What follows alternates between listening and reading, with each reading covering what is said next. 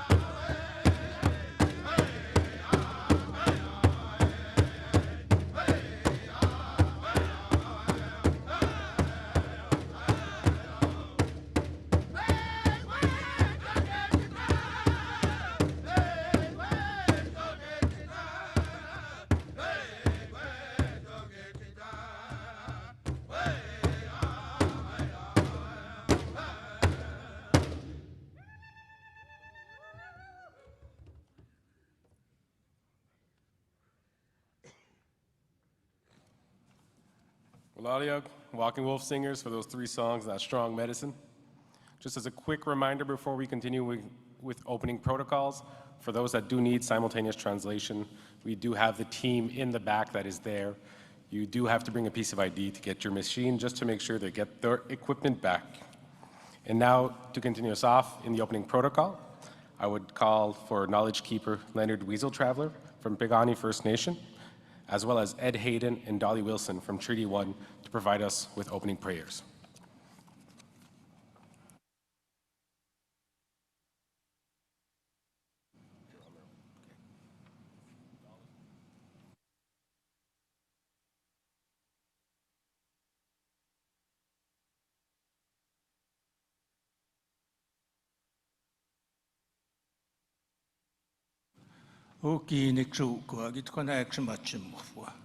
It's an honor to provide prayer and a blessing to open this monumental conference in my way of life, our culture.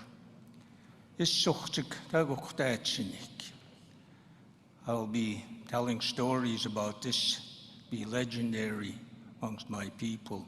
It's an honor for me to be here with you and to be a part of this assembly.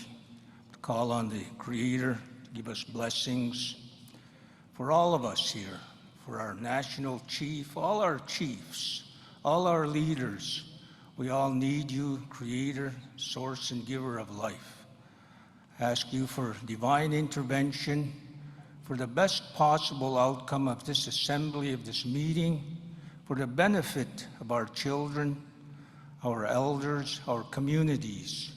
We all need you, Creator, to give us what we need to bring us out of the challenges of poverty, the challenges that we all have in our communities with the drug abuse, also the human trafficking.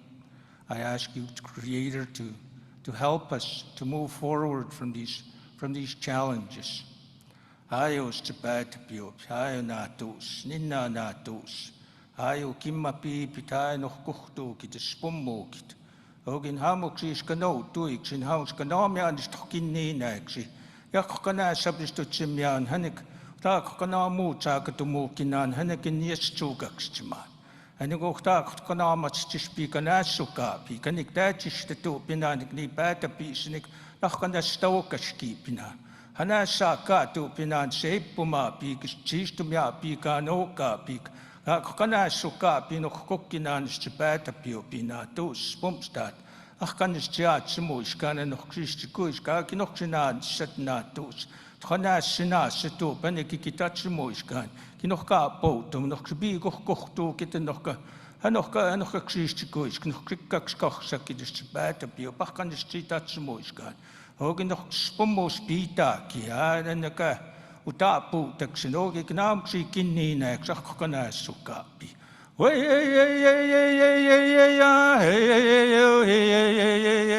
Inewa Oma Hu Ye Abasama Oma Hu Ye Kun Oma Ye Matuenu Oma Hu Ye Natu Sium Hu Ye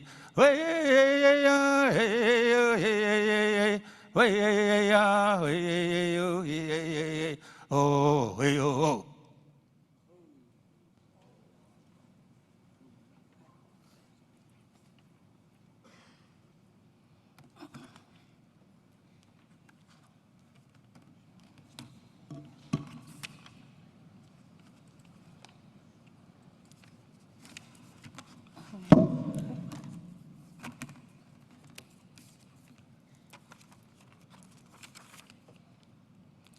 Good morning, everyone. Happy to see such a turnout this morning. Looking forward to the next few days of just observing, listening to look around. I see so many different, resources, talents, abilities within our people. At this time, I'd just like to welcome. My name is Elder Dolly Wilson. I come from the Treaty 1 territory of Peguis First Nation. Today, I'm honored to take this time to welcome all the dignitaries, the honored guests, the chiefs, leaderships, family, friends, communities. I would like to take this time to acknowledge that we are all gathered on Treaty 1 territory, where the first treaty was signed in 1871. The great continent of North America, and here we are today. Of course, we know there's a converging of the two rivers, the Red and the Anisininew River here that flows out to the east, the north, the south, and the west throughout our region. So today we are gathered on Treaty 1 territory, the traditional lands of the Anishinaabe, the Cree, the Cree, Dakota, and Dene peoples, and the homeland of the Red River Métis.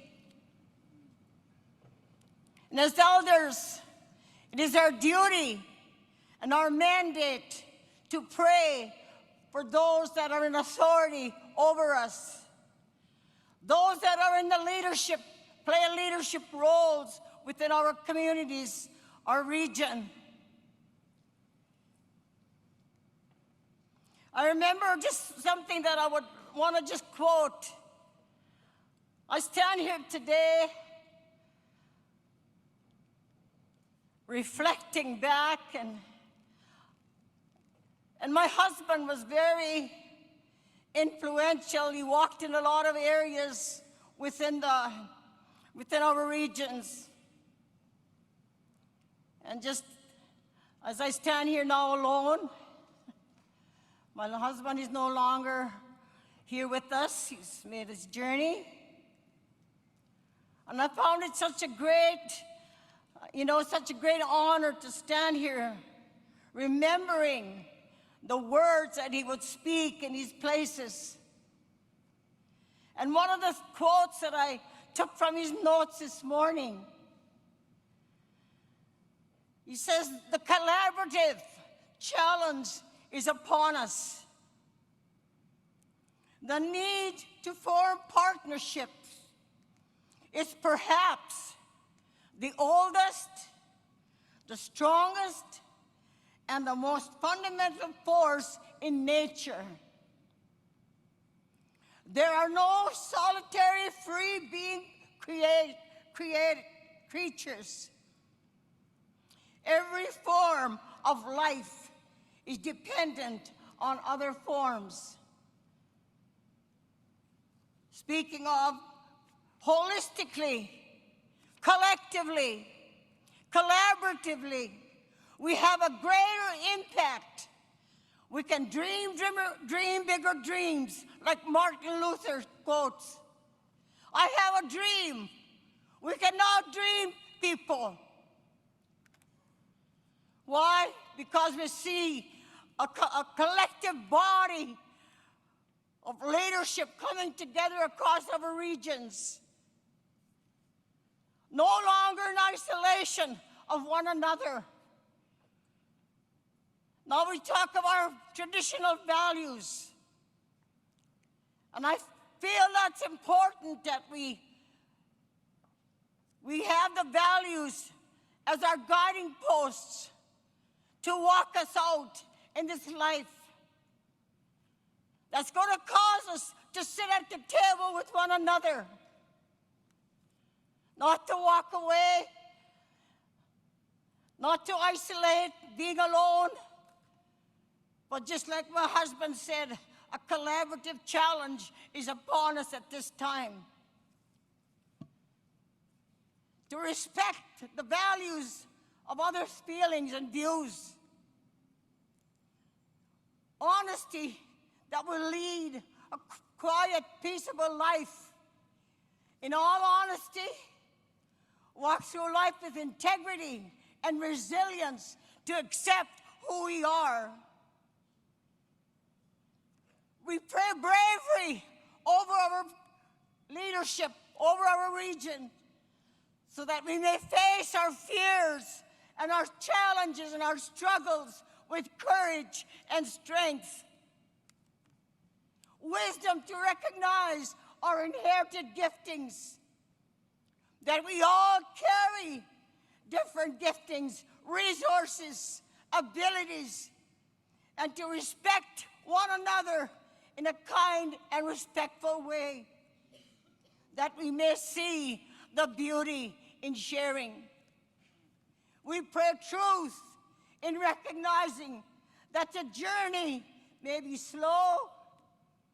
However, with patience, we see the need for moving forward, believing we are destined to make it to our destination with the faith and the trust.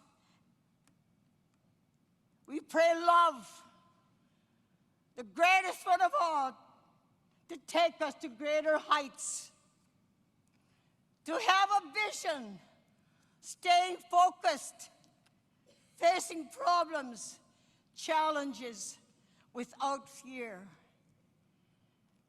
And Lord, that you would just bless our people this day across our regions. The North American continent, the ground that we stand on today, we bless our land. We bless our homes, our communities, and everyone today that stands in this place today. We bless every home that's represented here today, every community, every reservation, every nation here today. As a nation of people, we stand together. Miigwech.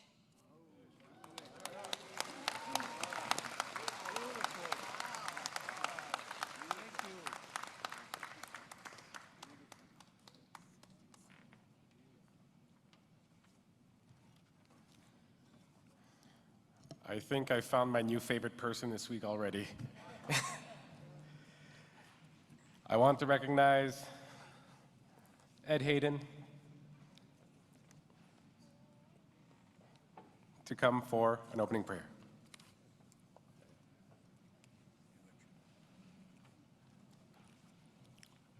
Bonjour, Dene, Magnetok. Beba ma shit nisni cause. Na men do them. Wa nushkuzibi, don't jiba. No magi wachi me o shebak. Janamian. Te watches. Ne kinago maga egg. No mi watch when mana no shemani do. Mi quen make shemani do. Mi watch when the make. Chin is 30 egg. Mi egg mini wa shemani do. When again, on Inge, Kisha, or so we can none shemani do. Come and make chicken to market tow within, Kanunata shemani do, or so we can not kinage war. Me had me quaint the book here, me away a penimon down, when it's in a cog wake sig, on the march chia ink. Me anisha. Mas quando with you, we meet when yeah, be wise when to go a ship bodies when me watch where you may go on getting in my pangichi we do cause one me watch when about where can you garnish come me watch when a mock I at my way on a canoe to my wake when Only sit them. Me had a set away Stian in Anishinaabe, or should get canon Shemani do on in ways to get. Keen order set to work on kid to Anishinaabe is Shemani do. Mina, me watch.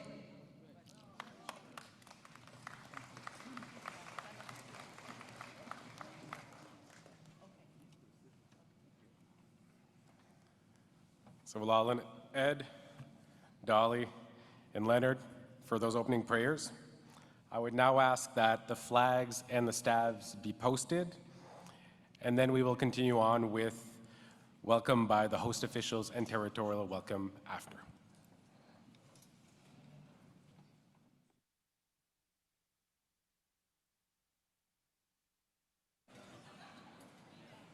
So we're just giving a few final moments for the Eagle staves to be posted.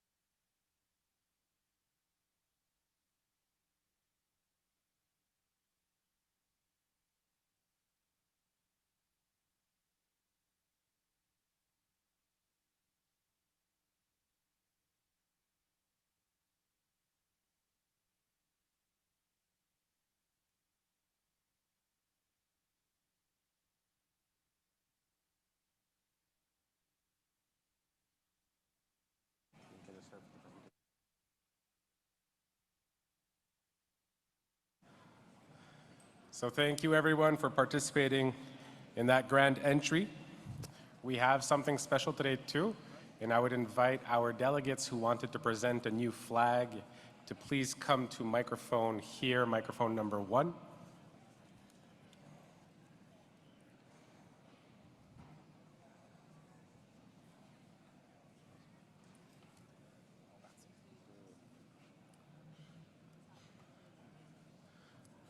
I know we had AO that wanted to present their flag.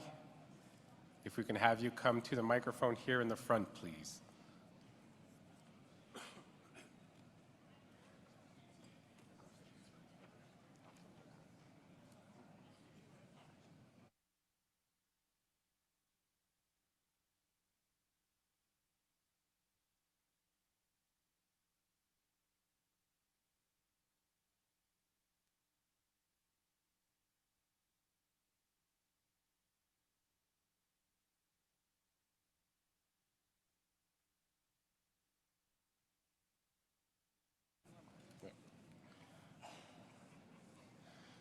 Seeing as how our presenters aren't here, we will continue on with the agenda and come back to it at a further.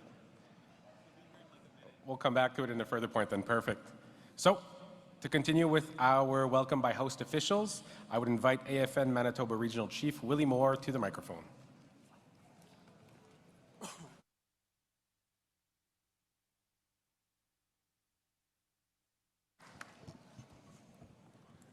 Morning. Danse. Willie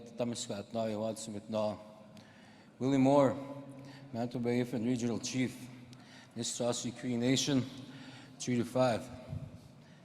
Morning, Chiefs, Grand Chiefs, Elders, Veterans, Youth, Leadership, AFN Committee Councils, and honored guests. On behalf of the Assembly of First Nations, Manitoba Region, and our Manitoba Chiefs and Assembly, I welcome you all to our 2025 AFN AGA. I'd like to thank my colleagues on the executive for giving us the honor to host you guys and to host our AFN AGA. I acknowledge Treaty 1 territory that we are gathered on and give thanks to the elders, knowledge keepers, community members who guide us with wisdom and strength. Thank you to Jason Pronto for the pipe ceremony this morning, knowledge keeper Leonard Weasel Traveler for the opening prayer, and Hilda Atkinson for the water ceremony, and our two elders there, Elder Wilson for the opening remarks and prayer as well. And ask them all, no. Acknowledge the drum group, the Walking Wolf Singers. It's some beautiful songs.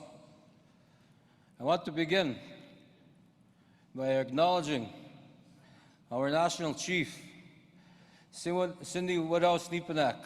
National Chief, sister, it is an honor to welcome you home to Manitoba, where your leadership journey began.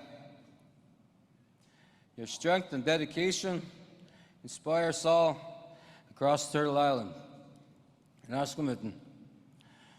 I want to acknowledge Premier Wapkinu, Treaty 3 territory. Premier, thank you for being here and for your commitment to working with First Nations leadership, advancing reconciliation, and building a stronger future together. I also want to recognize Mayor Scott Gillingham of Winnipeg. Mayor, thank you for joining us, for your continued support of First Nations communities in the capital city of Manitoba. I extend my recognition as well to the Chiefs and Assembly, Grand Chiefs and Regional Chiefs, as well as the federal and provincial representatives who are joining us this week. Your presence demonstrates the importance of this gathering, including our shared responsibilities and commitment for the service delivery of our nations. Say welcome to Winnipeg, welcome to Manitoba, welcome to Treaty 1. It is an honor for Manitoba Chiefs to host this year's Annual General Assembly. The region is home to 63 proud First Nation communities: the Cree, the Anishinaabe, the Dakota, the Dene, and the Anisininew nations. From the northern shores of the Hudson Bay to the southern plains, our nations carry deep traditions, languages, and histories that remain strong today. As we all know, this summer, Manitoba and our region has been deeply affected by devastating wildfires. Many of our communities were forced to leave their homes and families were displaced. Some of our people are waiting to return home, and the hardship they face reminds us of the urgent need for stronger emergency responses and long-term supports. It wasn't too long ago, this room was filled with our people from our communities, filled with cots. I ask that as we gather here, we hold those communities in our thoughts and keep their resilience at the heart of our work. I also want to take this time to acknowledge late Chief Jim Bear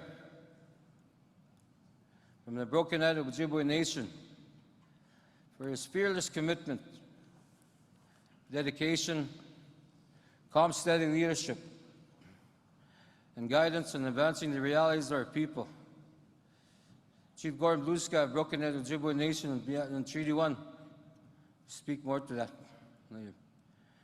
The AFN Annual General Assembly, as we all know, is the largest national gathering of First Nations leadership in Canada. Here we bring our collective voices together to discuss, to set direction, so we speak with one mind for the future of our nations. All the issues are collectively critical, as we all know. Bill C-5, housing, clean water, so forth. We must remain united every step of the way. The challenges are many, but so is our resilience. Let's not forget that. Together, we carry that forward, the spirit of unity and nationhood that always has defined us. Acknowledge the youth, Scott Desuck and Anisininew, who are here with us. I was once part of the youth councils growing up. That's where my journey began. You are not only the leaders of tomorrow, but the leaders of today. At this time, I'd like to welcome Manitoba Youth representatives, Norrie House Cree Nation, Julie Albert and Tim Polster, to the AFN Youth Council as their Manitoba reps.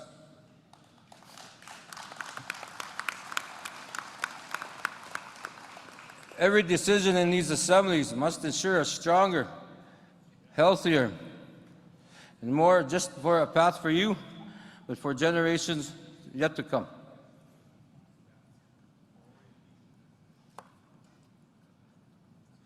To our elders, Itatusak, Inaskamitna, I thank you for grounding us with your prayers and your teachings. To our chiefs and our leaders, thank you for your tireless advocacy on behalf of your people. To our communities,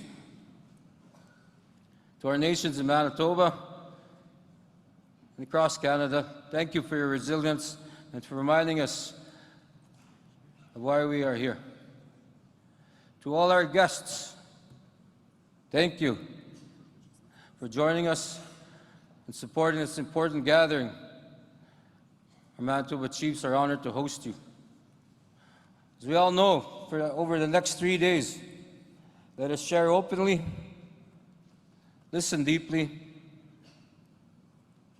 and leave here united in our purpose. So on behalf of the 63 First Nations of Manitoba, Tawal, may this assembly strengthen our sovereignty, our relationships, and our shared future. It's going to be a good 3 days. So look forward to visiting each and every one of you. It's good to see faces from coast to coast, our relatives, our friends, as we gather here for the next 3 days for our assembly. So with that, Yusani, Miigwich, Masicho, Opera. Thank you. Thanks.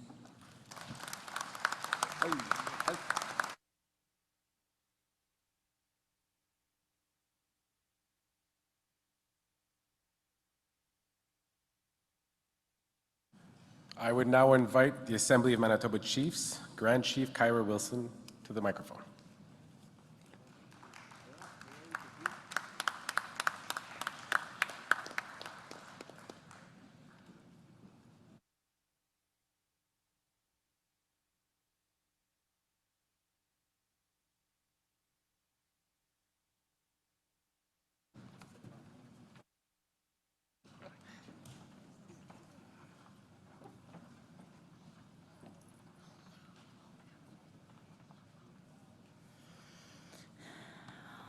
All right. Good morning, everyone. It's so nice to see all familiar faces, some new faces. Just want to say thank you for being here and, visiting us here in Winnipeg. I know it's been a difficult time for many of our regions and dealing with wildfires, and I know our national chief has been working alongside our leadership to make sure that, we are being respectful of everything that's been happening across this country. So I just want to say good morning to you all. My name is Kyra Wilson. I'm the Grand Chief for the Assembly of Manitoba Chiefs. I'm from Long Plain First Nation and Sandy Bay First Nation. Both of those nations are from Treaty 1 territory. I also wanted to introduce our AMC Youth Council. And oh my goodness, look at this little cutie here. Oh my goodness. So we have Alexis Antoine from Sioux Valley, Dakota Nation. I've got Jasmine Desjarlis from Brokenhead and her beautiful daughter. And Jaden Green from Rosa River, Anishinaabe First Nation. Julie Albert from Norway House Cree Nation. Shelby Sinclair from Penamutang First Nation. And Tim Folster from Norway House Cree Nation. So this is our AMC Youth Council, and I'm just really glad that they're able to be here and to listen to all of our leadership. So maybe let's give them a round of applause today for being here and participating in these important discussions. So I want to begin by acknowledging that we are gathered here in Treaty 1 territory. Both of my home communities are signed to Treaty 1. I'd also like to acknowledge all of our nations that are here in the room today. All of our different nations that come from different treaty territories and maybe not signing on to the treaties, but I acknowledge your inherent rights as First Nations people.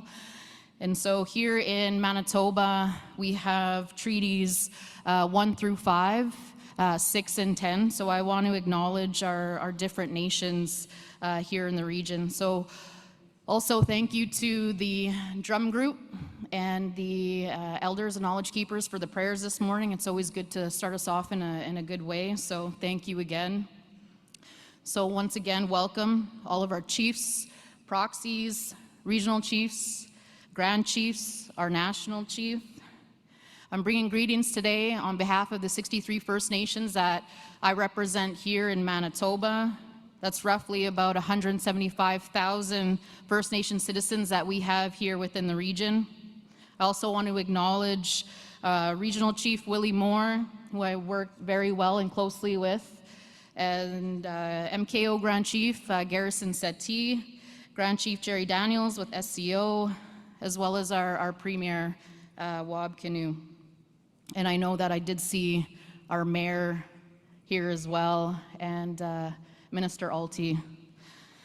So I want to take a moment to acknowledge our national chief and recognize that she's home, she's here. I know she's busy all the time traveling the country, and when she has a moment to be here within her home territory and with her family, that means a lot. We miss you when you're on the road. So I welcome you home again. And so National Chief, she's been a strong voice for our people. you know, it's not an easy job. I understand that there are so many different visions and ideas across this country. And so previously, National Chief served as a Manitoba Regional Chief, and now as a current National Chief. You know, she has carried that work forward and speaking for, not on behalf, but for as a representation of our nations across this country and across the region. Her leadership is rooted in the strength of your nation and your family. I know you carry those strong family values and you never waver from that. So I just want to say miigwech for the work that you do, National Chief. So, yes, yeah, let's give her a moment here. Thank you for the work that you're doing. So today, well, all this week actually, and going forward, you know, it is a critical time for our nations.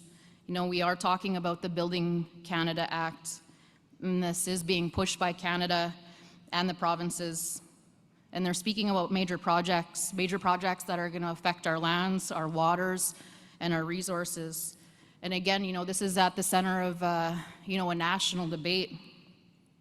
While there may be different views on the Build Canada Act, I believe that we can all agree on this, that progress cannot come at the cost of our rights, our treaties, or our responsibilities to the land.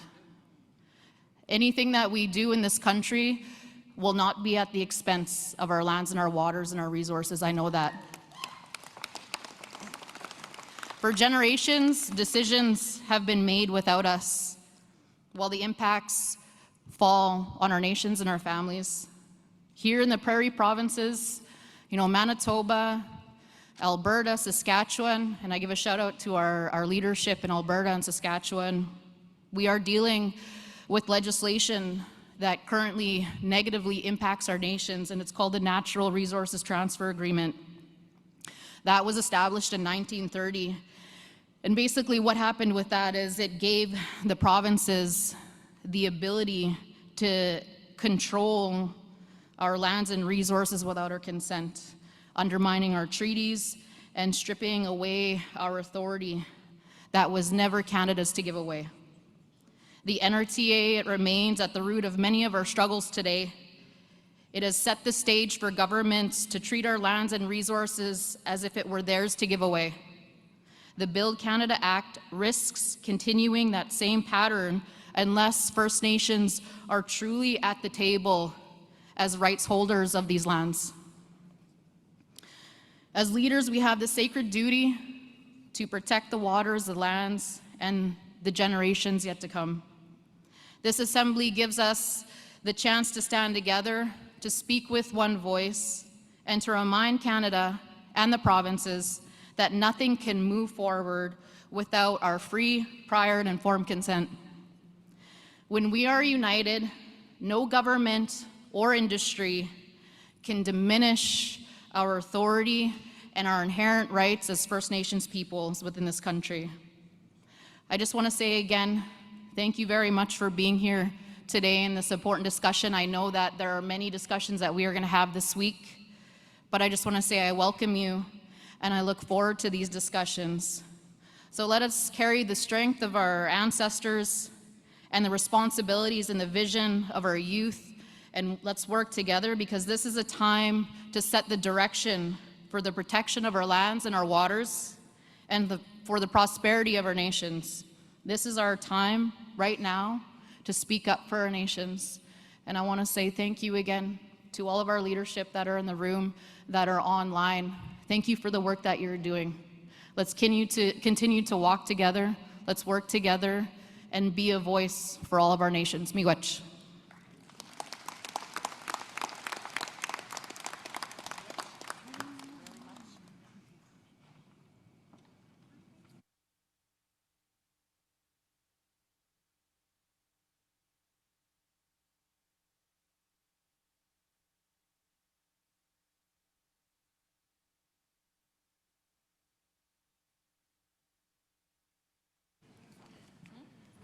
We will now move to microphone 2 for Grand Chief Alex McDougall. If I can have microphone 2 open, please. Guatemala maga jitik no magizig. Nanakome tona magwangeni bagina na jikitiane go jabendo bagat naman hwe nukhana jigunan we khon hwe epandominak our national chiefs in the Woodhouse mage jabatakte hwe geninont we Anisininew ma in Manitoba Island Lake. Just like to very quickly present to the AFN Assembly the national chief, our flag, Anisininew Nation flag representing our 4 Island Lake communities in northern Manitoba, Garden Hill, St. Teresa Point, Wasagamaka, and Red Sucker Lake Anisininew Nation. Thank you.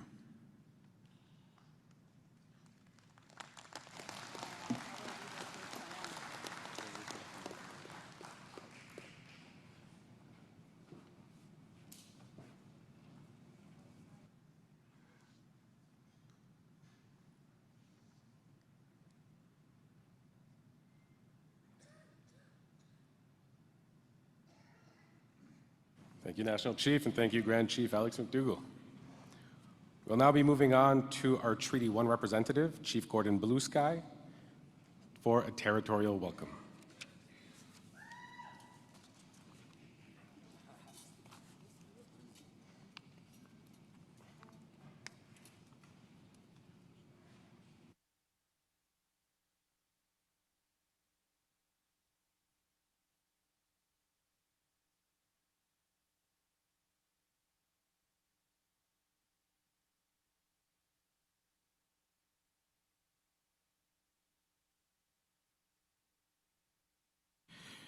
Hello, everybody. Bonjour and Dene Magraduk.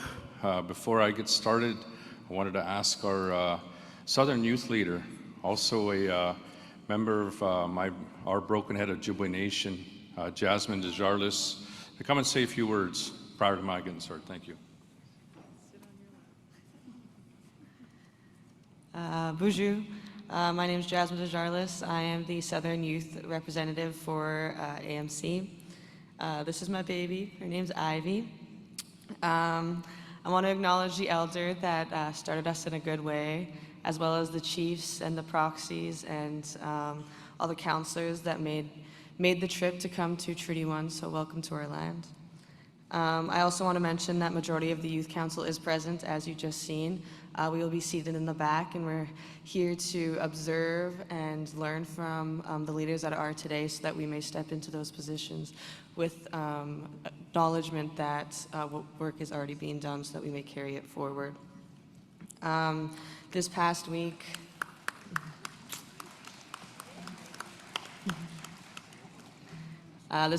we actually just held our first youth land gathering in Norway House Cree Nation, where we had 30 youth from across Manitoba come to their community and learn the ways of our people and be involved and have that sense of community. So I just want to acknowledge the Youth Council members that also planned and participated in that. That was a huge success, and we are planning on having a Southern gathering this fall as well. With that, I also want to say Chimigwech, and we are excited to be part of this room and this atmosphere and feel the energies of the leaders today. Thank you, Chimigwech.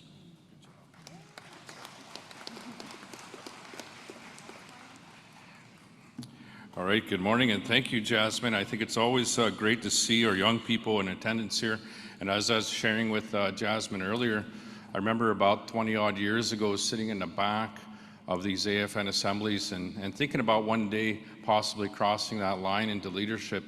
And I really encourage our young people, and especially Jasmine. She's a real a strong advocate, and plus one of our local champions, youth champions in Broken Head, and of course now a new mother. But I just want to acknowledge the youth in attendance here to make sure that you keep focused, you listen to the dialogue today, and think about the things that we're discussing and moving forward with. Just on that note, I'd like to just welcome everybody, our chiefs, leaderships, all of our dignitaries, elders, to our Treaty 1 territory. You know, we've been having this discussion about the Building Canada Act and so on, and I just want to acknowledge our Treaty 1 territory and what we've been through since 1871 and the work that we continue on today.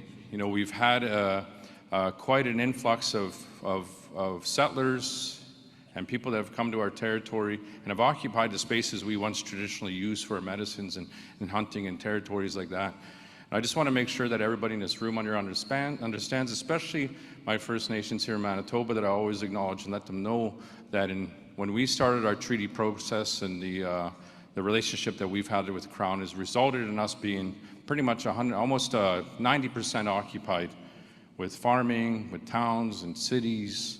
And I think it's very important that we start to understand what treaty implementation means and the results of the decisions that were made in the past and what we need to do moving forward. So I'd like to welcome everybody here on behalf of our Treaty 1 First Nations. Of course, I get the honor, and I will always say this more than once, is that I'm an honor to be standing up here as the chief of our Anishinaabe and Anishinaabe, our Broken Ojibwe Nation. Swan Lake, Peguis, Rosa River, Saging, Long Plain, and Sandy Bay are all members of Treaty 1, and we all welcome you here today.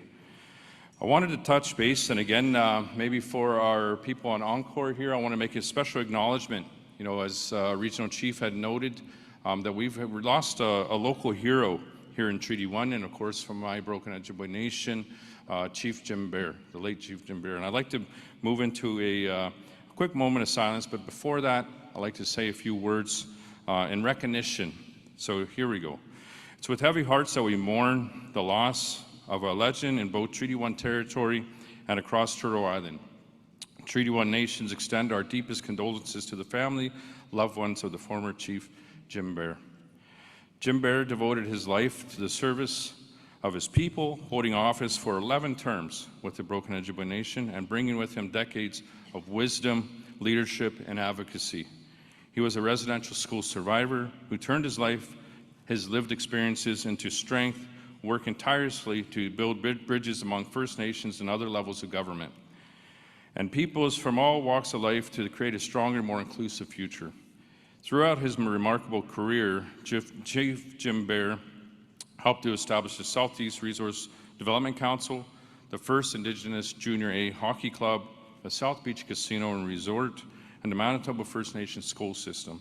He served as the first chairperson of the Treaty Land Entitlement Committee of Manitoba, and also the chair of the Freshwater Fish Marketing Corporation, and played an instrumental role in his last couple terms in the negotiations and reclamation of the Nawi-Odina, which is now currently Canada's largest urban reserve, which I get the honor of being a part of developing right now.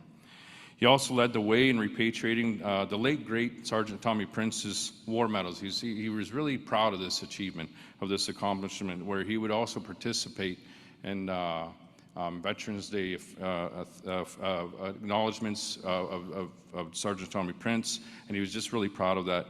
You know, thank you.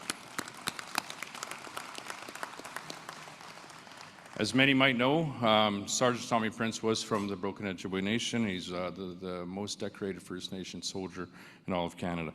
He was, you know, Jim Bear was always an advocate of our veterans. You know, of course, myself being a veteran, and he also held me in high regard. He'd always encourage me, and he'd also acknowledge all of our other veterans as well.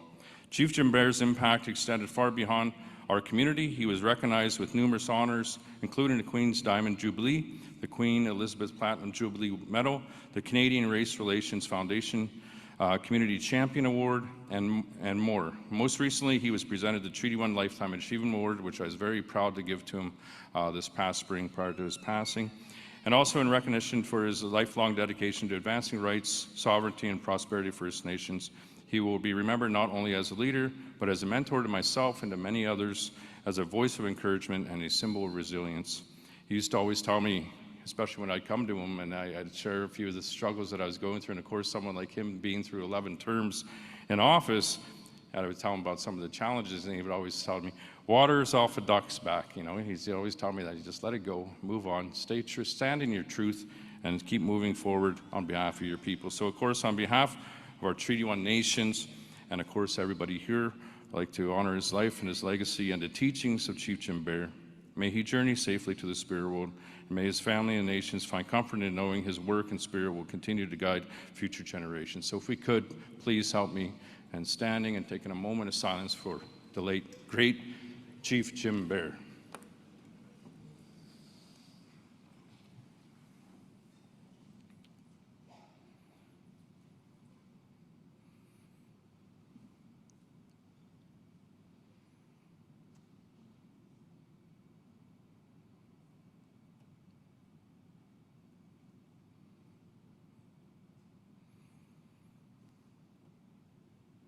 Miigwech.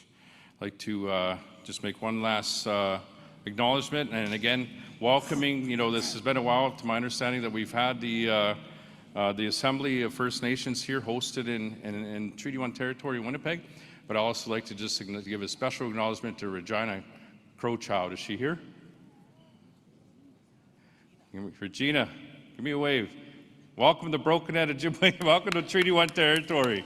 Thank you.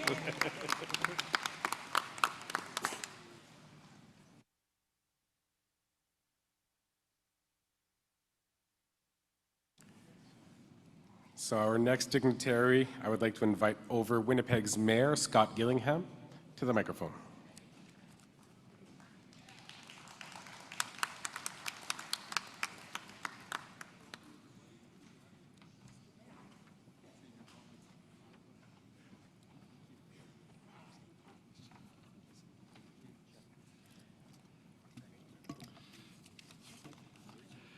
Well, good morning, everyone. It's a real honor to welcome all of you here to Winnipeg, to Treaty 1 territory.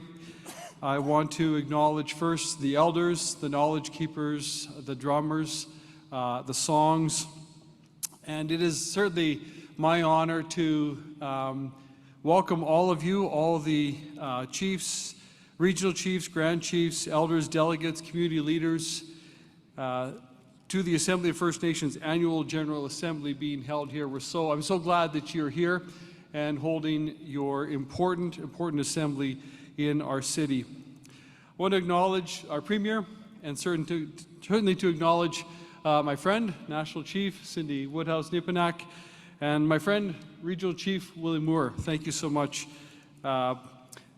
And I'm going to go as far as to say, as the Mayor of Winnipeg, I even welcome all the Saskatchewan Rough Rider and Edmonton Oilers fans.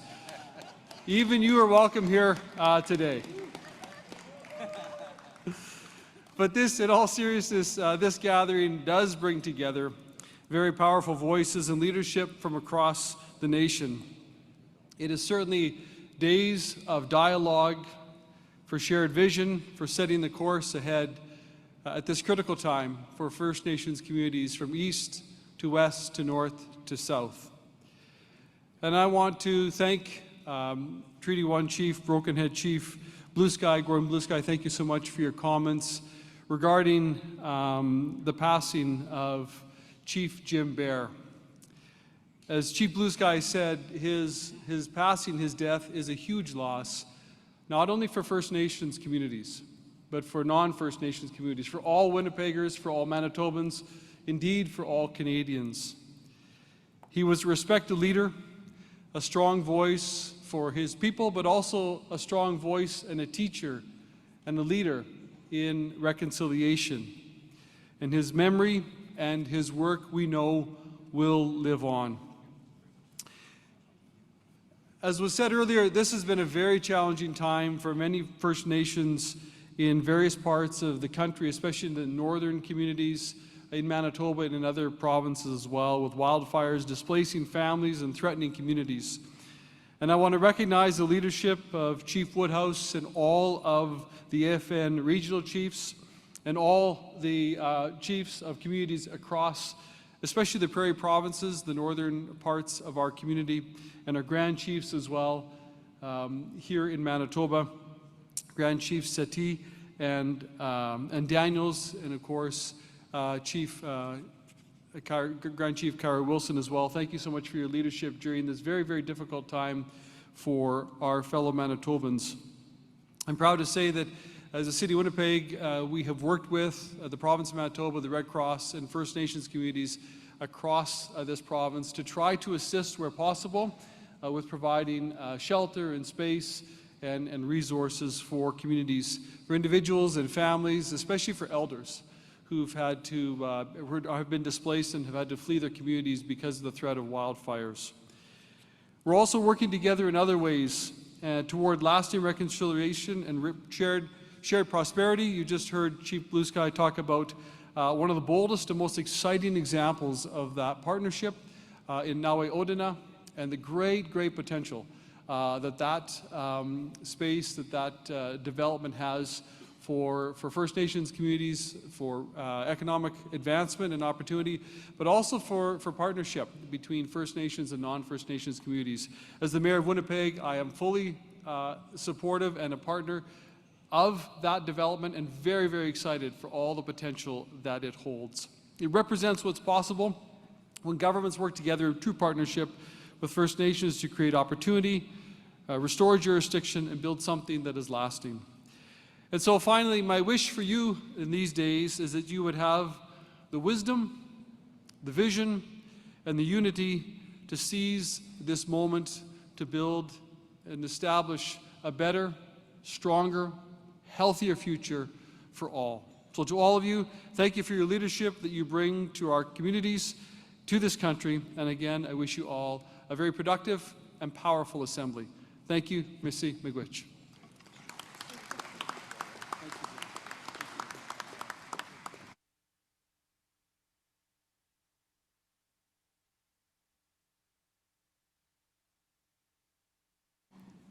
Thank you, Mayor Scott Gilligan. I will now invite National Chief Cindy Woodhouse-Nepinak for the opening remarks. J'inviterai maintenant la chef nationale Cindy Woodhouse-Nepinak pour son mot d'ouverture. Merci. Which Apajikachin endam akanakabi jayan nungum. It's such an honor to see each and every one of you here. Anin, Buju, to each and every one of you for coming here to Treaty 1 territory. We acknowledge that we are gathered here on the Treaty 1 territory, and I also acknowledge and hold up and host the drum. Thank you so much for being here, Coco, and your team. I'd also like to thank our elders. Give me 1 second. Our elder Ed Hayden, of course, and Dolly Wilson and Leonard, thank you so very much for opening up this assembly in a good way.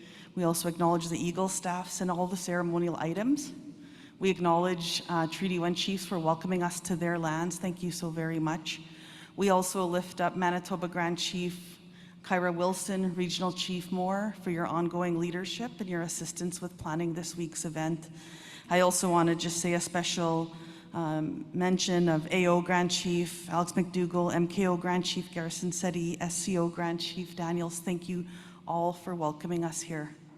It's been 11 years since AFN has hosted a national assembly in Manitoba. And of course we had planned previously, but Manitoba's previous government was tough on us, and they put us into one of the darkest and most divisive election campaigns that this province has ever seen. So I want to thank Manitobans for standing up to that hatred during the last election. It was really hard as a First Nations person to see billboards speaking up against our women that were voiceless in landfills. And I want to thank Manitobans that stood up and stood against that, because you kind of had that moment where you said, are people going to do the right thing and stand up against this? And I want to thank all of you and the leaders in this territory for your principled leadership of our chiefs, and of course the election of Premier Canoe, and we are so thankful to you, Premier Canoe, for that work.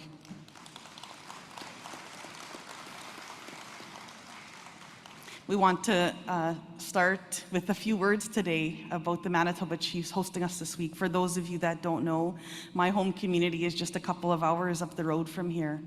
And I grew up surrounded by my family, my language, and my culture in Penamotang First Nation. And I feel so blessed that I was able to grow up with my parents are here, Garnet and Lorette Woodhouse, if you could just stand. And I'm so busy, and I know that I'm always taught since I was a little girl that you have to honor your parents, honor your grandparents. Mom and Dad celebrated 52 years last week, and I was busy, but I honor you now. Yeah, thank you. And I'm so also think of my grandmother, that's above my grandmother and my great-grandmother, because without that gift of being surrounded by your culture and by your language and by your families, I couldn't be here today. And so our Manitoba Chiefs have been a family for me too. since I was a little girl. And so for my entire adult life, I've worked for Manitoba First Nations and now nationally, and they've been there for me. And so I sincerely thank the chiefs in this province for your ongoing guidance and your inspiration. And of course, one of those leaders was Broken Head Ojibwe Nation Chief Jim Bear, that sadly passed away last week. So I thank him for his commitment that we've seen such a beautiful tribute today. We've lost a few other great leaders over the past year as well. It was a week ago this week, just steps from here, on the steps of the Manitoba Courthouse, that Grand Chief Kathy Merrick suddenly passed away. Months later, just a few streets from here, we paid tribute to the late Justice Murray Sinclair in a fitting national memorial. They remain as a beacon of hope for all of us, and we feel their spirit with us here this week. When we think of resilience and strength over the past year, we also think of the brave families of our Manitoba sisters, Mercedes Myron, Rebecca Quantoise, Ashley Shingus, and Morgan Harris. It has been an emotional year. Yeah. It's been an emotional year, but I know that when we speak on behalf of all chiefs in Assembly in expressing our respect and our love for each of you, and we will continue to stand with you. For 3 long years, these families carried an unimaginable burden for their loved ones that they should have never had to fight for, and they should have never had to fight that hard. Rebecca, Morgan, Mercedes, and Ashley were entitled to live free of violence, and they deserved respect and dignity in death. It is in their honor, we renew our Assembly's call, all of us, for an independent inquiry into the response of the Winnipeg Police and the previous provincial government regarding their decision in these cases. They need to be held account. So a lot has happened over this past year. We could spend the whole Assembly talking about the past year, but there are a few things that I want to touch on, starting with the release of the First Nations Justice Strategy in June. We lift up all the chiefs, the leaders, the experts that helped co-develop this landmark strategy with Canada. It represents a blueprint for positive change on 2 clear paths. First, it pushes us to revitalize First Nations laws and legal systems. And second, pushing us, of course, to reform the criminal justice system.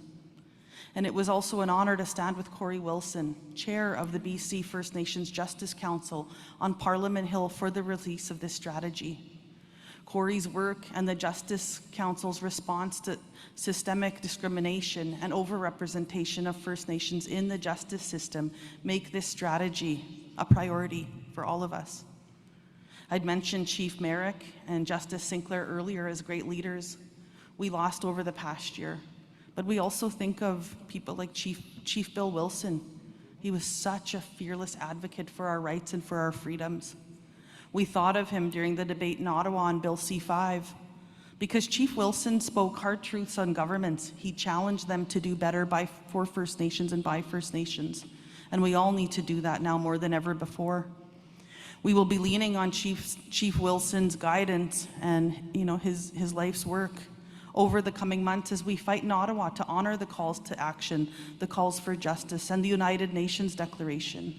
And we will be leaning on the AFN Justice Strategy in Parliament this fall when Canada introduces new bail and sentencing laws.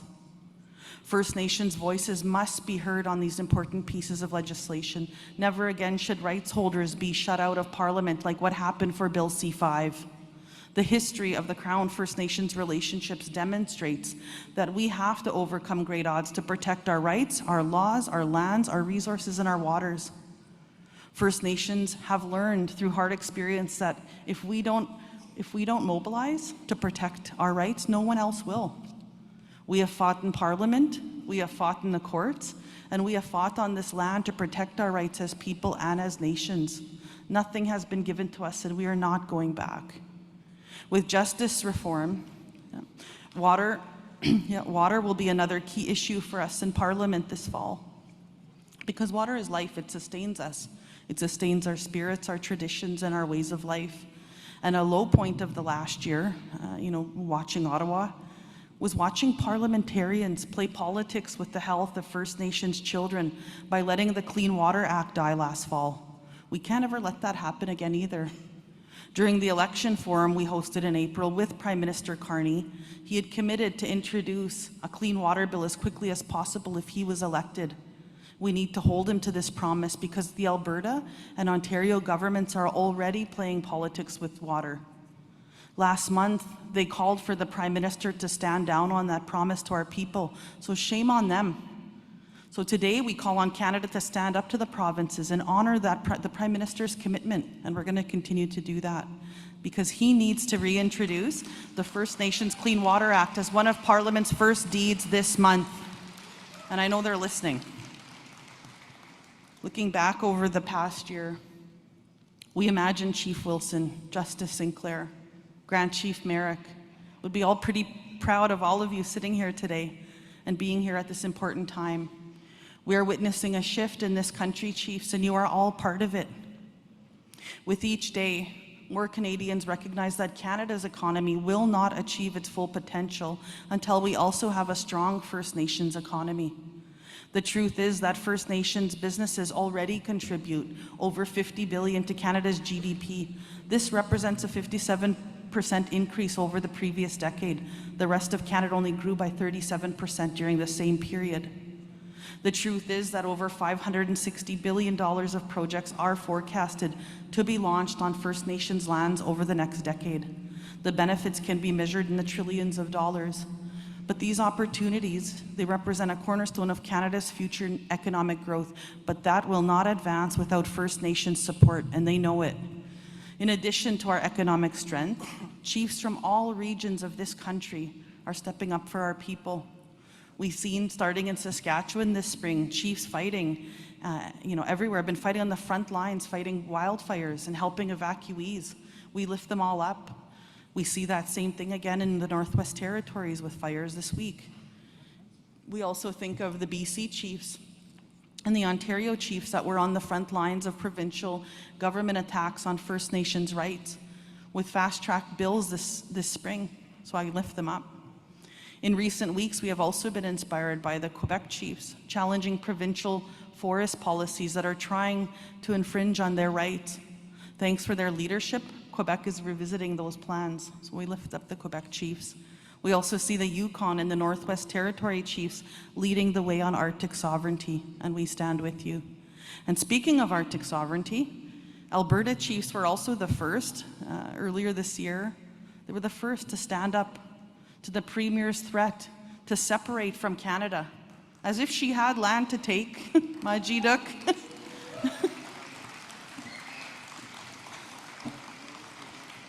Looking back over the past year, we also lift up the 8 First Nations members of Parliament elected to the House of Commons in April. 8 First Nations people from all different parties. I'm so proud of them. And First Nations voters right across this country lifting up their own people, making a difference in dozens of constituencies across this country.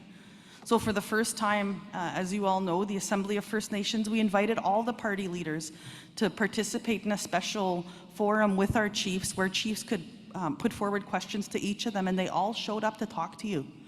After the election, we also celebrated the historic appointment of 2 First Nations women to cabinet.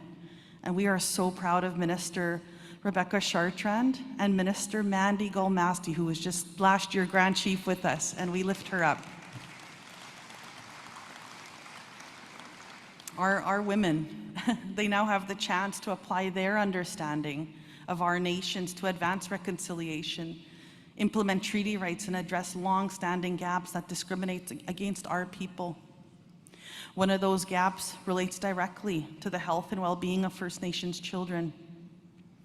Over the past year, we have started rolling out the historic $23 billion final settlement agreement we negotiated in 2023 regarding the discrimination that our First Nations Child and Family Services Program and Jordan's Principle.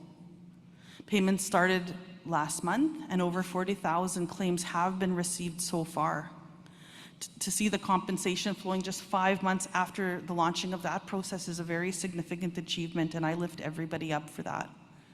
And while we are pleased to see that many applications, we know that there are at least 160,000 more First Nations that are eligible to apply. We are honored also to have worked with the representative plaintiffs in the original case to reach this point. They have all demonstrated such strength and courage throughout this process.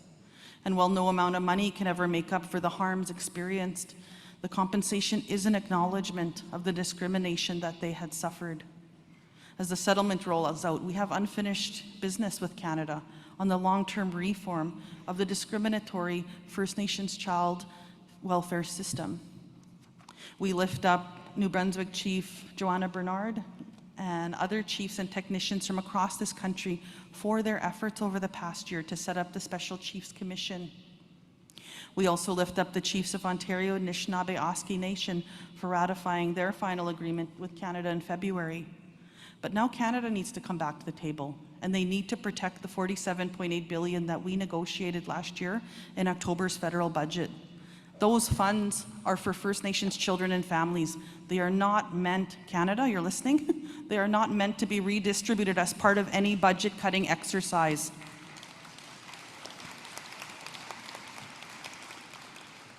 On that note, I'd like to conclude today with a few words just about next month's federal budget. This was an important topic that came up at the Prime Minister's July summit. In the coming days and weeks, we will be focusing a lot of attention on October's federal budget. Federal budget must advance reconciliation and Canada's international obligations to respect our right to self-determination. This October budget will be the new government's first chance to commit to closing the infrastructure gap and address some of the mistrust created by Bill C-5.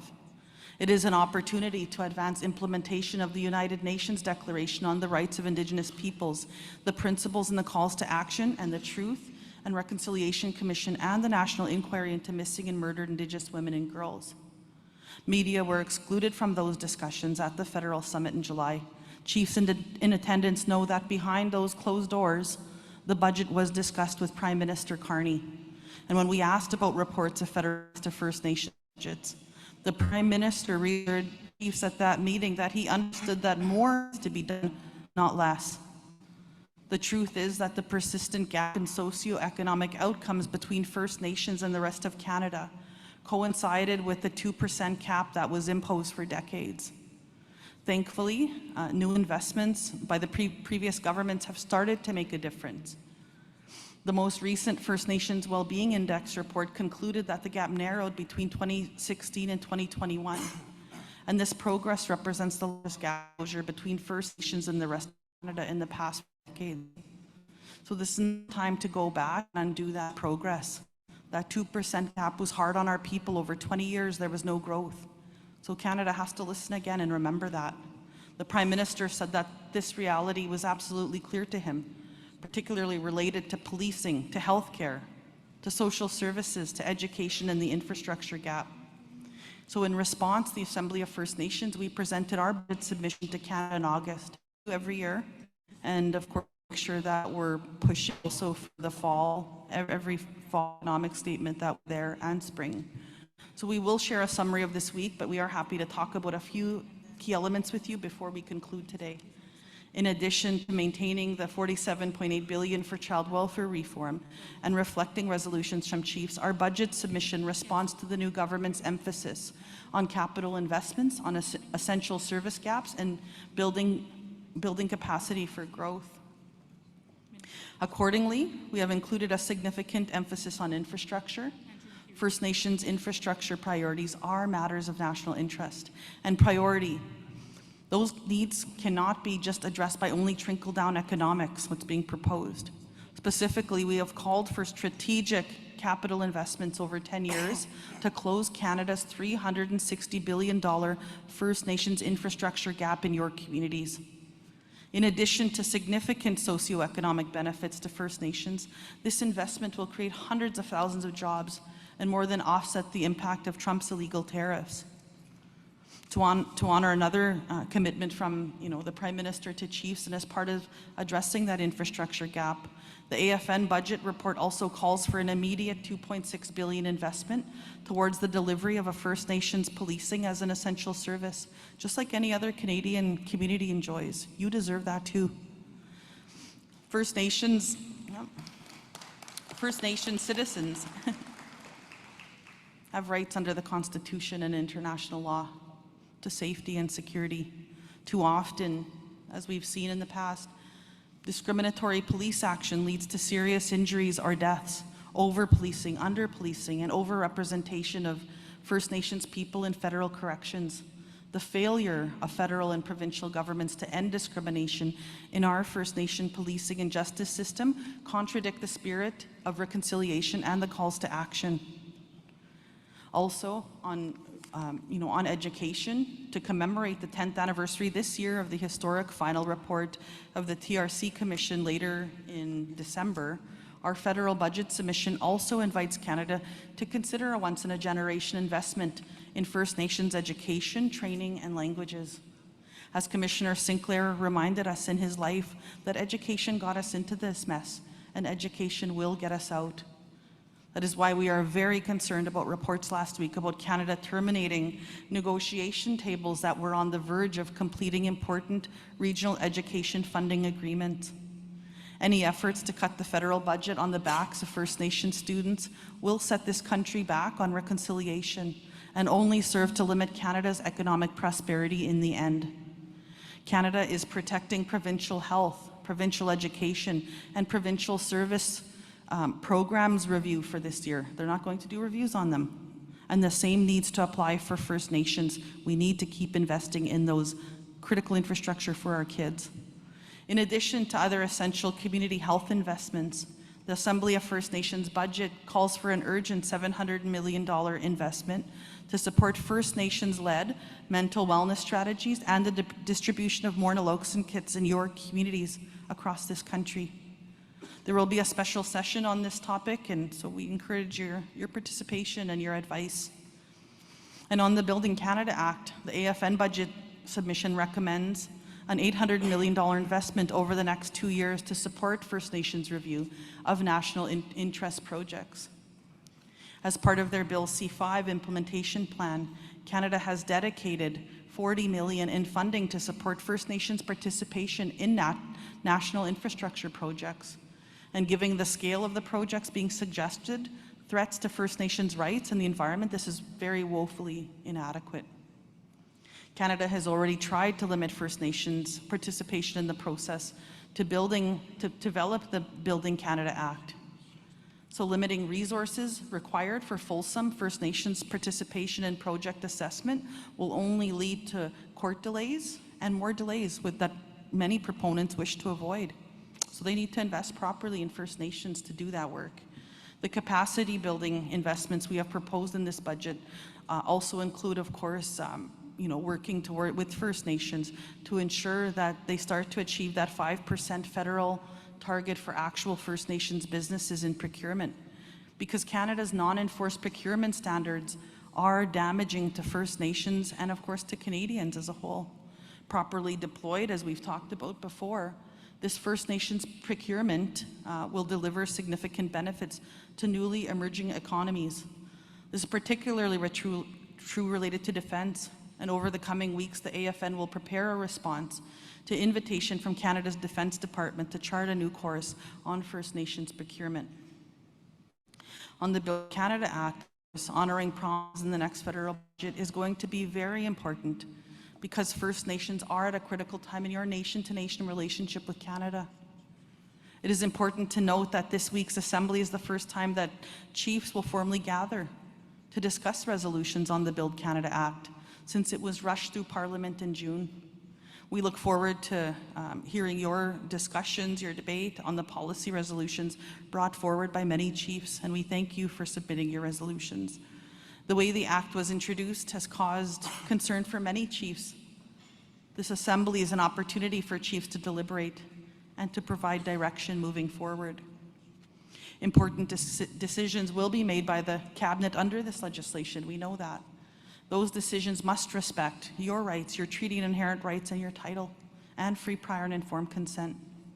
Despite the promises made by the new government, chiefs wonder if the Crown First Nations relationship is moving backwards in this new age of U.S. colonialism. So until an appropriate process is established with First Nations rights holders, founded in free, prior, and informed consent, the Crown's legal obligation cannot be met. This is another reason that outstanding First Nations treaty rights must be reconciled before any others, because Métis rights do not include rights over First Nations lands, over our territories, and over our resources.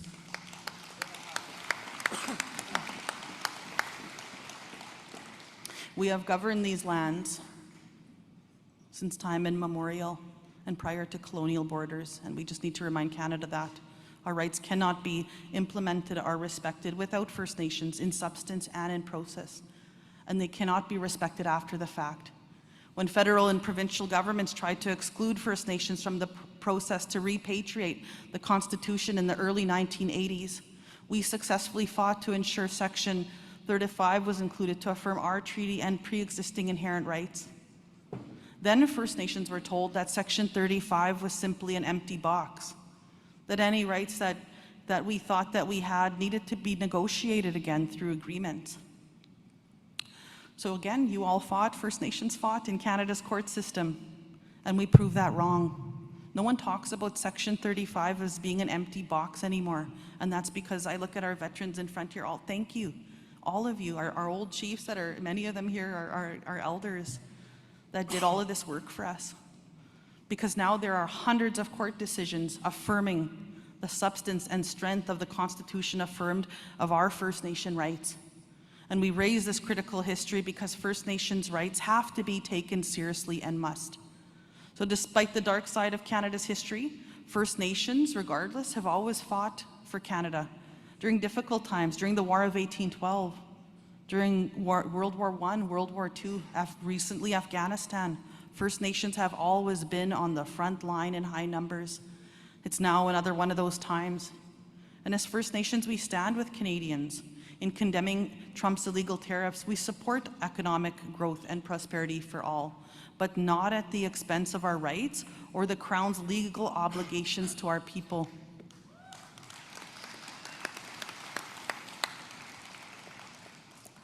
Just closing off here, chiefs, I just have to say you work unbelievably hard, and you put yourself on the line each day to help your communities and your families. It is my honor to be your advocate to many governments. I'm thankful to be in Ottawa every day. Ottawa is a different place, but I'll be there to work for you, to advance your priorities for your First Nation.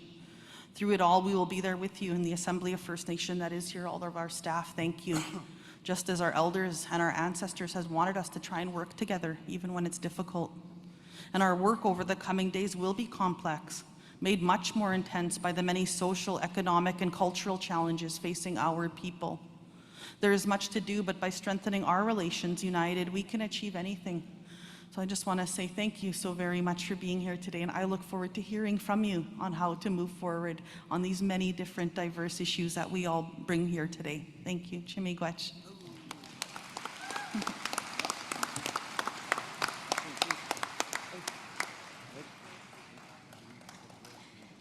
Chimigwech, National Chief. The meeting is now officially called to order. Donc, l'Assemblée est officiellement ouverte.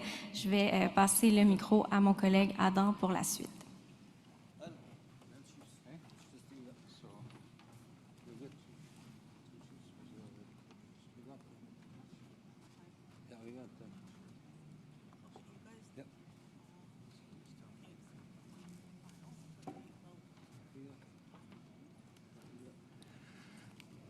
Miigwech.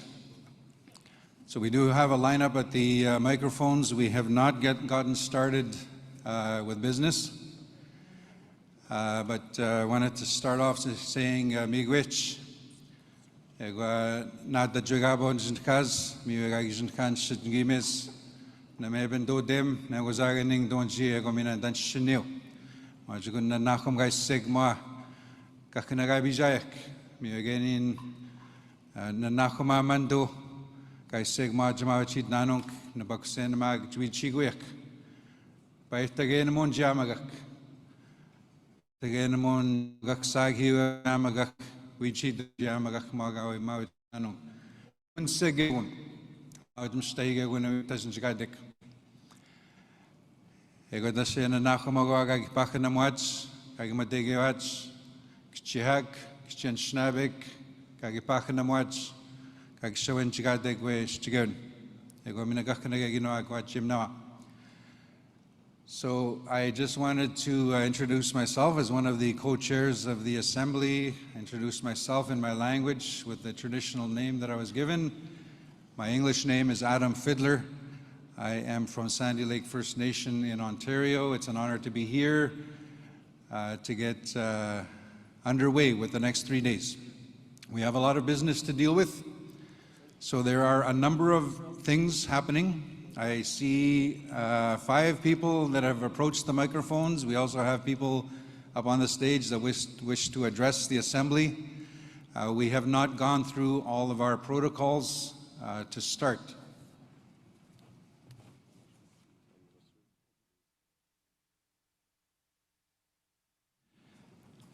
So if you can please bear with me on the floor.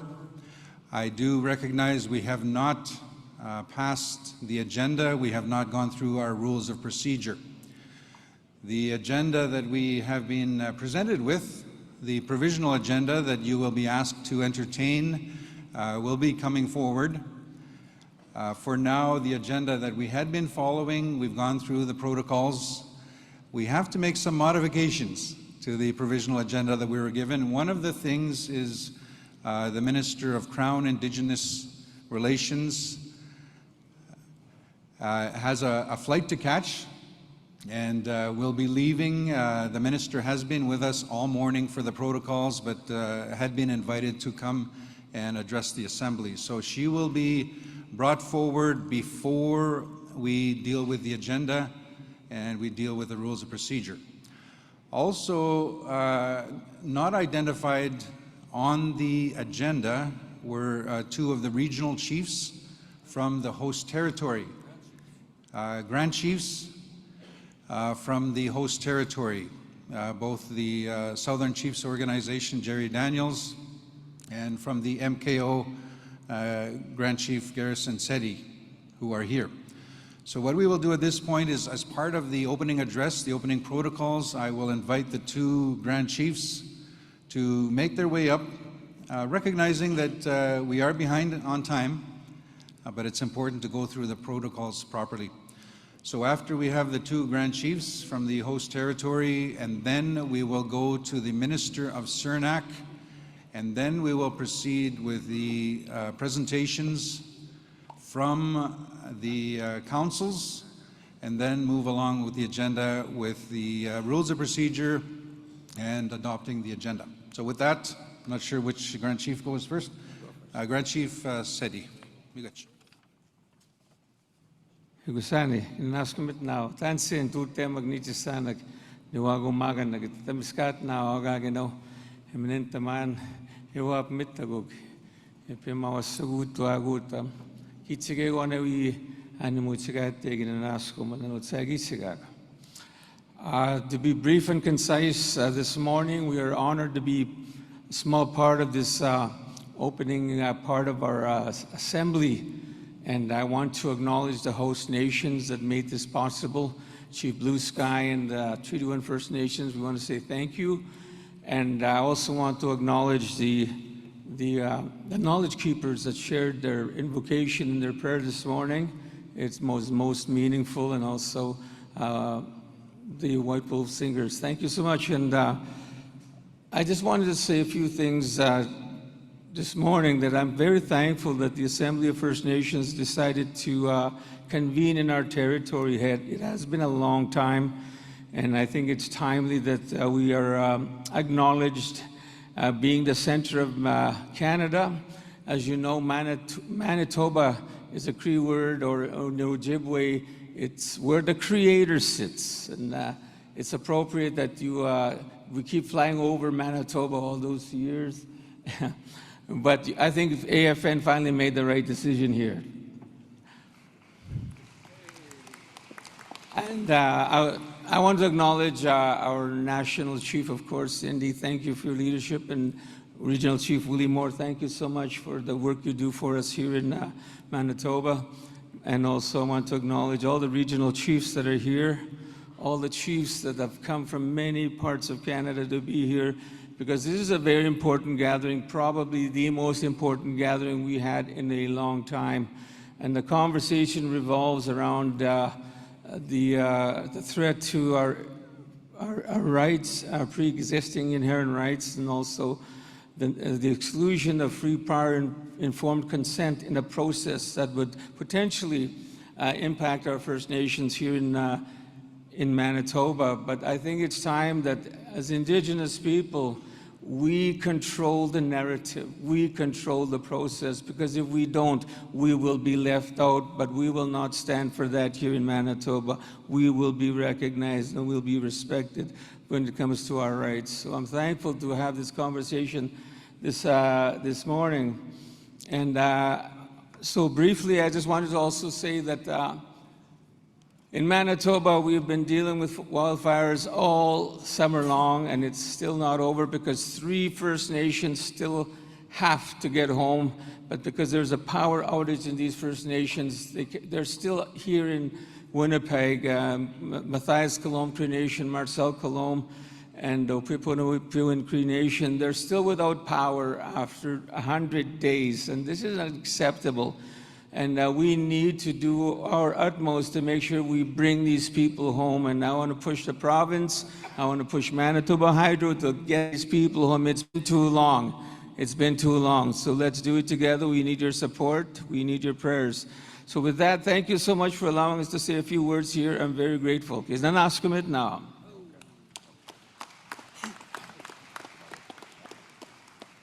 Just want to thank my brother, Grand Chief Seti. We did a lot of work collaborating and partnering during the wildfire season, and I want to thank all the volunteers, the security teams and firefighters, all the people who made it safe and tried to make that experience as comfortable as they possibly could.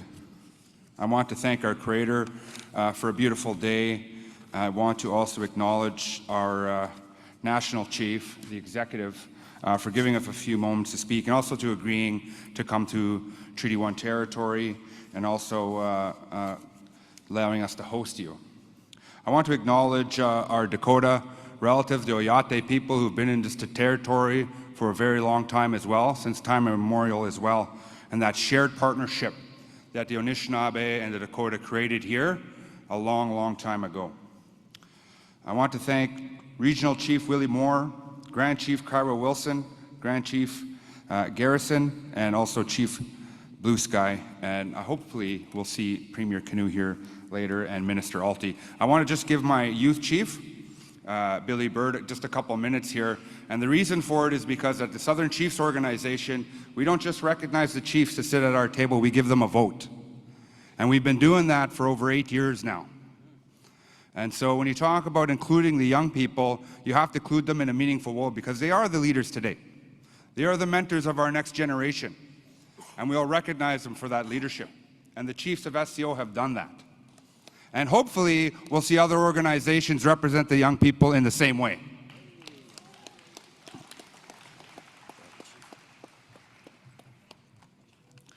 Bonjour. Nindoe maganiduk.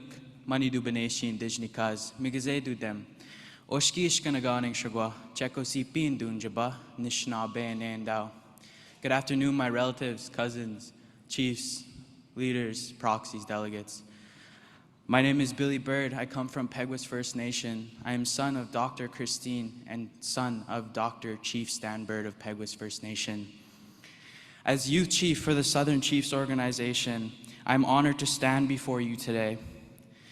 Over the next few days, the discussions we hold here will carry the weight for the next generations to come. It is vital that our youth are a part of these talks, not just as observers, but as active voices at the table. We, the young people of our nations, are not only the future, we are the present. The decisions made in this room will shape the world we inherit, and we carry that responsibility to ensure that our treaty rights, our language, our culture, lands, and way of life is protected. When it comes to crown corporations and all dealings with governments, we stand together in unity, reminding Canada that we are not asking for anything new. The treaty promises that were made to our ancestors must be and will be protected. Our goal is not only survival, but prosperity and growth, so that our nations can thrive and our economies can grow, and our youth can walk with pride, knowing that their future is secured, and that their voices are heard. Chemigwich, ekose.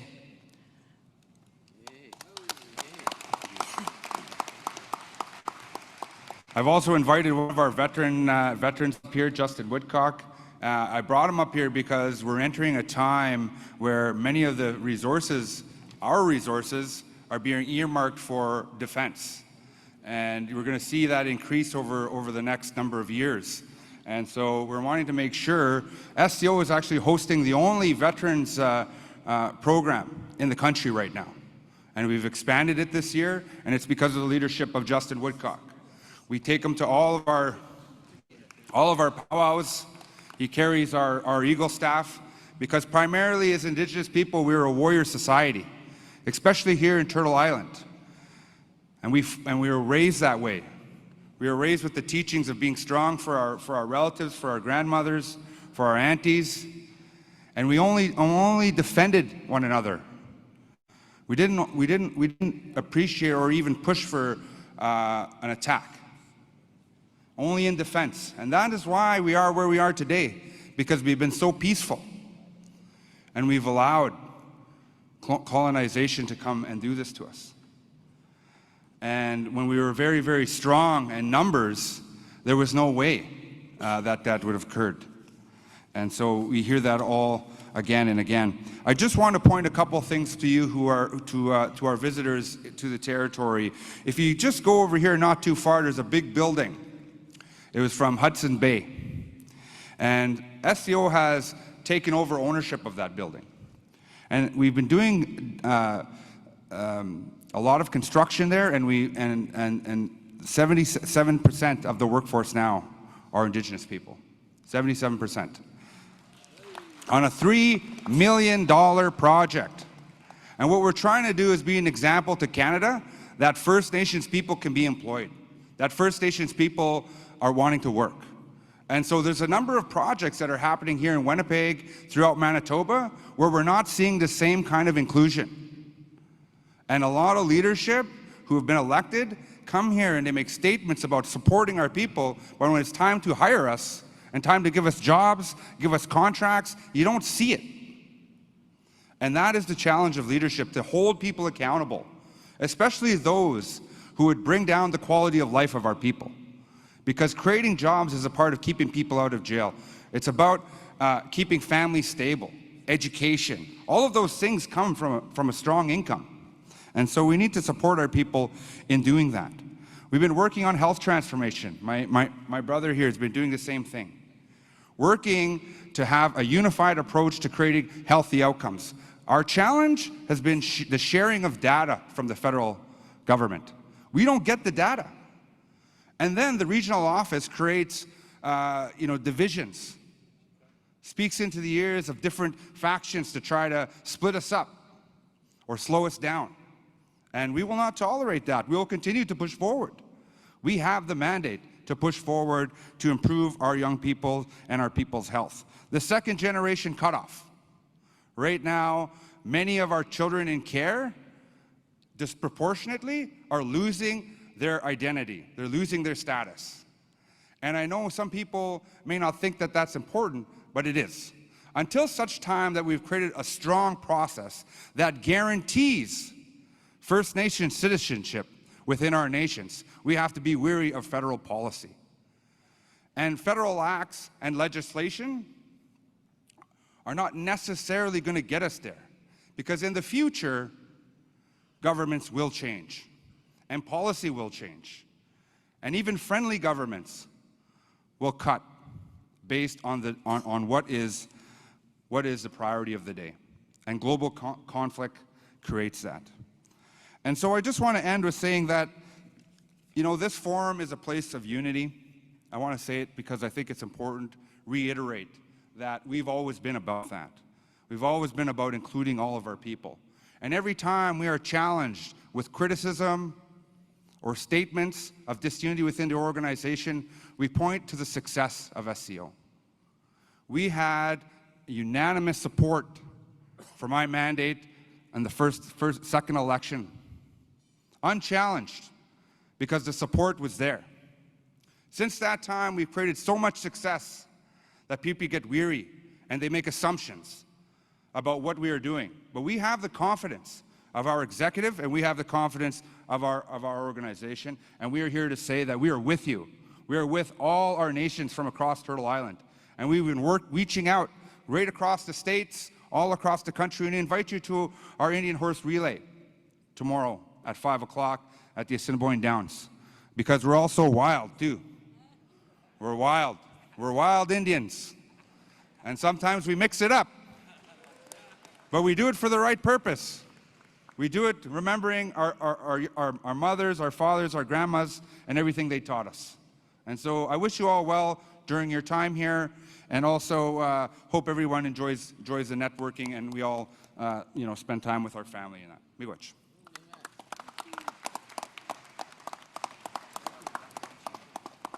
Miigwech to Grand Chiefs Daniels and Seti for the presentation as part of the welcoming from the host territories. Miigwech. So I do see Chief at the microphone, but we will keep going, and then we will open it up after we have the minister speaking. Again, we are a little bit behind. We are a little bit late starting. We also went a little bit longer as part of the protocols. So we will now turn it over to Minister Alty. Of course, Minister Alty was on the agenda for 10:30 until 11 o'clock, so she has a hard stop at 11:30. She does have a flight to catch, and I'm really glad that she's been here throughout the morning as part of the protocol. So with that, I'd like to turn it right to the Minister of Crown Indigenous Relations, the Honorable Rebecca Alty, who will make a presentation, and then we'll open it up for a few questions. Again, hard stop about 11:30. Minister Alty.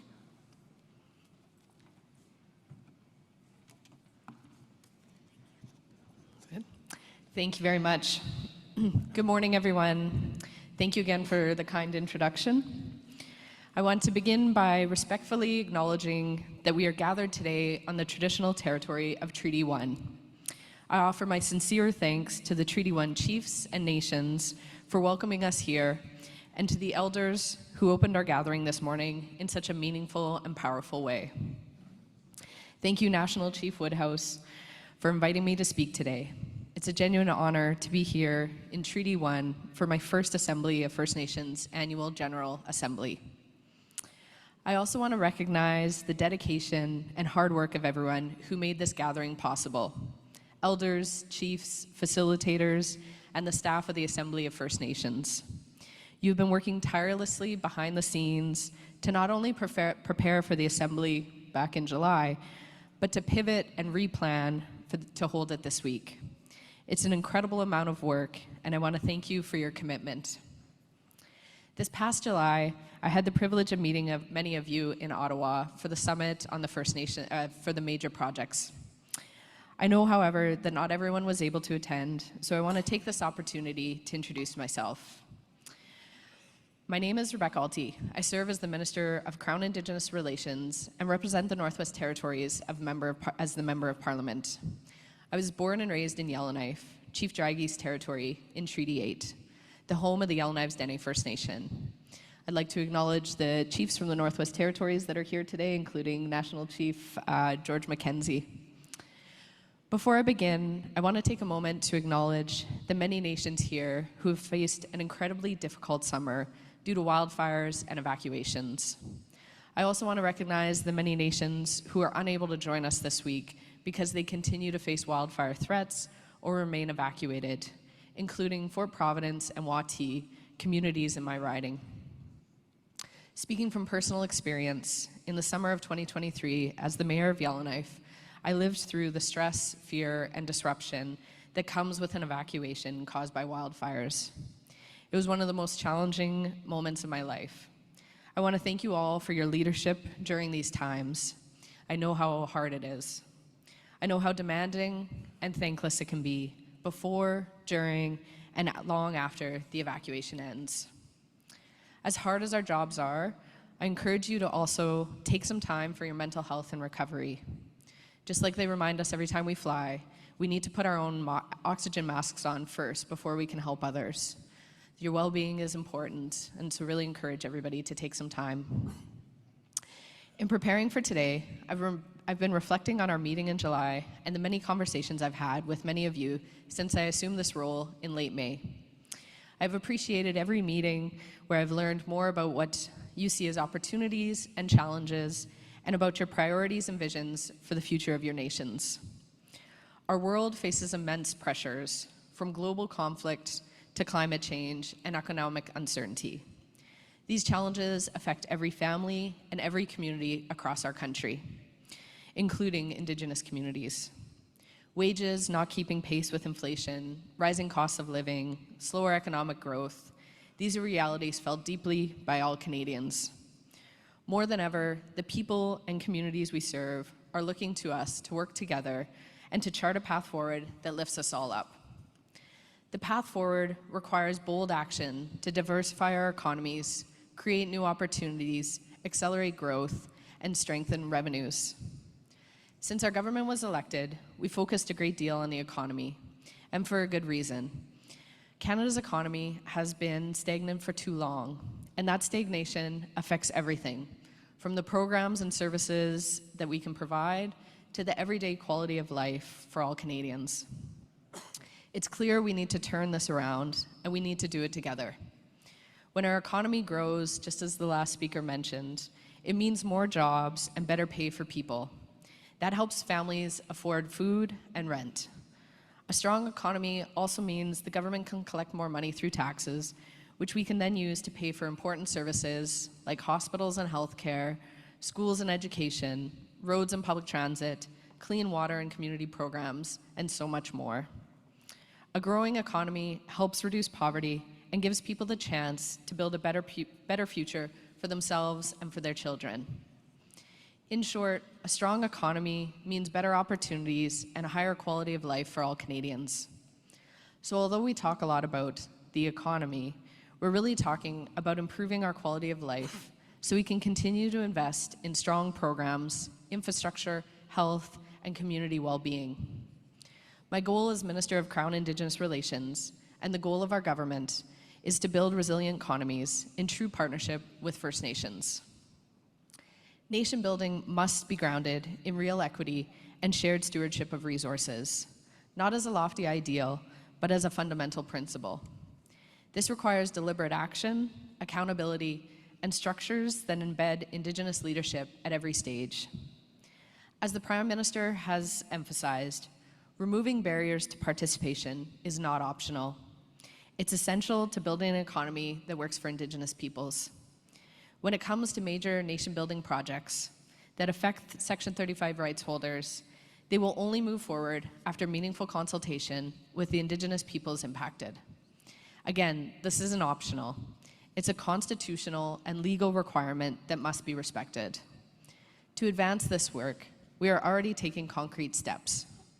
This month, we will establish the Indigenous Advisory Council, made up of First Nations, Inuit, and Métis, and Modern Treaty representatives, to provide advice to the Major Projects Office.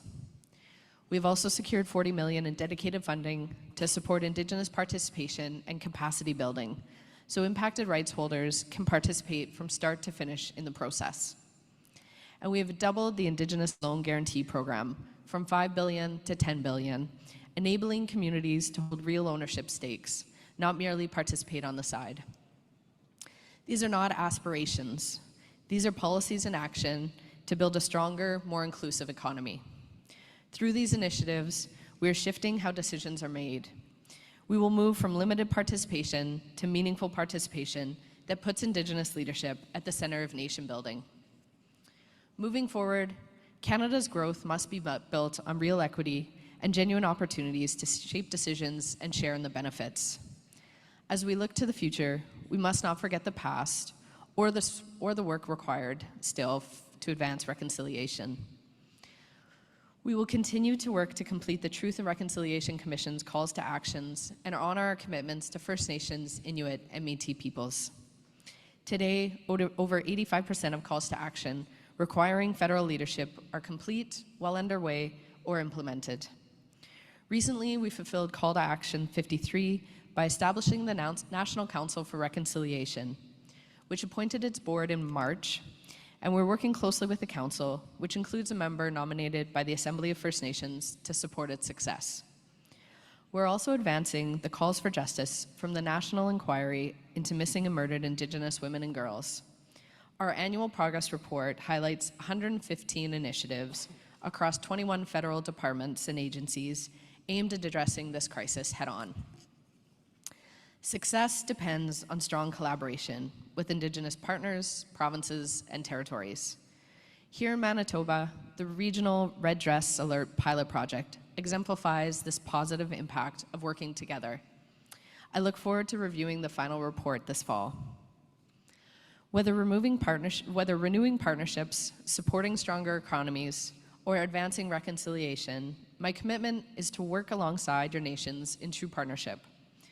While we have made important progress, I'll be the first to say there's much more work to be done as we walk the path of reconciliation together. I look forward to continuing this work with you, guided by respect, partnership, and shared purpose as we take these next important steps together. As mentioned, unfortunately, I can't stay for the whole assembly. I have a flight this afternoon to attend the cabinet meetings. However, we do have the Deputy Minister, Val Gideon, who will be here for the rest of the week. So if you do have any questions, feel free to reach out to Val. We have other staff in the audience, as well as Parliamentary Secretary, Jeanette with ISK, who's here for the day, as well as other staff from ISK. So happy to take questions. I know that I'm the only federal minister here, so there may be questions that are outside of my realm, but I will take those and relay them to the appropriate minister. Once again, thank you very much for attending and inviting me to attend Masicho. Thank you, Minister Ulti, for that. So we're trying to wrap up and move on to the next agenda item about 11:30. So what we'll do is we'll follow the same order we usually do. Microphone 1, 2, and then online, and then we'll come back and we'll go in a circle. So any questions for the minister? We'll take 3 at a time and do as many as we can until about 11:30. Chief Donnie Morse, I know you had been there previously. Minister Nagao Kagarunat, you're at microphone number 1.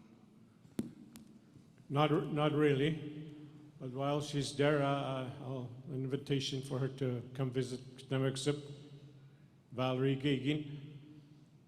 On your 4-year term, I think it would be best if you try and hit all the remote communities and get an actual taste of what our needs are, the costs, and maybe you have a better idea. Do I help this community or that community? Or you gotta know firsthand what we go through. But what I just got an email. I just want to read it out, so I hope everybody has their pens and paper ready. The individuals want me to read something. I'm 65 years old. I've never seen or witnessed a Sundance, and I think this is the first time it's going to be hosted in our community for September 3 to 8. So, and this is what they're saying. The 2 Sun Prayer Sundance Lodge was given and sanctioned by Wolford Buck of Opaskwayak, Cree Nation, and Connie West Buck, Sandy Bay, Manitoba, Ojibwe Nation. The Sundance has completed 1 full term of 16 years with various families hosting it, and they're referencing Wolford, Connie Buck, Ron and Shelley Cook, Grand Rapids, Jackie and Felix Walker, Nelson House, Manitoba, and Nathan Isaacs and Christy Isaac, Grassy Narrows. So this family, Beatrice and John Fox, what they're asking me to say here is, there's their phone numbers. His home number is 807-537-2312. Cell phone 807-632-0796. And they're asking if anybody is interested to donate or contribute to help them doing first ever bringing the Sundance to our community. So while standing here, I was just thinking to myself, the way I'm dressed, I'm getting ready for moose season. Not to move, stand still. So I'm starting to practice now. Miigwech,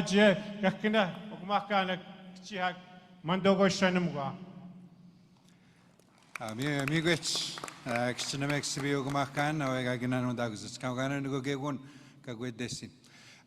We haven't passed the rules of procedure, but we're going to follow convention up to 4 minutes, so we have a timer running. Microphone 2, go ahead.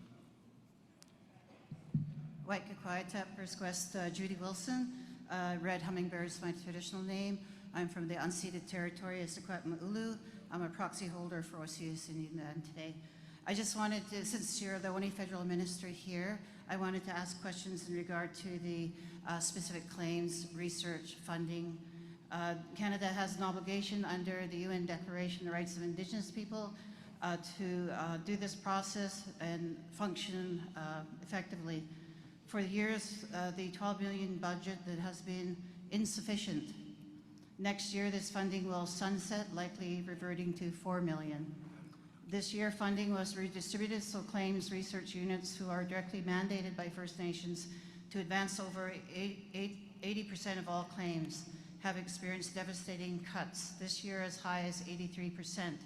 And directly funded First Nations have been shortchanged and underfunded, creating inequities and threatening collapse of the whole system.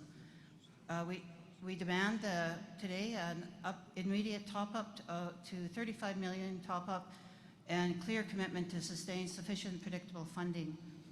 And Minister, will you fulfill your colleagues as well, Canada's mandate, and also deal with these funding cuts, but also that this process has been in place for a long time on fighting for justice in specific claims, and especially with the major projects of national interest, it's even more duty of the government to ensure that these outstanding claims are addressed.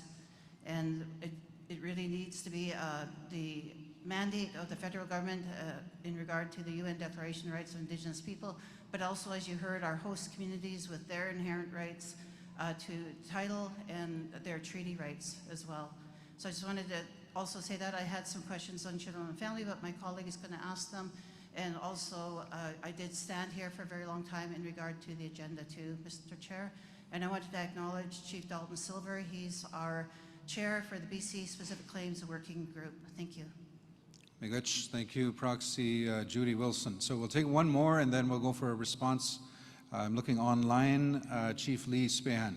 Go ahead, Chief Spehan. Online. I am looking to the team on Zoom. Chief Spehan, if we can have Chief Spehan unmuted, please. I'm just checking our screen here. You're still on mute, but I do see your hand raised. Chief Coldwater Indian Band in BC. Go ahead. We can have him put up on the screen, please.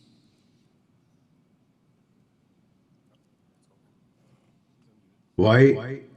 Hantla, Yerichinwan, and Jawa, and especially Spahan, Cook-Gibbet, Sletku, talking to the unceded territory of Sletku here in the Lakota Nation. Good morning, everybody. Spahan, Chief Coldwater Indian Band. I'd like to say thank you to the host nations for allowing this very important business to take place in their territory. Thank you, Minister Aldi, for your opening remarks. I was writing down what you had to say, and you talk about the growing economy, improving the quality of life. You also talked about the Indigenous Advisory Council. But I'd like to invite you to Coldwater to sit down with my council and myself for one day, and with the Nicola Five Chiefs, to talk about the concerns and issues that are unresolved within our respective territories. Also, to send that invitation out to Indigenous Services Minister to have a commitment from both ministers to come to the Nicoll Valley and sit down with our chiefs. All the time you guys come to these meetings and only give us a few minutes of your time and allow very few questions for the chiefs who've traveled a long way to attend meetings. And always in the excuse of gotta leave and gotta catch a plane. But yet never take the time to sit down with us. So I'd like to send that invitation to you and your ISK minister to come and sit with the chiefs of the Nicoll Valley as well as the Four Indian Band Chief and Council to discuss those unresolved issues that we have. And I'd like that commitment today, Minister. Thank you for your time. Thank you for the time to give me to be here, ask my questions, and ask for a commitment from you. Coach Jam. Miigwech. Thank you, Chief Span. So I'll get Minister Alty to respond to the three chiefs, and again, mindful of the time, I'll take one question at a time after that. Minister Alty. Thank you, and thank you for the questions, and again sharing priorities. To the invite to the communities, I really appreciate them. I know that it is frustrating hearing, busy doing this, got to fly off to that. I represent the whole Northwest Territories, so 1/6 of Canada. I've got 33 communities to visit, so it is a challenge for me to even visit all the communities in my riding. However, it is my commitment, and I do try to make it to as many remote communities as I can during my upcoming time as minister. So, Chief, I appreciate the invite, and I will do my best to make it there. I can't commit to it today because I know I'll have 600 other people coming in and asking me to commit as well. But I do take it as a priority to make it to as many remote communities as I can. In regards to the specific claims funding, appreciate hearing it as a priority. Again, I'm not able to commit funding today. I have to go back and talk to my colleagues, but what I really appreciate is hearing those priorities from the floor, and then being able to work with the department as well as my other cabinet colleagues to work to advance that. So we'll take that under advisement, and we'll work on those. Thank you. Thank you, Minister. We'll take one question at a time moving forward. Microphone 1, go ahead. Hello, thank you. Josela, I'm an elected chairperson for the Squamish Nation from Vancouver, BC. So my question is regarding the child welfare reform and the long-term reform that has been ordered by Canada. We have experienced, since the decision of the chiefs to reject the national draft agreement that was proposed by Canada and at the time the AFN, for many legitimate reasons. Since then, we have been successful, and I know there's a panel discussion tomorrow with further updates from the National Children's Chiefs Commission and Cindy Blackstock on this topic. But First Nations have been successful recently at the CHRT, where First Nations interests and the CHRT are aligned in the fact that CHRT is calling on Canada to negotiate a national framework with First Nations and to continue to negotiate with the National Children's Chiefs Commission, which was mandated by the Chiefs of Assembly and the First Nations Assembly here. However, the frustration, I think, is growing by myself and other First Nations that Canada might not be behaving honorably in these negotiations, as negotiations have stalled since First Nations expressed their voice, made a decision in good faith that the agreement, the draft agreement, was not satisfactory at that time and needed further work. However, it has felt like, as a result of that rejection, many of the bureaucrats and political leadership within the federal government took that as an offense personally, and have not sort of engaged with First Nations since then in a meaningful way. And this stems through for the lack of funding for First Nations to participate in the negotiations, which is a challenge still continuously despite previous orders. And it also includes the mixed messaging that the Crown is giving as a part of the CHRT decision-making process. So my question to you, and I know it falls on different ministers with this file, But I think, and also I'll preface this by saying that I know that so much of the job of a minister is navigating the dynamics that exist within the federal government, whether it's Treasury Board, the Prime Minister's office, cabinet, caucus, etc. I think what would be welcomed is guidance and advice from yourself as the minister responsible for Crown Indigenous relations. What is it that we need to know so that we can be successful in our efforts to engage with the Crown on this issue, to create what many of us refer to as a win-win for both Canada and First Nations to resolve the long-standing discrimination against our First Nations children that chiefs stood up for, not just today's children, but future generations. And I think we need guidance from yourself as the minister who has been appointed to lead on that very topic of Crown Indigenous relations. How do we be successful with you so that we can get Canada to the table in good faith to conclude and complete what the chiefs have been asking for, which is a commitment and an agreement that works us all collectively where we want to go to, which is ending the discrimination against First Nations children in the child welfare system that so many of us want to do, and we're ready and willing to do. People are volunteering their time and energy, flying across the country, participating in meetings at this point because we're committed to that outcome. And so I leave that question with you. Thank you, Chair Kel-Salem. Minister Alty.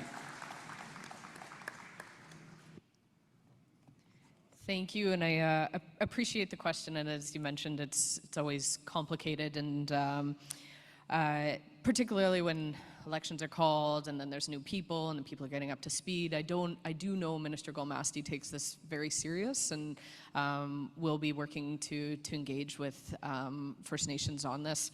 To your question about what can be done to do those win-wins, I think in those times when we are having that transition,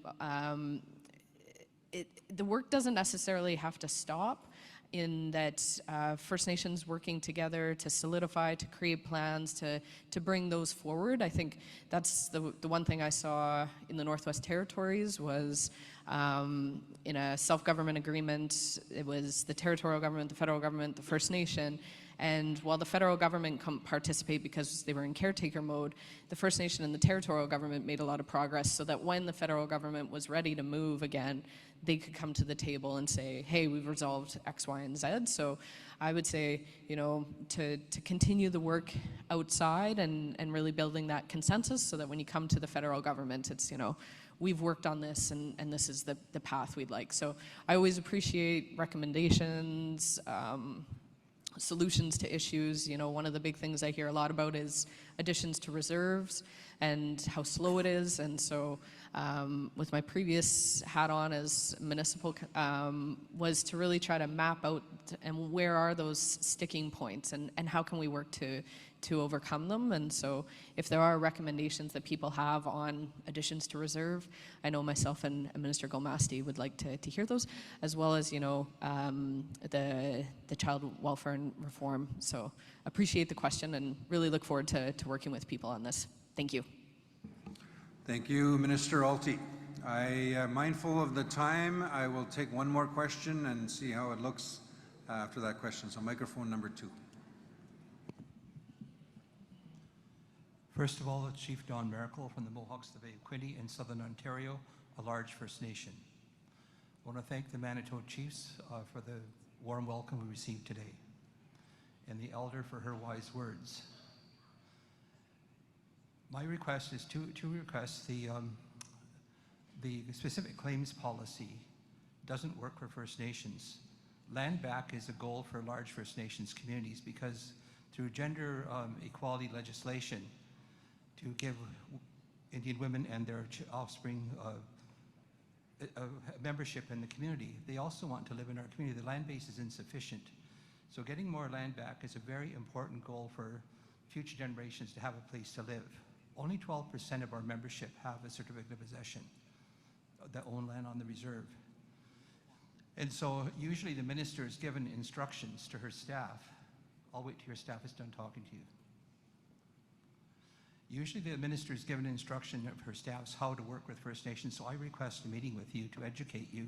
I think the better educated you are, the stronger leadership you can provide at the cabinet table.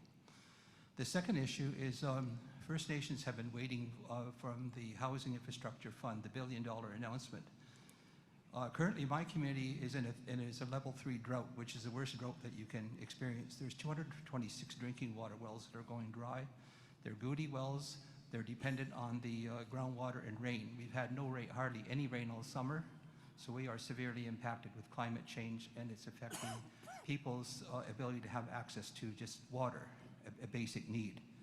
Those are the realities. And if you could have Gregor Robertson, Minister provide some information. When are they going to make decisions about the $1 billion fund, and where do First Nations stand in that process? Because First Nations are just left waiting and wondering. I appreciate your leadership, and I look forward to meeting with you. Thank you so much. Nyawangoa. Thank you, Chief Ardon Miracle. Minister Alty. Thank you, and thank you for the question and the feedback on the specific claims policy. The one thing I would say is if you send me something in writing, briefings, all that stuff, I have a ton of time on planes and in airports, and I love to read, so welcome that. I also say, if you can't meet with me, whether it's Deputy Minister Val Gideon or my team, I know Sherry Smith is around, and everybody knows Sherry, but there are also great resources to meet with. We all talk, and same with, if you can't reach me or you can't reach Minister Robertson, I will relay the message, and I will get back with more information on when the EARN funding will be released. Appreciate that. Thank you. One more? Okay. So we will take one more question. We are following the order. So online, I'm going to go to Chief Lisa Robinson. Chief Lisa Robinson online. If we can have Chief Robinson unmuted, please, and up on the screen. Thank you.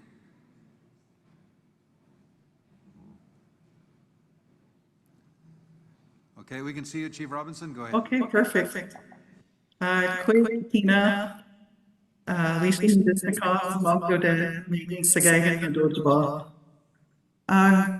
Good day, everyone, and good day, Minister Alty. I really appreciate meeting you at the summit that was held in Gatineau, and I'd really like to raise an important issue with you today for the people of Wolf Lake. Canada has the liability for our claim for a non-provision reserve, a reserve that Wolf Lake was promised. And this injustice has left our community without lands and proper recognition for generations. So today what I'm asking is to work with SPAC and with you and your leadership to move forward on this land issue. Our people can't wait another generation. Our elders are passing opportunities for passing us up. We need a clear timeline and to develop that and work together to resolve this important issue. At the same time, here at Wolf Lake, working together to support major community infrastructure. We have the current White Oaks project we're doing to support our governance, our services, our economic development. But proper federal support is needed to fund these areas and to make these projects viable. So for us, we're excited to hear about the nation building, but nation building for us is giving us that proper recognition, that space and that home on our territory. So I ask for your leadership to help work with us on these longstanding issues to ensure that they're addressed for our past ancestors and to our future as well. So Minister, I would really like to meet with you. That is my request today, to work together to resolve these issues for Wolf Lake, the land issue and the recognition. Miigwech. Miigwech, Chief Robinson, for the final response, Minister Alty, and then we'll have to move on with the agenda. Minister.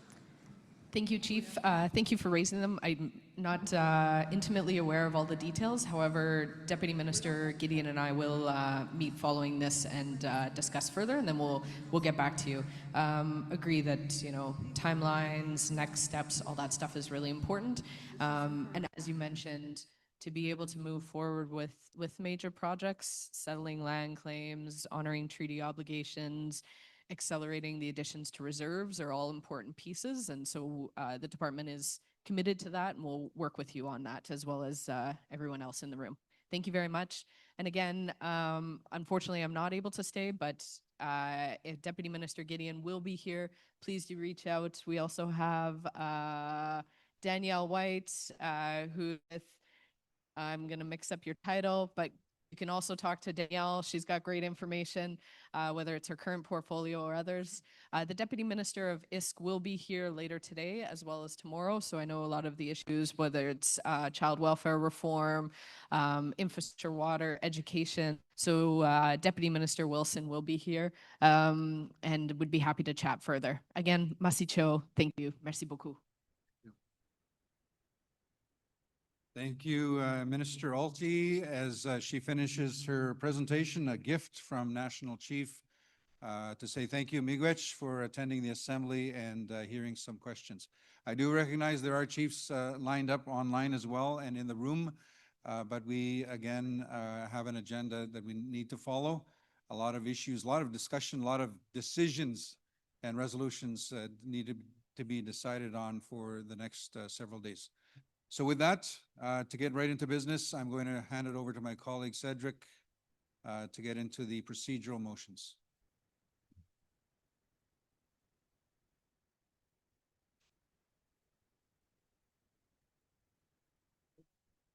Thank you, Adam, for that. And again, we're going to be getting into more of the technical side of the day. As we did at our last assembly, there will not be any voting with lanyards. It will be done through the electronic platform to make sure that the chiefs in assembly here or those on our Zoom room can participate. We do have, that means that you do need a tablet, a phone, a laptop, and the code for accessing the online platform, again, which is specific to each and every chief, would have been received at the moment that you registered, but will also be sent to you for every vote. So making sure that you are aware and you have a notification every time we go to a vote. We do have certain resources. If we can have the Encore team put those up on the screen. If there are any issues, there are a few ways to get support. The first one is the toll-free line. So 1-833-236-8324, or you can also email registration@afn.ca. For those of you in the room, the easiest way is to head to our distribution table here on the side, and the people with the bright green, fluorescent green lanyards will be able to help you if you need any support. Once you click on the link, there's a voting link, big red button. You'll have a 6-letter code. Remember that code, write it down, copy and paste it. Because once you come in, you'll have to use that code to guarantee that it is you, the proxy or chief, after which you'll have the option to vote. So you'll see the different votes that are open, voting open, you can click on it. You'll have for or in support, opposed, against, or abstain. Before your vote is counted, you have to make sure that you press submit. A pop-up will come saying, are you sure you want to vote for, against, or abstain? You say yes, and then your vote is locked in for the time. Again, if you're ever experiencing any issues, we do have these numbers, and we have the distribution table for those who have not yet received their codes. Also a reminder, since this is online voting using electronic devices during lunch, might not be a bad idea to charge your devices. And finally, I would ask Encore if they can have our test resolution put up on the screen. This again is not a real resolution. This is a test resolution just to make sure that the system's working for everyone. And as Encore is preparing that, just a word on quorum. So as the Article 8 of the Charter on quorum says that the count will be taken at the time of the call to order. And we had at the time of the call to order 171 chiefs and proxy representatives. So for 50% plus 1, that gives us a quorum threshold of 87 for today. A count will be taken again on the next days at the call to order of the meeting, so it's important to be there early. I'm looking towards Encore to see if you do have access to our test vote.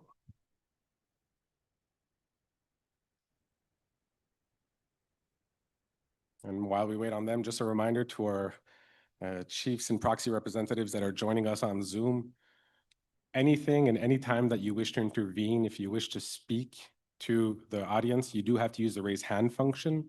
The chat box will not be a valid way of presenting your ideas. It really has to go through the raise hand function, after which we will recognize you and you will be able to address the assembly.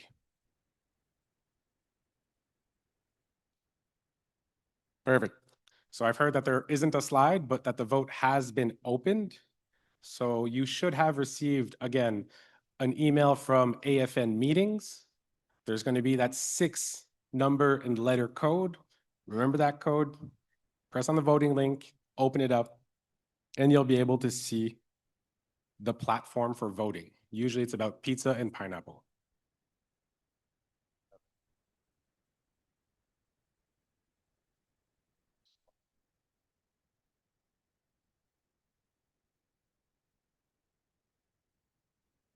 So a few people have already started. And again, once you have signed in once, you've used your passcode, if you don't close out of the entire screen, you should be able to just reuse it. So maybe making it simpler for the next times. Again, the reason we're doing a test vote is to make sure that everyone can answer very truthfully on whether pineapple belongs on pizza.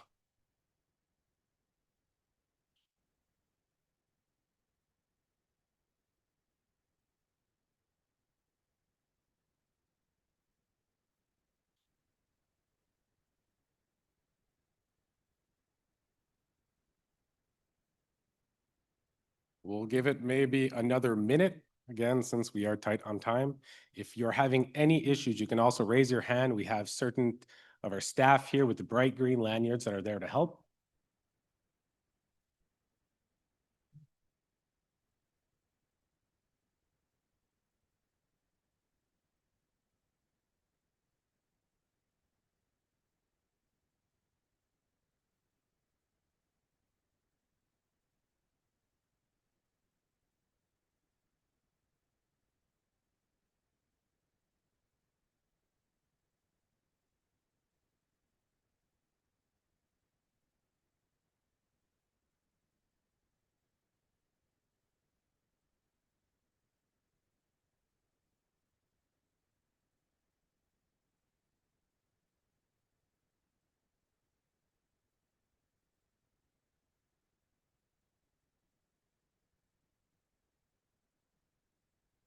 So again, if anyone is having any issues, please raise your hand. We see that most of you have already gotten in and answered. I see a hand raised here on the left-hand side. If we can have someone from distribution go support them. And we also have a hand raised here in the front.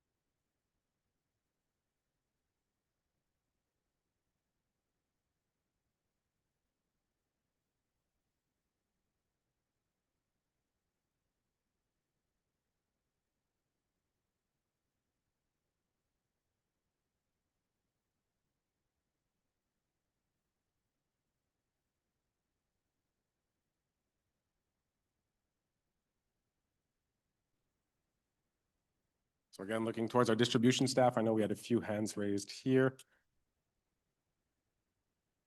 51.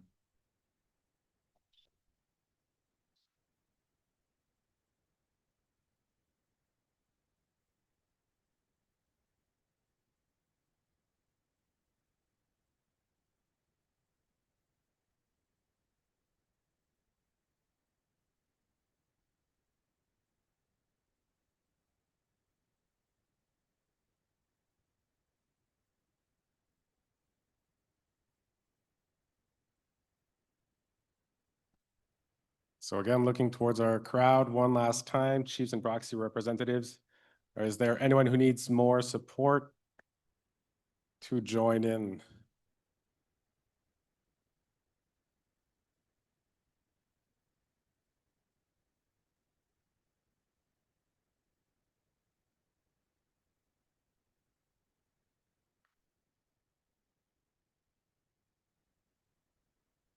We do have people lined up at the table if ever certain people from distribution are able to go help. We have folders up on the screen.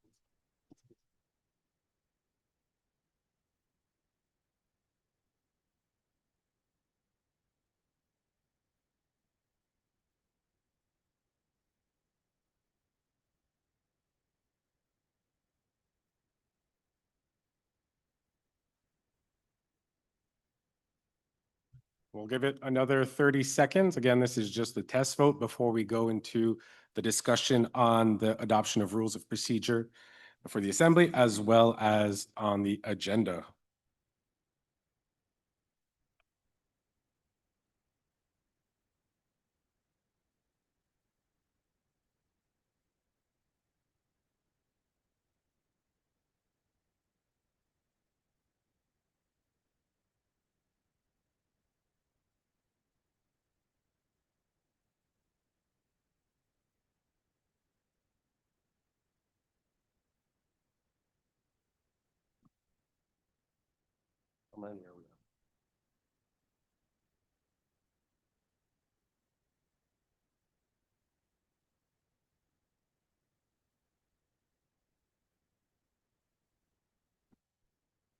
So again, for our test vote, we do have above quorum. For those that are still having issues, you can raise your hand at one final time, or else you can head to the distribution table for help.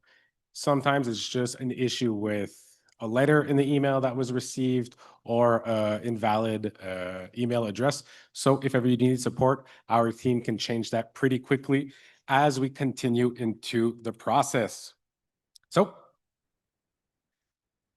we are now landed at the adoption of rules of procedure for the Assembly. The rules and procedure are given to you within the conference notebook.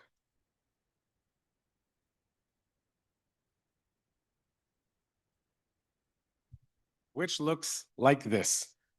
So the conference booklet does have different parts to it: the rules of procedure, the resolutions procedure, the frequently asked questions, as well as the charter, which does guide the discussions that we will be having in the next few days. Just to highlight a few points, quorum, like we said, will be counted at the time of call to order every morning. There's different things about the role of the chairperson as well as conduct of the debate. Just a quick reminder, if you are here, that means you did sign the code of conduct. So we do ask that we be respectful, even if we have varying opinions on certain things. We also talk about different procedures.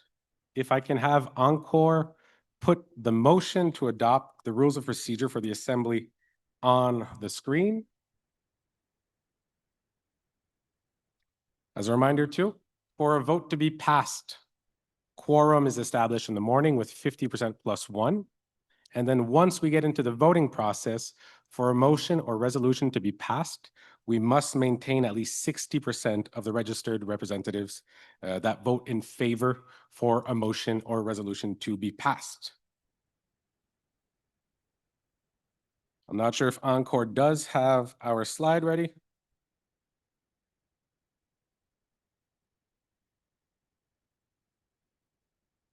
And as mentioned by my co-chair Adam, some of the rules also do indicate that the mover and seconder would have 4 minutes to address the crowd of chiefs and proxy representatives, after which we would have a discussion period open, 4 minutes per speaker. We do try to go towards consensus, but if we cannot, then we would have to go to a vote, again, using the online platform. We're waiting for a message from Encore just to see if ever we have the motion to be presented on screen. I will still read it out so that we can continue the process. The motion would read that the First Nations in Assembly move to adopt the rules of procedure for the AFN 46th Annual General Assembly held September 3 to 5th, 2025 in Winnipeg, Manitoba. So for this motion, and again, this is required to continue with our duty, I would need a mover and a seconder. I have microphone 1, Kel Salem, for mover, and I would need a seconder for the rules of procedure. I have microphone 2, Proxy Wilson. I would look towards our mover. If you want to speak to the rules and procedure, you would have 4 minutes if you so choose. Thank you. Microphone 1. Be very quick. Yeah, I have proud to support the motion to adopt the procedures, as well as willing to be a mover for the adoption of the agenda as well. And I believe Judy is willing to be the mover or seconder for both as well. Thank you, Chairperson. And also just happy to suggest or request that once we have the mover and seconder confirmed, that we go to a vote as quickly as possible, as I know that we're behind and we'd like to get to the resolutions. Thank you for that recommendation. Seconder, would you like to speak on the motion? Microphone 2. Just moving both motions. I don't know if we're procedurally doing them separately or together. So I guess you'll clarify that, Chair. But just also thanking the Assembly for this meeting and also our hosts from Manitoba for the prayer and the warm welcome. And also the Minister recognizing that she couldn't wait, but also commenting that the federal minister should be here in the beginning for protocol, because I really agree with Chief Don Miracle that there's a lot they need to learn still in regards to these protocols and how important it is. Their office is supposed to be serving us. They're the highest office under the Indian Act to be serving the federal ministers, to serving all of our nations across Canada. So they do need to be here physically and to show that, you know, not just show, but to be listening to the chiefs and proxies in the Assembly. So I just wanted to add that. I did have one clarification on the agenda when we get to that, but I'll wait till if you're going to do it together or separate. Thank you, Chair. We'll do it separately just for what we have. So again, the motion on the floor is that the First Nations Assembly move to adopt the rules of procedure for the AFN 46th Annual General Assembly held September 3 to 5, 2025 in Winnipeg, Manitoba. It was recommended that we go straight to the vote. I don't see anyone who needs to go to discussion. So if I can have our encore team open up the vote for motion to adopt the rules and procedures. The poll should be open now. You should be receiving your notification. I'm getting thumbs up.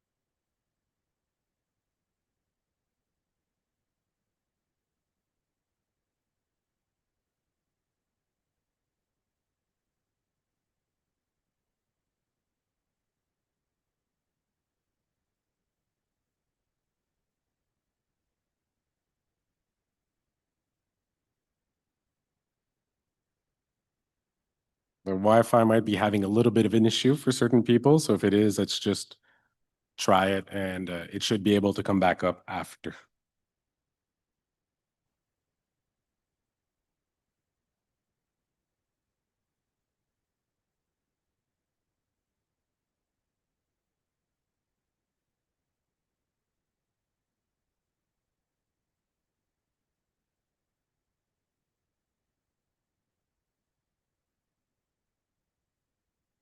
We'll give another few minutes before we head into the vote for the agenda.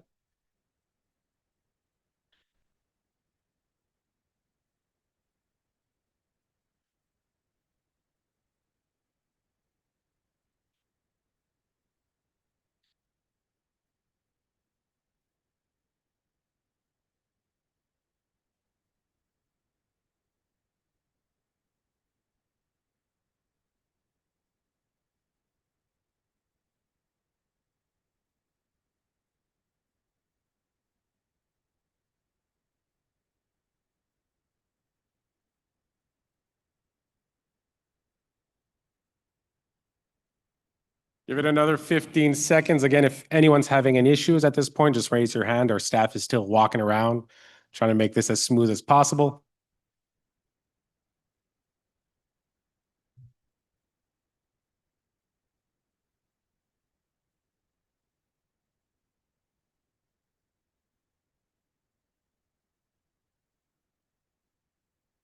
So I will ask that the motion vote or the poll be closed and that Encore show us the results. Again, knowing that a motion or resolution needs 60% in favor to be adopted, we should be having on screen very shortly the results so that everyone can see the percentage that was there. So we have 99% that voted for, so the motion to adopt the rules and procedure is passed. We'll now move on to the adoption of the draft agenda. And again, the motion reads that the First Nations in Assembly move to adopt the agenda for the AFN 46th Annual General Assembly held September 3 to 5th, 2025 in Winnipeg, Manitoba. We needed a mover. We had Kel Salem offer himself, and we have a seconder on microphone number 2, Proxy Wilson. I would open microphone number 1 for opening comments from Chairperson Kel Salem.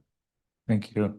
Just wanted to confirm that the agenda that was distributed most recently, is it possible to have it just put up on screen to confirm that we're approving the right one that we're all on the same page about? Because I don't know if there was different updated agendas. Absolutely. So Encore, if we can have that posted to the screen, that is my bad. I'm sorry. Thank you for that reminder.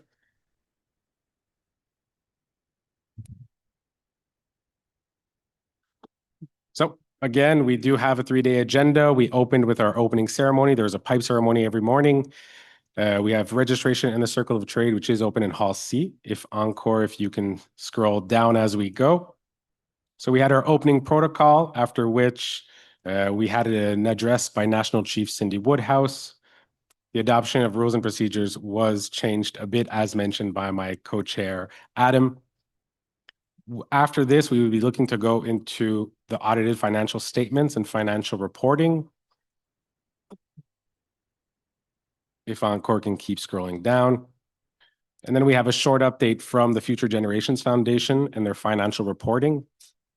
We had Minister Alty already present to us, after which we would have the council reports, which may have to be moved to another day depending on of time. After lunch, if we can keep scrolling.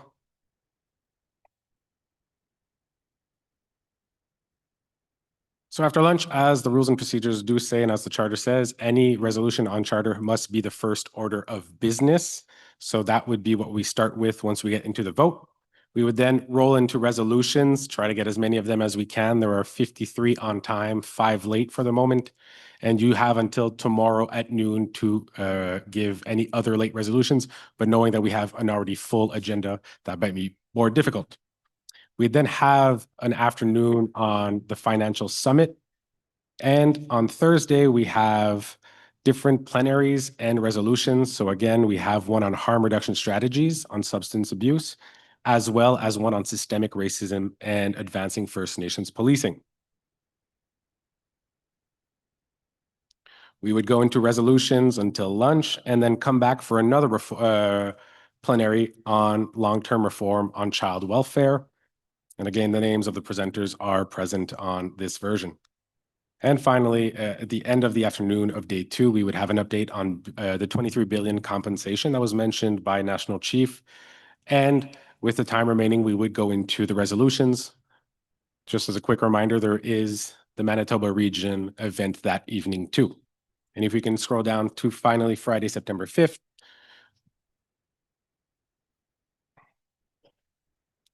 We would have an honoring that we are still developing a plenary session on the repatriation of artifacts and the United Nations Declaration on the Rights of Indigenous People, Article 11. We do have guest speaker Michel Jean, former Governor General of Canada, coming to address the chiefs and proxies for a short message. And then we would keep the day with resolutions looking to close in the mid-afternoon. So again, looking towards our mover, would you like to address for 4 minutes? Microphone 1, please. So moved, Mr. Chairman. Thank you. Microphone 2. Seconded, but I did have one clarification on if you're omnibusing any resolutions, that the clarity on the process is there, because some chiefs are being said there's omnibuses proposed, but we don't know all which resolutions. So if that can be clarified, Chair, that would be very helpful for the meeting as we're proceeding, but I support the motion to accept the agenda. And one other point was some of the chiefs are asking for a hard copy versus just the online copy you just read. So if they could be made available to the chiefs, thank you. Perfect. Thank you, Proxy Wilson. So looking towards to see if we have any discussion on the motion to adopt the agenda. Does anyone wish to address? Do we have need for discussion or can we go to question? Looking online, hearing question be called. I would look towards our technicians to open up the motion for the adoption of the agenda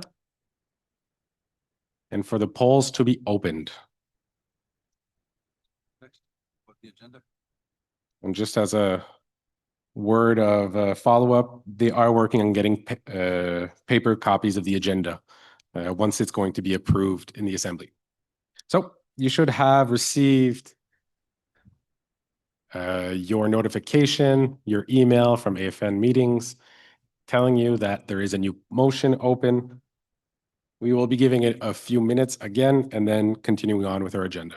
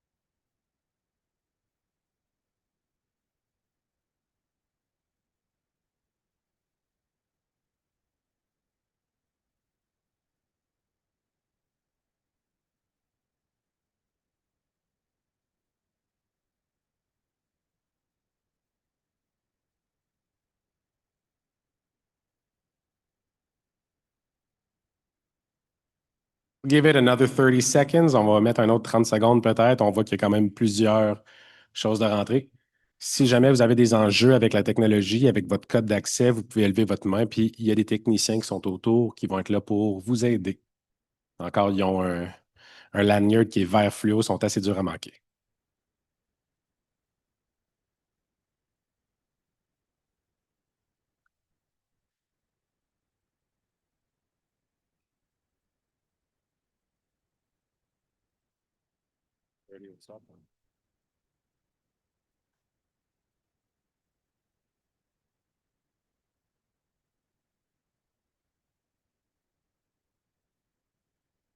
So I would look to our technical staff to please close the poll on the motion to adopt the draft agenda.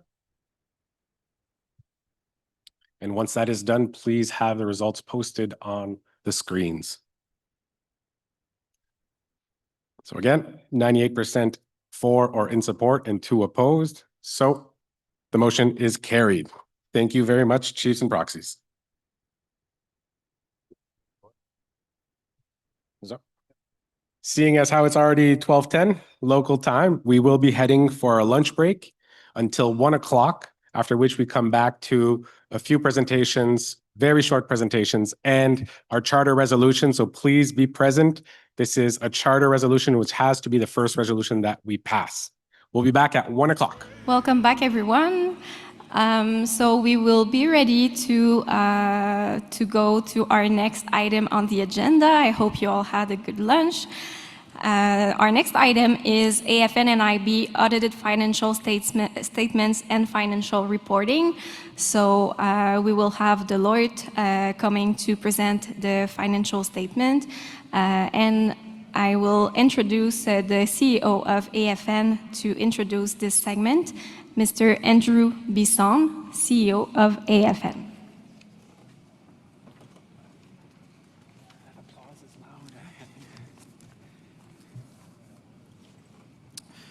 Good afternoon. Andrew Bisson, Anishinaabe, Chicken First Nation and Donjaba, Makwan and Dodam. Good afternoon, everyone. My name is Andrew Biso. I want to first start by saying miigwech to the knowledge keepers for the opening prayers and for the host communities for having us here today. I'm from Chiging First Nation in Ontario on beautiful Manitoba Island, and I'm the Chief Executive Officer for the Assembly First Nations, a role I've been in for just over a year now. Miigwech to all of you for being here today. I am up here now to provide an introduction for the next agenda item, the financial audit of the Assembly First Nations. Each year, the AFN has an outside, independent body conduct a financial audit that provides an independent and objective assessment of an organization's financial statements and internal controls. It is done to help give leadership confidence in the accuracy and reliability of our financial reporting. An annual audit does not just happen once a year. It starts as soon as the prior year's statements are approved, and the work happens throughout the year. Auditors are selected as part of a competitive process, and this past year, Deloitte was selected again to work with the AFN. Thank you to Anne-Marie and her team from Deloitte for conducting a professional audit. I also want to commend our finance team for their contributions to the audit, and maybe I'll take this chance also to thank all AFN staff for all your great work in putting together this assembly for us today. I am happy to introduce the next presenters, our auditor Anne-Marie from Deloitte to present on the audit results, and then I'll introduce Roxanne Rudiger, the AFN's Director of Finance, to present on the financial highlights. Miigwech, thank you.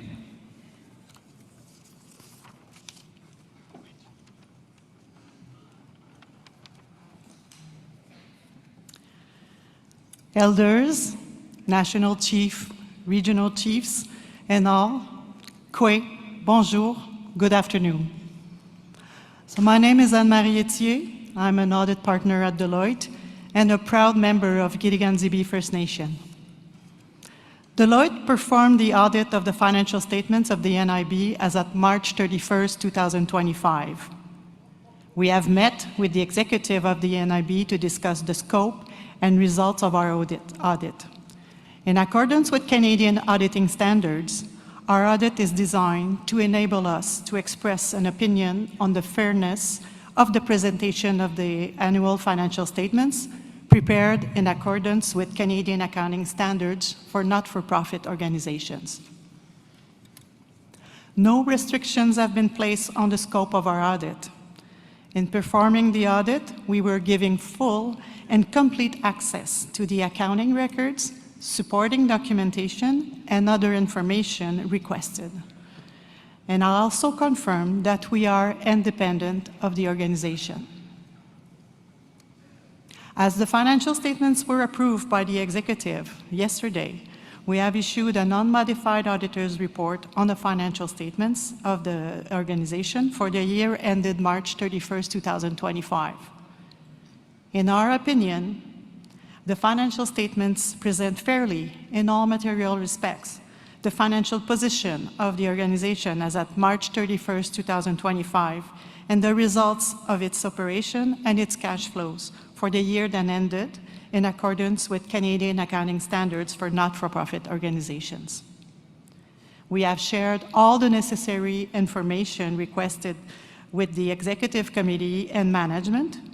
So thank you very much, miigwech, and I will let Roxanne talk to you about the numbers. Merci.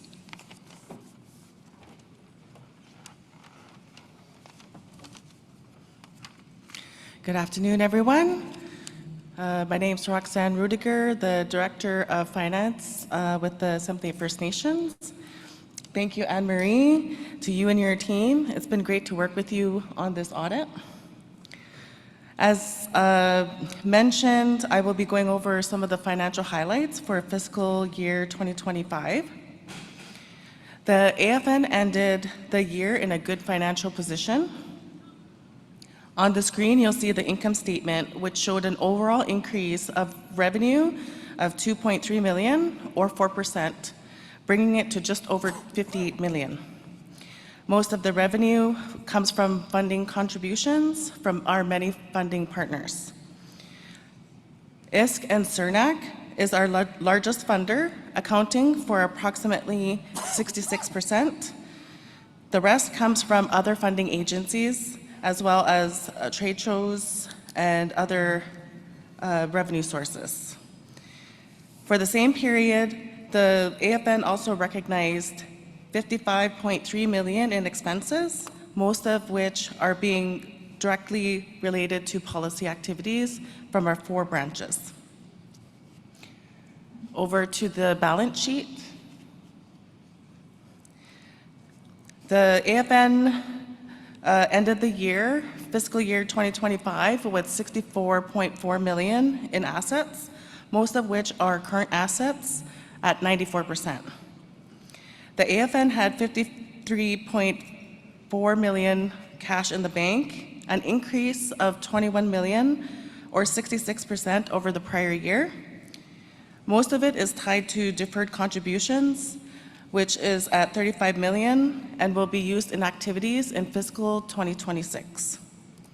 On the liability side, payables ended at $10.4 million, in line with our deliverables in our funding agreements. The other big chunk is related to deferred contributions, that is, monies that the AFN has received but has not recognized any expenses against it. The AFN does not have any long-term debt. And that's it for my financial highlights. Thank you for your time.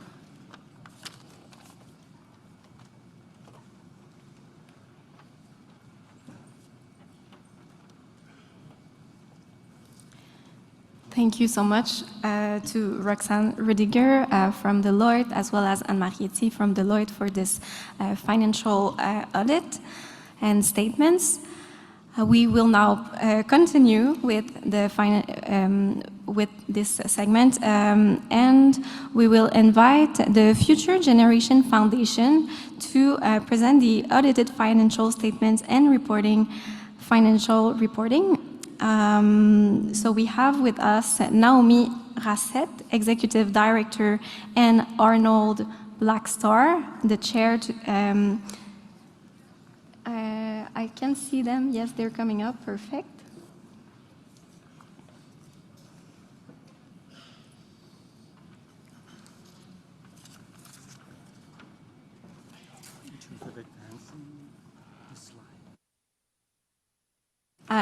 And can we put the presentation on the screen, please? Thank you so much.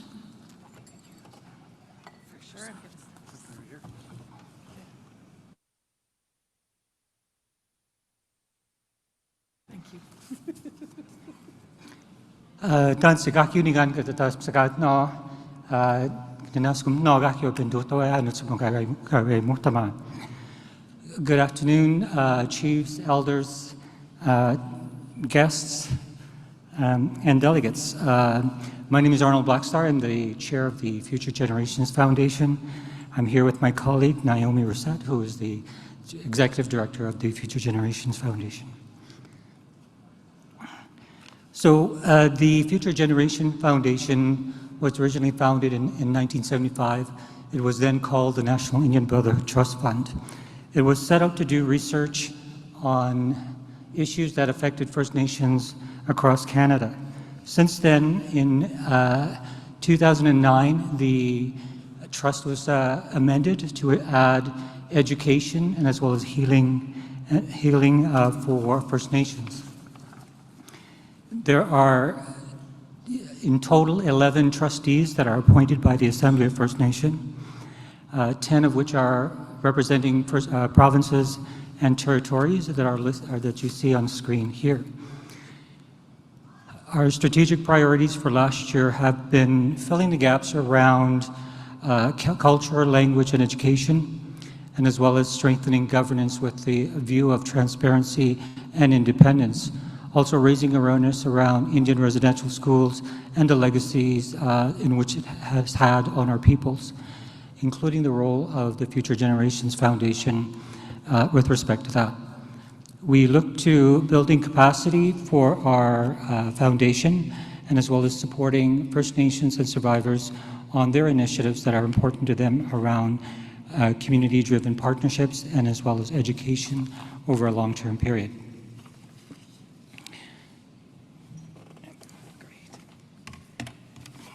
Thanks, Arnold. So I'm going to talk about what the foundation has been doing with the funds and how you can access the funds at the foundation. So we have 3 streams. We have individuals, and that's for education. It can be on-the-land education, trades and trade, training. It can be post-secondary. We also do organizations, and this is where First Nations can apply to access funds to do programming in their community. And then we have a Continuing Their Journey program, which is to address the unmarked burials and missing children at residential school sites. In total, we have granted, since inception, about 2015 is when we first received the first transfer from the Indian Residential School Agreement. We've granted $115.7 million across the 3 programs across the country. The one program a couple of programs I want to highlight is the Continuing Our Journey program. I want to let you all know that this is for the work around the missing children unmarked burials again. There is $9.85 million available. So if you'd like to access it, just reach out. I'm on the floor of the day. We also have a booth in the trade show. You can come and find out more if the survivors or elders or leadership in your community is doing this work. There are funds to help you do that work. The next is our organization call. And this year we funded about 115 organizations. 90% of those organizations were First Nations communities or organizations. One of the key items that have changed this year in this sort of granting stream is normally only qualified donees or charitable organizations could access these funds, but FGF this year has opened it up to all First Nations communities. We've removed the restriction of qualified donee. So we're really hoping that's removing that barrier so that we can have more First Nations access this fund. You'll see here how the funds are being spent and where they're going. And so 50% of those, the organization we funded, are in the cultural language sort of programming. And then we also have about 25% in the healing. So those seem to be the focuses of what community would like to do. Next, I guess, is our individuals. In the individuals, those are students learning culture, language, traditional craft, traditional skills, also university, also trades and training. There was 1,117 funded, and we funded 90% of applicants. That's a huge increase from last year, which was 53% of applicants were funded, so we're up to 90%, and that comes from something I'll talk about a little bit later about raising funds. So this is just the breakdown of where those funds went. 90% went to university currently, and 8% went to cultural learning. So we'd like to see that get more to cultural learning, but that comes with time. The next part is campaign to raise funds. So one of the key parts of the Indian Residential School Settlement Agreement is there are limitations in that agreement. And currently we have over 87 First Nations and First Nation organizations that can access the ERSA fund for up to 10 years. And that's a limitation in the agreement. So we started raising funds to start addressing that gap. And this year we funded 18 First Nations from the raised funds, as well as we increased our individuals from 53% to 90% funded. So it's really supporting us in funding those gaps. And we granted $2.9 million in donation money to First Nations across the country. So I'll turn it back to Arnold to give you the overview of the financials.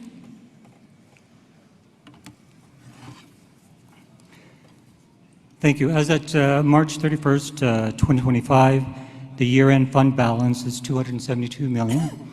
Of that is the legacy fund is $166 million, the education fund is $105 million, and other funds through donations and so on are about $200,000. The total investment income for the year of 24-25 is $25 million. Of that, the educational legacy fund is $10 million. The education fund is $15 million, and other funds is around $600K. Distribution to beneficiaries, both individual and groups, the education fund of $13 million, the Métis fund at $0.54 million, and other donations around $2.92 million. Total administration expenses are $2.4 million, with the Indian Residential School Settlement Agreement funding covering $1.8 million, about 12.69% of the overall cost. The investment update over the 2024-25 fiscal year saw a positive return on investment, about 10%. The total investment returns as at March 31st totaled $25.4 million. Thank you. The last 5 years, this represents about 1.1%. So the fund balances as at March 31st are, the legacy fund is at $166.33 million, representing about 61%. The education fund is $105 million, representing about 39%. And then all the other funds are from donations and other sources at about 8% of the overall funding. The Métis Fund has been fully expanded as of 24-25, and the Future Generations Foundation has now fulfilled its obligations under the Indian Residential School Settlement Agreement. We are in the final stages of reconciling the year end, and so we'll be closing that fund for that. All of our reports, including details of what we presented today, are available online. You could see us at fgfoundation.ca for details, or contact us as where you see the information here. Again, I thank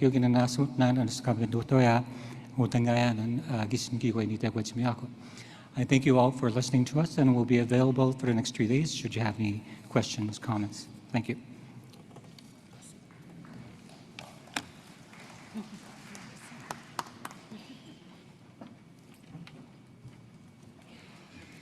Thank you so much to Naomi Rasset, Executive Director of the Future Generation Foundation, and also Arnold Blackstar, who is Chair of the Future Generation Foundation. Donc, merci aux deux personnes qui viennent de présenter et qui nous viennent directement de la Fondation pour les générations futures.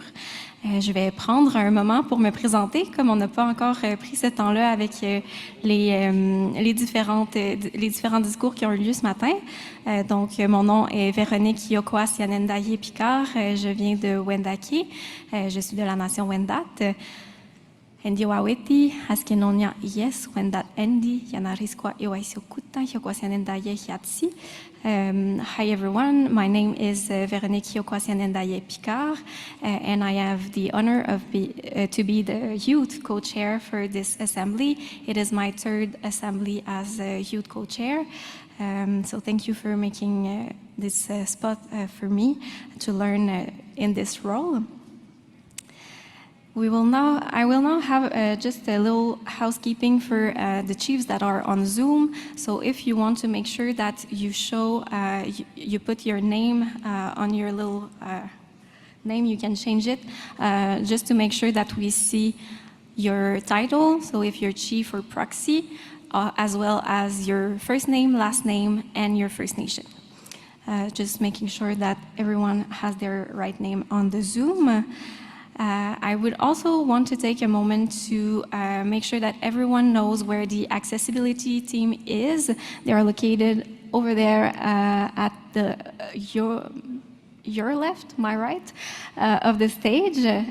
So there's a little waving of the end, and they always have yellow handbands. So if ever you need to have a different seating, to adjust your seating, to have more room for you, or if you need assistance to go around the venue, you can ask them and they will be more than happy to help you with that. I would also like to acknowledge our sign language team with Debbie Parliament. They are doing translation in sign language in I'm sorry, I just want to make sure I'm saying the right name. So the American Sign Language, as well as La Langue des Signes Québécoise. So just want to acknowledge that they're going to be on the stage at my right all of the 3 days that we'll be together.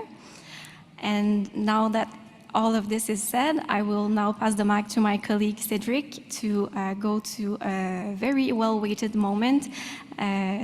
starting with the resolutions. Thank you.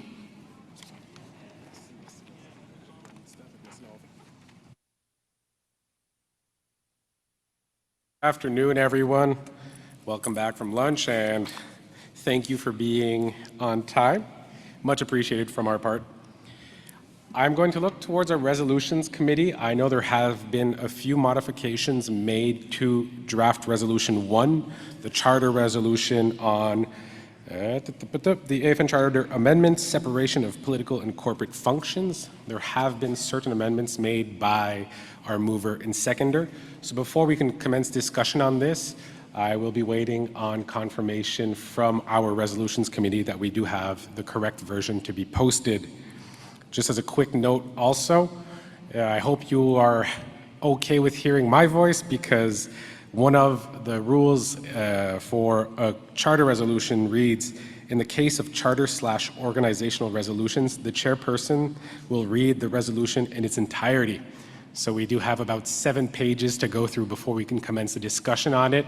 This is for the record, and again, it's part of the process for charter resolutions, which must be the first decision taken in the day. We'll take the time also just to remind you that there is the Circle of Trade. For those who haven't been yet and who aren't used to this place, I wasn't either at first. So on either exit, you just head down the hallway. There should be a little door. It looks weird. It looks like you're going to a garage. You're in the right place. Just keep going and you will hit the Circle of Trade.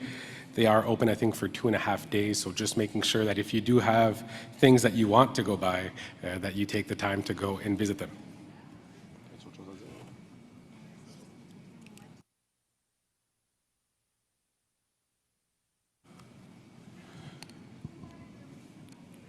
So we're going to go to microphone 2, just for a comment, I believe, as the Resolutions Committee continues its work. So if I can have microphone 2 opened, please. Thank you, Cedric. I'm Mary T.G., Tappa Nation Chief Proxy for Saikas First Nation. I just wanted, I guess, a process or a point of order. So the audit financial statements were reported on. Are those not accepted, or is that just for information? Because I think it's really important right now. We're in a very critical time with the long-term reform, and as many people are aware, that there hasn't been negotiations, nor has there been money to do that. We have been given a very tight timeline of 4 months to come up with a national framework, a national plan for child and family long-term reform. And part of that is the Caring Society, AFN, and the National Children's Chiefs Commission are charged to do that work, and including that consultation and engagement. So what I would have liked to have proposed to the audited statements, or whatever the process would be, I'm at your mercy here to see how do we do this. Do we have to put in a late resolution? But time is of the essence. That I would like to see all surplus funding that has been disclosed on the audited financial statement to be allocated to the National Children's Chiefs Commission to support implementation of 2025 CHRT Order 80 and other related orders. I think that we're here at this point because there has not been any movement by Canada for funding that. There has been funding allocated elsewhere, but I think this is time sensitive. So with your indulgence, what would be the proper process to do this? Perfect. So point of order raised. Just for information and process, the financial audited statements are approved by the executive. So that was done yesterday by the executive. As for the process on how to budget or how to ensure the funding, I will take a moment with my co-chair and I will get back to you in just a moment.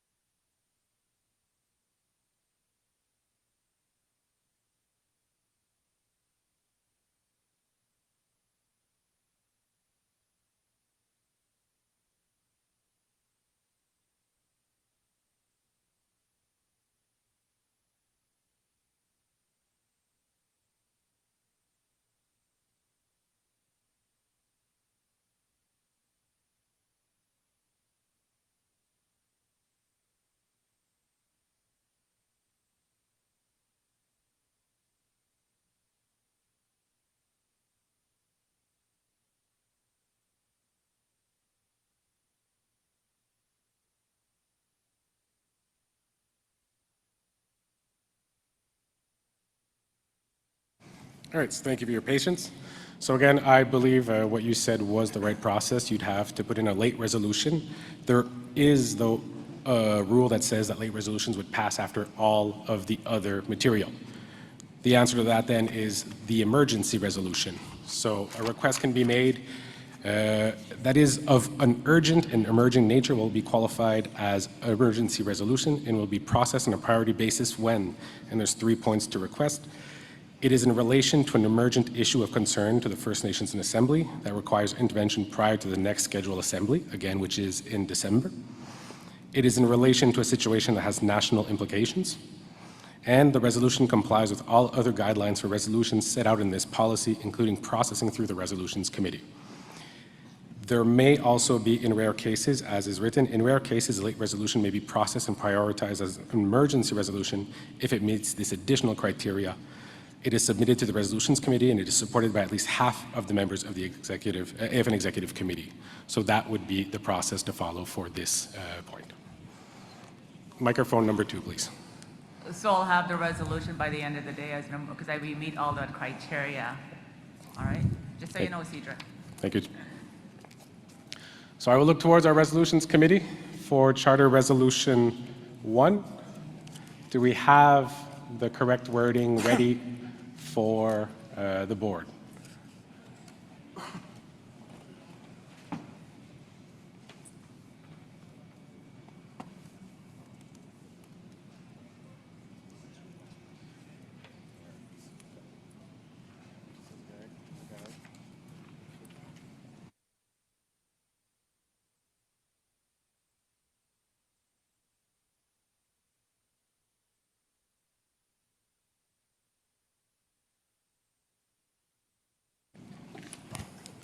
So looking towards our Resolutions Committee, this is the most up-to-date version. Just to make sure that we read out for the record the official version that was handed to us.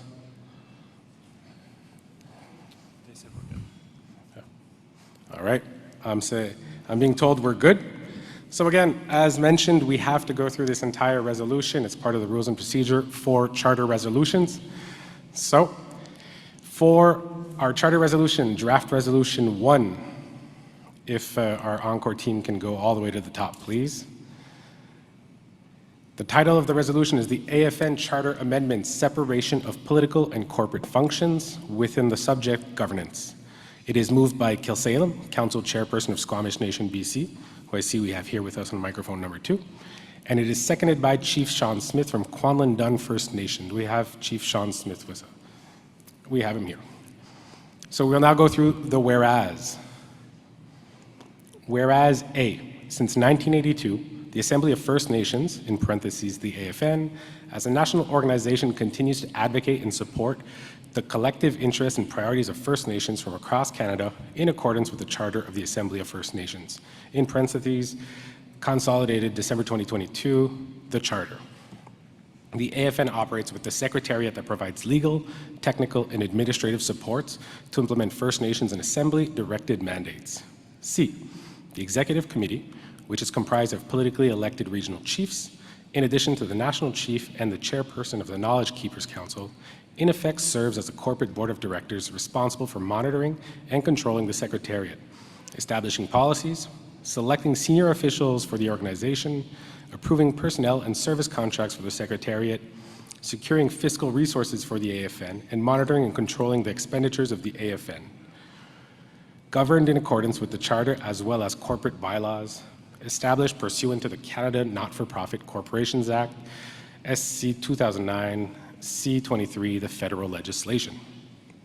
D, corporate oversight and support to the Secretariat, guided by technical expertise, is necessary for the effective and efficient operations of the AFN. E, the Executive Committee, with its current composition of politically elected regional chiefs, does not provide the technical expertise necessary to support the Secretariat's operations, and being governed by the federal corporate bylaws, has and continues to restrict the regional chief's ability to advance the political directives of the First Nations and Assembly, and has resulted from time to time in conflicting priorities as regional chiefs and the Board of Directors. F, the United Nations Declarations of the Rights of Indigenous People states, I, Article 18, Indigenous peoples have the right to participate in decision-making in matters which would affect their rights through representatives chosen by themselves in accordance with their own procedure, as well as to maintain and develop their own Indigenous decision-making institutions. G, it is recommended that the Charter be amended to alleviate the corporate responsibilities of the Executive Committee so that the regional chiefs can focus and provide dedicated political support and advocacy to the First Nations in between assemblies, and to enhance the support of the Secretariat with a new corporate board of directors equipped with experienced technical expertise. H, the separation of political leadership from corporate governance is consistent with best practices in nonprofit, public, and Indigenous governance models, and is intended to safeguard the integrity, transparency, and operational accountability of the AFN.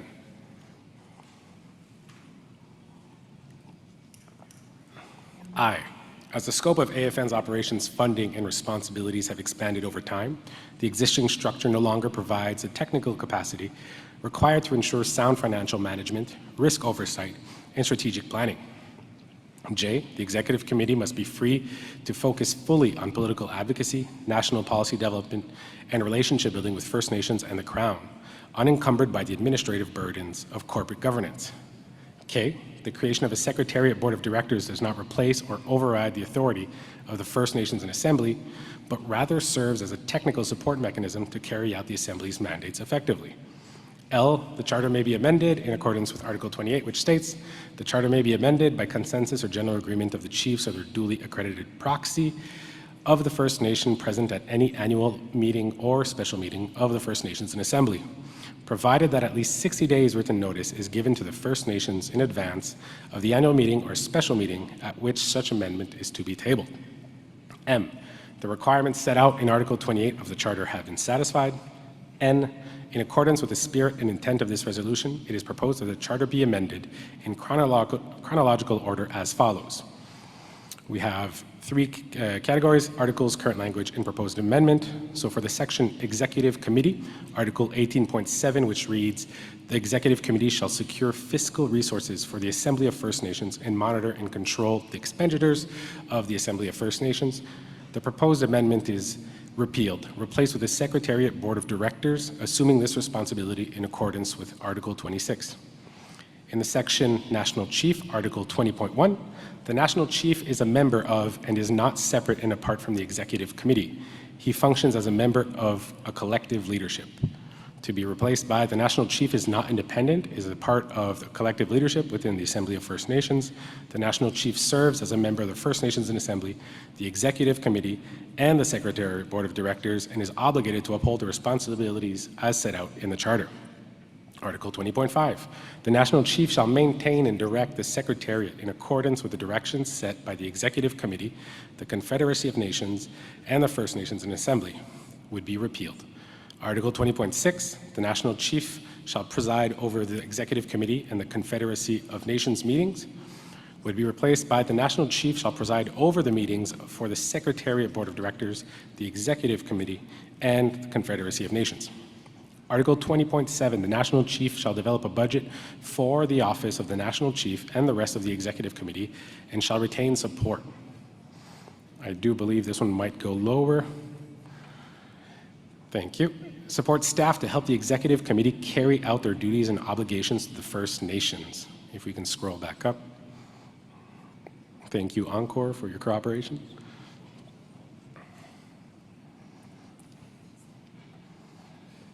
If we can go up a bit more, Encore, thank you. Would be replaced by the National Chief shall develop a budget for the Office of National Chief and correspondingly also for the Executive Committee, which should include, if we can scroll down, financial resources for the regional chiefs to retain support staff and carry out their duties and obligations for First Nations, to the First Nations. Article 20.8, the National Chief shall operate the Secretariat within the budget approved each fiscal year by the Confederacy of Nations, would be replaced with the National Chief shall operate the National Chief's Office with the budget approved each fiscal. Article 22.3, in the event that the National Chief is removed from office in accordance with paragraph 2 of this article, or in the event that he dies or resigns or is found to be medically unfit to carry on his duties and complete his term of office owing to physical or mental disability, or in the event that his term of office ends before a new election, The rest of the Executive Committee shall assume his role and function until such time as other arrangements are made by First Nations in Assembly. Would be replaced by the Executive Committee shall appoint from among the committee members a Deputy National Chief. The National Chief may delegate some of their duties to the Deputy National Chief from time to time, or the Deputy National Chief can perform the duties of the National Chief in circumstances where the National Chief is unable, I imagine would be to perform. I'm looking towards the move here. To perform the duties of the National Chief in circumstances where the National to perform the duties due to being medically unfit or physically or mentally disabled, or if the National Chief has been removed from office, dies, or resigns. In circumstances where the National Chief's position becomes vacant, the Deputy National Chief shall act until the First Nations in Assembly elects a new National Chief pursuant to Article 22.1. In the section Secretariat,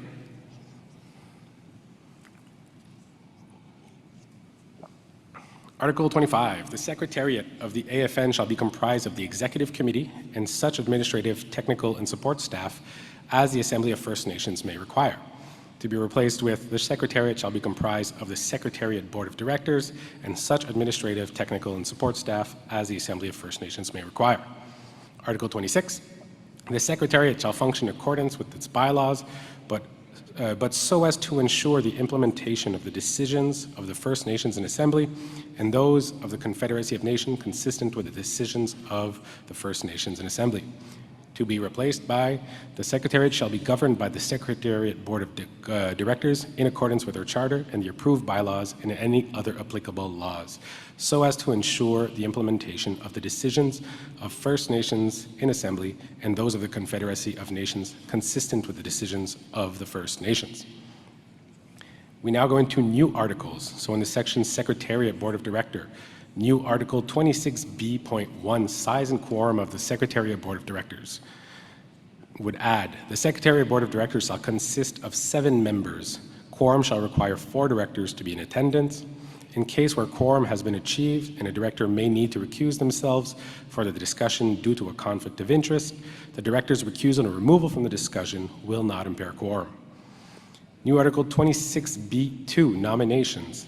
The Secretariat Board of Directors will be nominated and selected in accordance with this charter, AFN policies, corporate bylaws, or applicable laws as required. Every 3 years, the Secretariat shall issue a nationwide public call for director nominations in accordance with a nomination and selection policy. New Article 26B.3, term of office. Directors shall serve for a 3-year term with a maximum of 2 consecutive full terms. Terms will be staggered to ensure corporate continuity in service. New Article 26B.4, appointments and grounds for removal. The First Nations in Assembly shall appoint the directors to the Secretariat Board of Directors. The First Nations in Assembly may remove a director from the board on the grounds that the individual has been found to have breached the AFN Charter, their oath of office or independence, or AFN policies, or violated the applicable governing bylaws or laws. New Article 26B.5, vacancies on the board. Should a vacancy occur on the Secretariat Board of Directors, midterm, the Executive Committee may fill the vacancy by selecting a name from a roster of shortlisted candidates. If there are no shortlist candidates available to fill the vacancy, a selection panel in accordance with AFN policies will be convened to select and recommend at least 2 qualified candidates for the consideration and approval of the First Nations in Assembly at the next duly called Assembly. New Article 26B.6, the authorities, obligations, and responsibilities of the Secretariat Board of Directors. The Secretariat Board of Directors shall monitor and control the Secretariat, set policy for the internal operations of the Secretariat, select all senior officers, and establish policies for the management of all personnel or service contracts. The Secretariat Board of Directors shall oversee the responsibilities of the Secretariat with particular regard to A, financial management and performance, B, audit and risk, C, human resources and compensation, and D, operation policies. To oversee for the purpose of this article means the independent review, direction, and monitoring of the financial management of the Secretariat, human resource practices, operational policies, risk management, and performance reviews to ensure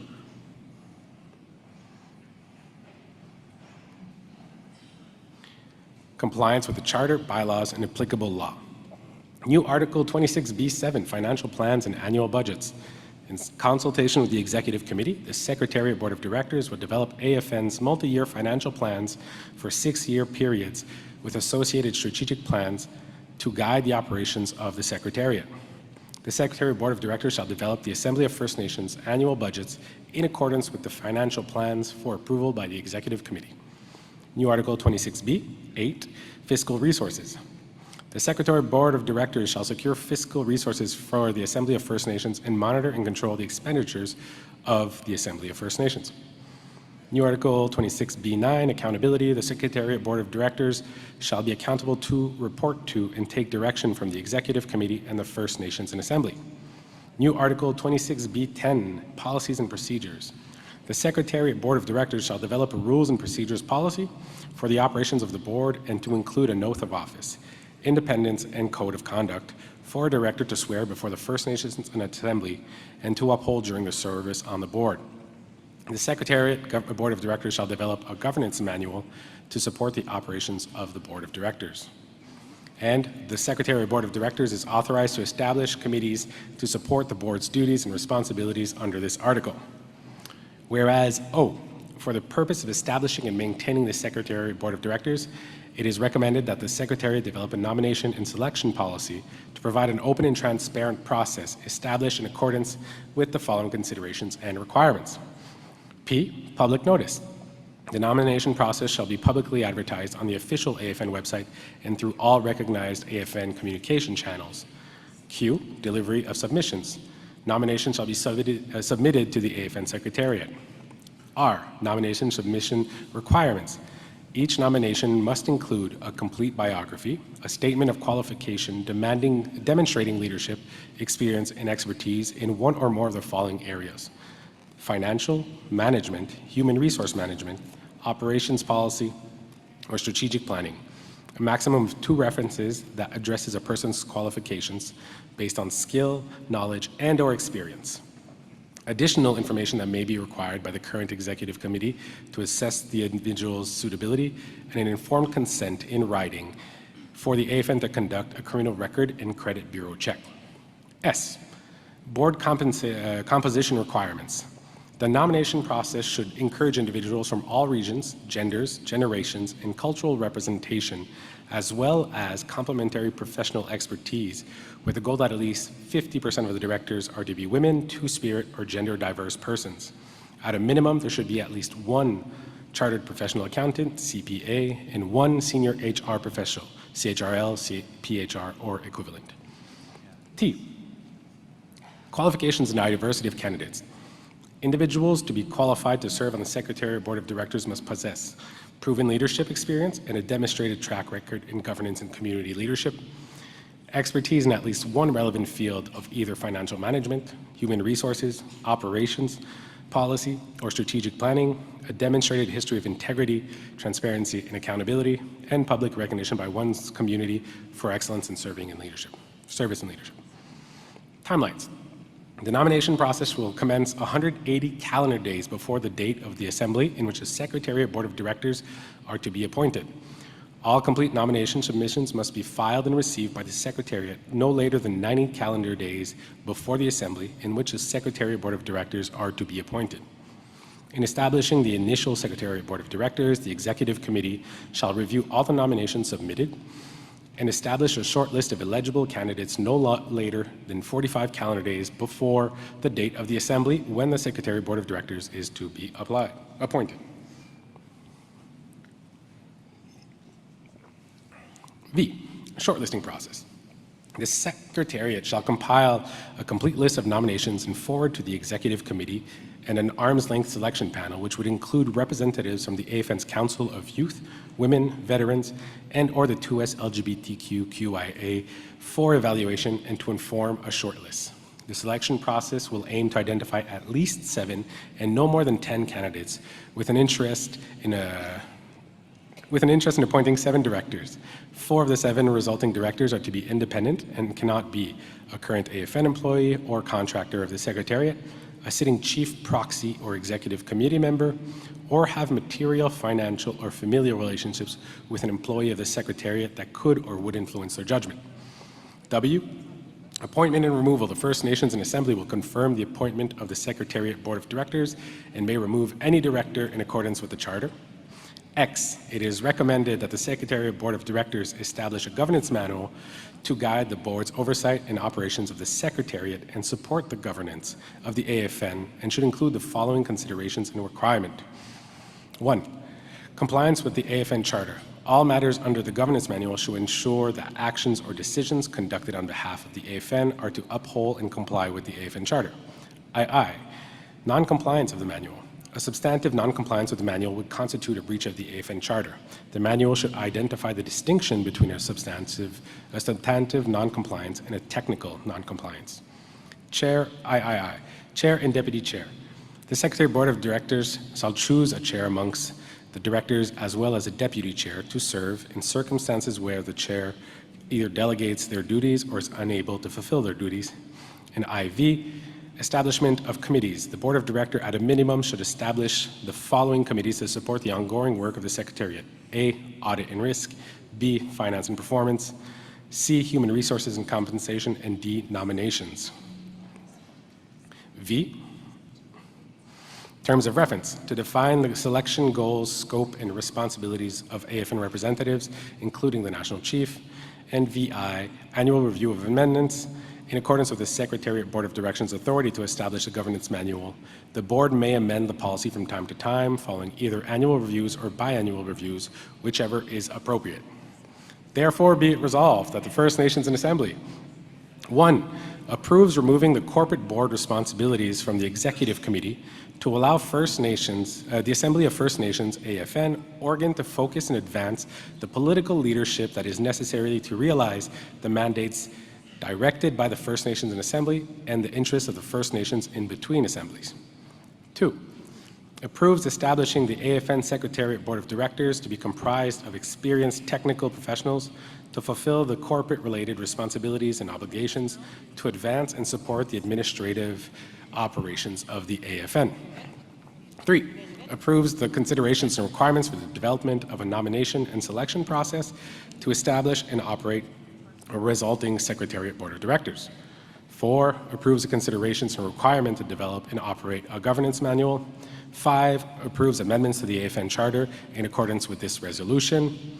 6, directs the AFN Secretariat to develop an implementation plan informed by a legal analysis, financial analysis, and a work plan to A, support the implementation of the amendments of the Charter as set out in whereas N of this resolution, and B, develop a nomination and selection policy to establish a Secretariat Board of Directors as set out in whereas O to X of this resolution.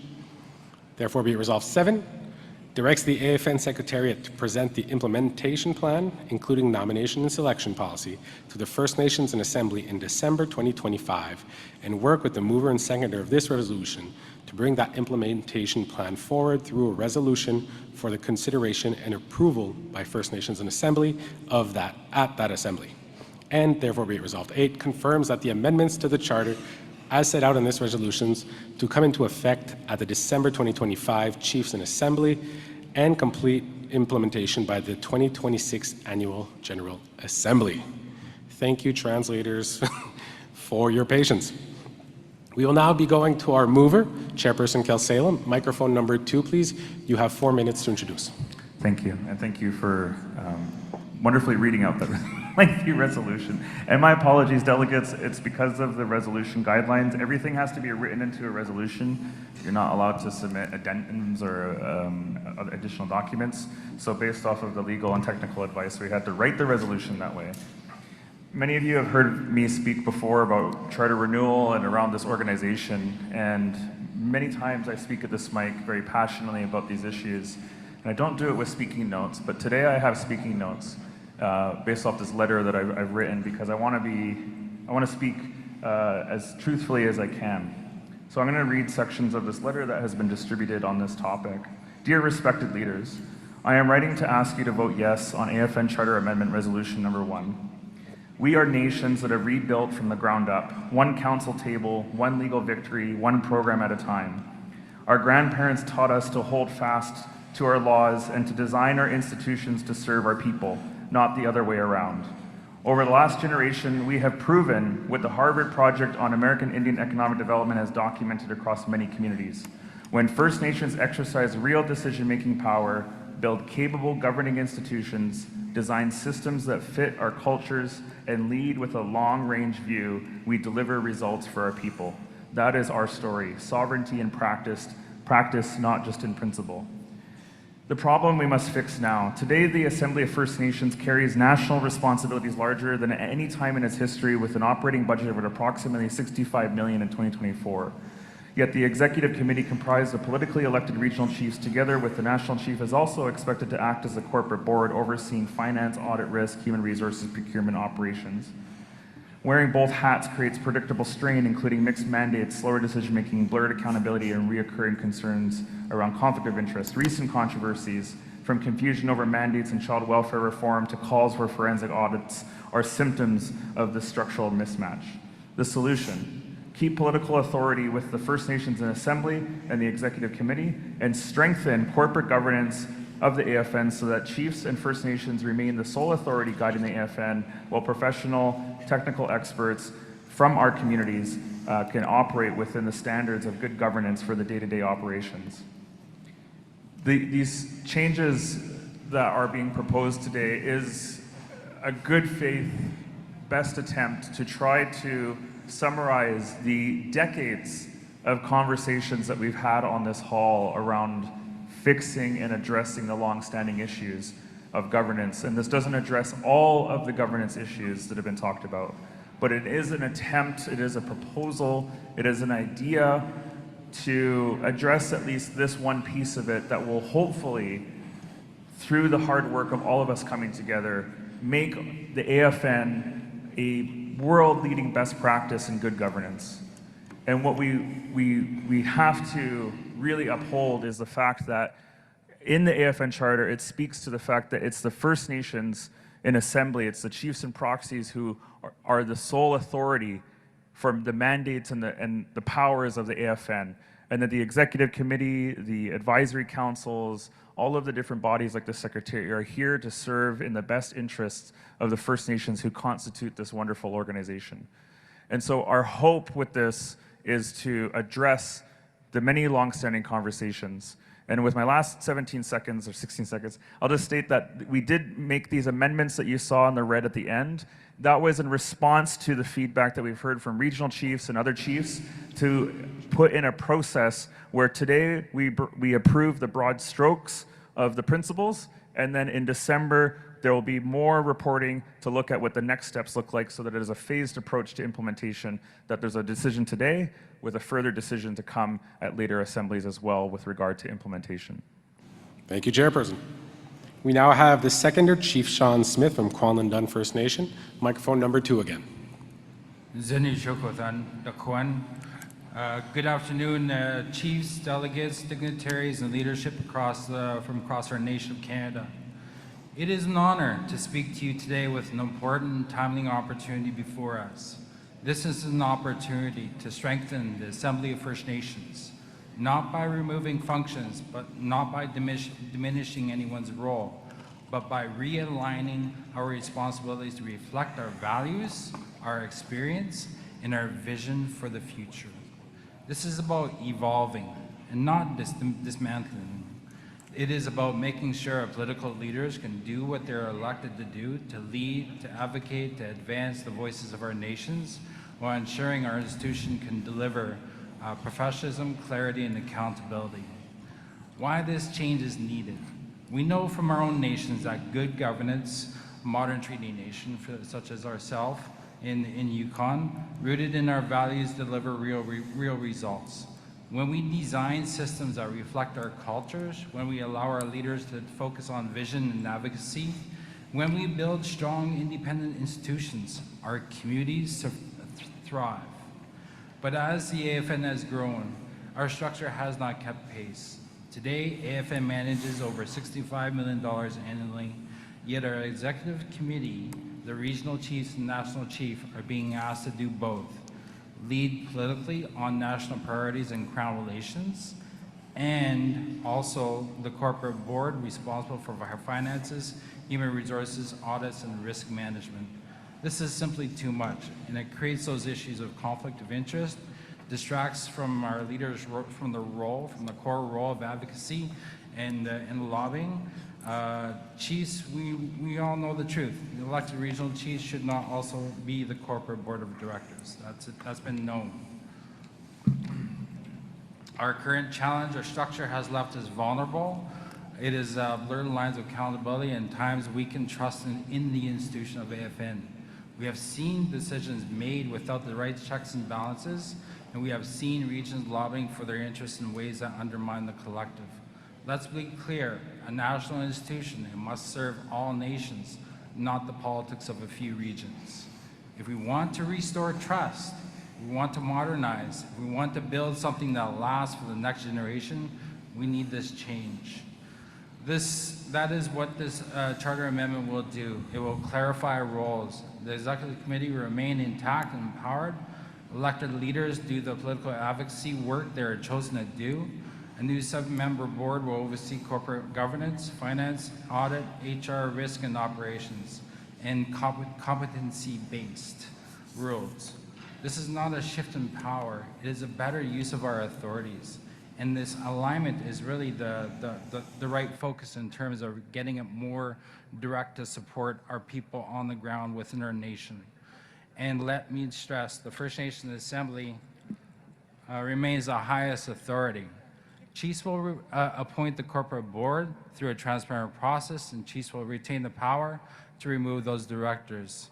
This amendment brings us expertise to the table, professionalism. It strengthens performance. It creates clear lines of accountability. What it does not, and also, it's with the political pressure of the trade tariffs and everything, impacts of economic uncertainty, and creating partnerships. As the elder spoke this morning at the beginning of the day, it is supported and a good way to move forward and build those relationships, ensuring the process of First Nations governance is transparent, accountable, and the roles are understand their responsibilities. And with that, we will be much more ready. Thank you, Chief Sean Smith from Colin First Nation. We will now go to discussion, and as process has been, we will do microphone 1, 2, and then onto our Zoom platform. So if I can have microphone 1, please state your name, your community, and your position. Chief Harley Chingy, McLeod Lake Indian Band, British Columbia. I speak against this resolution. Every few years, there's always a group of people that try to turn AFN into a communist state and see that this and that is happening, this has to be done. I have great respect for the people that are elected there. Give them autonomy, let them run the business as the way it should be run. Frivolous resolutions such as this come about every few years because people aren't happy about a certain resolution that got shot down or didn't make the floor. Back in the day, the late Dave Anisininew said it best, and he said, one day we will own it all, he said. We will own it all. We're well on our way to doing that today. And with that, I call question. Thank you. Thank you, Chief Gigi. So again, as has been mentioned multiple times, when someone calls question, it's a suggestion to us, but as we see, we have many speakers. We will be going for a discussion and keep going. If I can have microphone number 2. Hi, good afternoon. My name is Leslie Green from Six Nations of the Grand River, Ontario, and I'm proxy today. So what I'm going to present to you is 127 words. For the last 4 AFN assemblies, Six Nations of the Grand River has struggled to be adequately prepared for the start of the assembly. Six Nations of the Grand River Elected Council insist that the AFN provides draft resolutions to leadership minimally 2 weeks in advance so we can arrive informed. Six Nations has nearly 1,000 employees, 10 political committees, and many departments that inform our vote on each resolution. 5 business days is grossly insufficient to do this work. I expect there are other leadership in this room that would support our request, which ultimately is about giving our leadership the time to consult and engage. By extension, it supports good decision making while ensuring that the resolutions are truly representative of all the nations. Thank you. Thank you, Proxy Green. I will look towards our Zoom participants. As a reminder, you must use the raise hand function. So if you wiggle your mouse around, you'll see it at the bottom. You might see it also in interactions or actions. You might have to go through there to get it. For now, I don't see anyone, so let's go back to microphone number 1, please. Good afternoon, everyone. I'm grateful to see you all here today on Treaty 1 territory. I want to acknowledge the host drum for leading us in Grand Entry this morning and acknowledge the elders who started our assembly in a good way. I'm Chief Jenny Brake, and I'm Newfoundland representative on the Chiefs Committee of Charter Renewal. And I'm speaking today as both leadership in my community and as a member of the committee. The Chiefs Committee on Charter Renewal met last week to discuss this resolution, and there were a number of concerns that were raised. A major concern is that I have is how this would impact the representativeness of our regions on a significant decision-making organ for the AFN. As a newly established region with the AFN, I don't want to see us go backward and have regions left out of the governance of the AFN. I acknowledge that the mover and seconder have proposed amendments to try to address concerns of the Chiefs Committee on Charter Renewal. However, the amendments do not substantively address the fundamental issues. The Canada Non-for-Profit Act prevents a corporate entity from having 2 boards of directors. The creation of a separate Secretariat Board of Directors with delegated authority violates this law. The proposed Secretariat Board of Directors would not have enough seats for all regions to have a voice, and there is nothing to prevent multiple board members being selected from the same region. While the amendments say that the Secretariat needs to find funding, the reality is that we are going to be facing budget cuts across the board. This is not the time to divert funding to support an unnecessary governance board. For this reason, I am voting against this resolution, and I encourage all of our leadership here today to make sure that we continue to evolve as an organization in a way that does not leave voices out of decision-making at the table. It is my opinion that our regional chiefs are elected by us for us, and they do the good work, and we need to continue to support that. Thanks. Thank you, Chief Brake. We will head to microphone number 2, Proxy Crowchild. Thank you. I'm Proxy Crowchild. Like he said, you got me totally confused.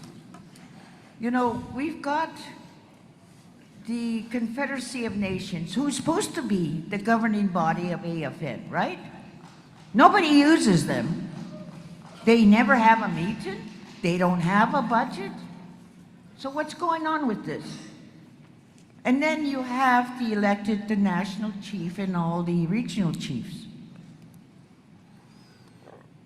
They collectively make a decision, and now we know the national chief is not separate from you. Meaning, the national chief cannot make decisions without the approval of the rest of the executive. Well, you know, a few years back, I witnessed an executive meeting. I watched it, and at the time, it wasn't Cindy. Actually, it was Perry Bellegarde. I watched them actually twice. Each regional chief brought in the issues from their various regions. At the end, the national chief gave his reasons and said this is how it's going to be done, without taking into consideration what the regional chiefs were bringing in from their respective regions on the issues that need to be dealt with. So there's got to be a better process where the national chief and the executive deal with all the issues that are being brought in. Now you're proposing a secretariat, and you're saying that they're going to be elected by the chiefs in the assembly? Is that what you're saying? That's what I understood. or appointed, no, the national appointed, whatever, what are they going to do? Are going to take the roles, the responsibilities of the regional chiefs? Are they going to take responsible to the executive, and then the executive responsible to the Confederacy of Nations? How is this going to work? It's really confusing, and I feel that the regional chiefs should take their issue, and the whole bunch of you should decide and seek the funds that are needed for this organization, and let the regional chiefs bring in the issues from each region and make sure that there's fair consideration for all issues dealt with. And I agree, a few people can't take over AFN, that just their issues are dealt with. And on the resolutions, we need a longer process so we can deal with them properly at home and not just a few days before the assembly is called, so we can bring our issues. So I'm really confused here, so I don't think I'm going to vote in favor of this amendment. It's got to be cleared, and I want to see the Confederacy of Nations being utilized the way they're supposed to be, so the executive can be accountable to them and not just be at free hand on what they want to do. Thank you. Thank you, Proxy Crowchild. I see we have one hand up on our Zoom participation from Chief Lise Bahan, so if we can have him put up on our screen and unmuted, please.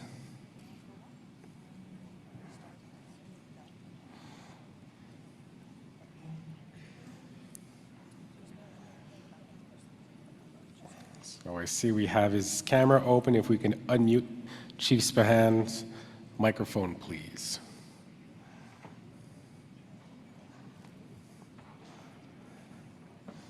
And can we have him put up on the screen?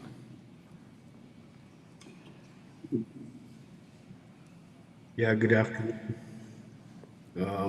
I just wanted to have a discussion about this because I recall back just after Perry Bellegarde was the national chief, there was work done on the charter renewal. And I waited and I waited year after year for an update from the AFN about what happened with all that work when there was staff going around getting recommendations from chiefs, and they were here in BC. But there was never ever no update given. But yet there's a resolution on the floor regarding the charter. And I would like to know if those recommendations from the chiefs across Canada is ever going to be put forward, because I spent almost 3/4 of a day putting my recommendations forward regarding the charter renewal for the AFN and the national chief. And I never got an update as to what happened with all that information. So I don't know if it's the executive committee or the national chief who can answer this, but I won't vote on this resolution until I get an answer, because to me, it seemed like I spent a lot of time making recommendations, but there was nothing ever brought forward to the chiefs about that charter renewal recommendations. And I don't want it seen as a waste of time, because we put a lot of time and effort into that. So my question to the executive committee and the national chief. Cookjam, thank you. Thank you, Chief Spahan. Seeing that the speakers list hasn't moved that much, I will be closing it now. So we'll have our 3 final speakers here on microphone 1, our 2 final speakers on microphone 2, and we do not have anyone else on the Zoom participation. Again, Chief Spahan, for this, we will continue the discussions. There might be more places where this would be, but with regarding to this resolution, we will continue on. So microphone number 1, please. Good afternoon, Chief Kelsey Jacko, Cold Lake First Nations. Glad to be here again. Speaking against this resolution, I'm not too sure where his resolutions go. or who gives us feedback, says I had input on these resolutions before and I didn't know where they go, and who brings back the word to us. You know, and Alberta representatives, we don't even have one on the table, but yet I'm called on many a times. You know, and we just had an audit. Where did Alberta funds go? Can Alberta have its funds? You know, no matter what I say here, you know, it's going to be outvoted. You know, in Alberta, we only got 45 votes, but yet some of our bands are bigger than some of the other bands. But I have a friendly amendment. New Article 26B1. It says the Secretary Board of Directors shall consist of 7 members. Well, I want 1 member from each region. So if we can have our Encore team scroll down or scroll up to the whereas. In the table, you said 26B. Chief Jacko, can you repeat the number from the resolution? 26B1. 26B1. So for Encore, that's lower, it's in the table. 26B1, size and quorum of the Secretariat Board. So we're looking to include 1 member from each nation, each region. Yeah. So the Secretariat Board of Directors shall consist of 1 member from each region. Is the writing as it is there correct? Yeah. Perfect. Okay, and 26B4? We'll do them one at a time, if you may. So I would look towards our mover and seconder. The proposed amendment is to have the wording be changed to 1 member from each region. Microphone number 2. Hello. Thank you. At this time, we'll decline the suggested amendment. Thank you. Your next amendment, Chief Jacko? Microphone 1, please. Yeah, and amendment number 2 will probably get shot down again. Replace First Nations Assembly with regions, suggested because then each region can decide their own process. And on like which... again, we don't have a seat at the table over there, and I want to know where our funding goes and release the funding to Alberta. And Chief Jacko, which article is that? 26B, number 4. So if Encore can scroll down a bit to 26B4. Yeah, replace First Nations and Assembly with regions, suggested because then each region can decide their own process. So the wording would be remove the First Nations Assembly and replace with each region. Or region shall appoint the directors to the service. Is that the wording that you proposed? Yes. Perfect. So I will go towards our mover. If I can have microphone 2. Thank you. Again, respectfully, just going to decline it, but also just clarify the part of the reason why it's structured the way that it is that the executive committee as regional chiefs is where that regional representation happens. And the intention is that the board of directors performing the corporate functions and the administrative functions is based off of expertise and technical experience. So they're intended to be 2 separate for that reason, but also to clarify, because there was a comment earlier, it's not about creating 2 new boards. The board of directors already exists.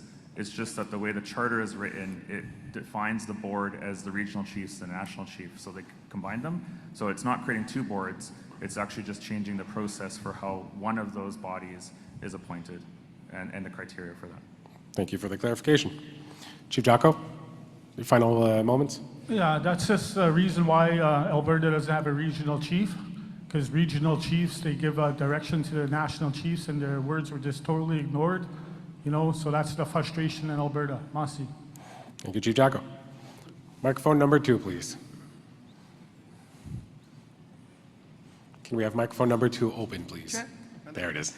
Kwekwe Shillingmore Frappier, Chief of Tamagami First Nation, and I'm speaking in opposition of the proposed charter amendment.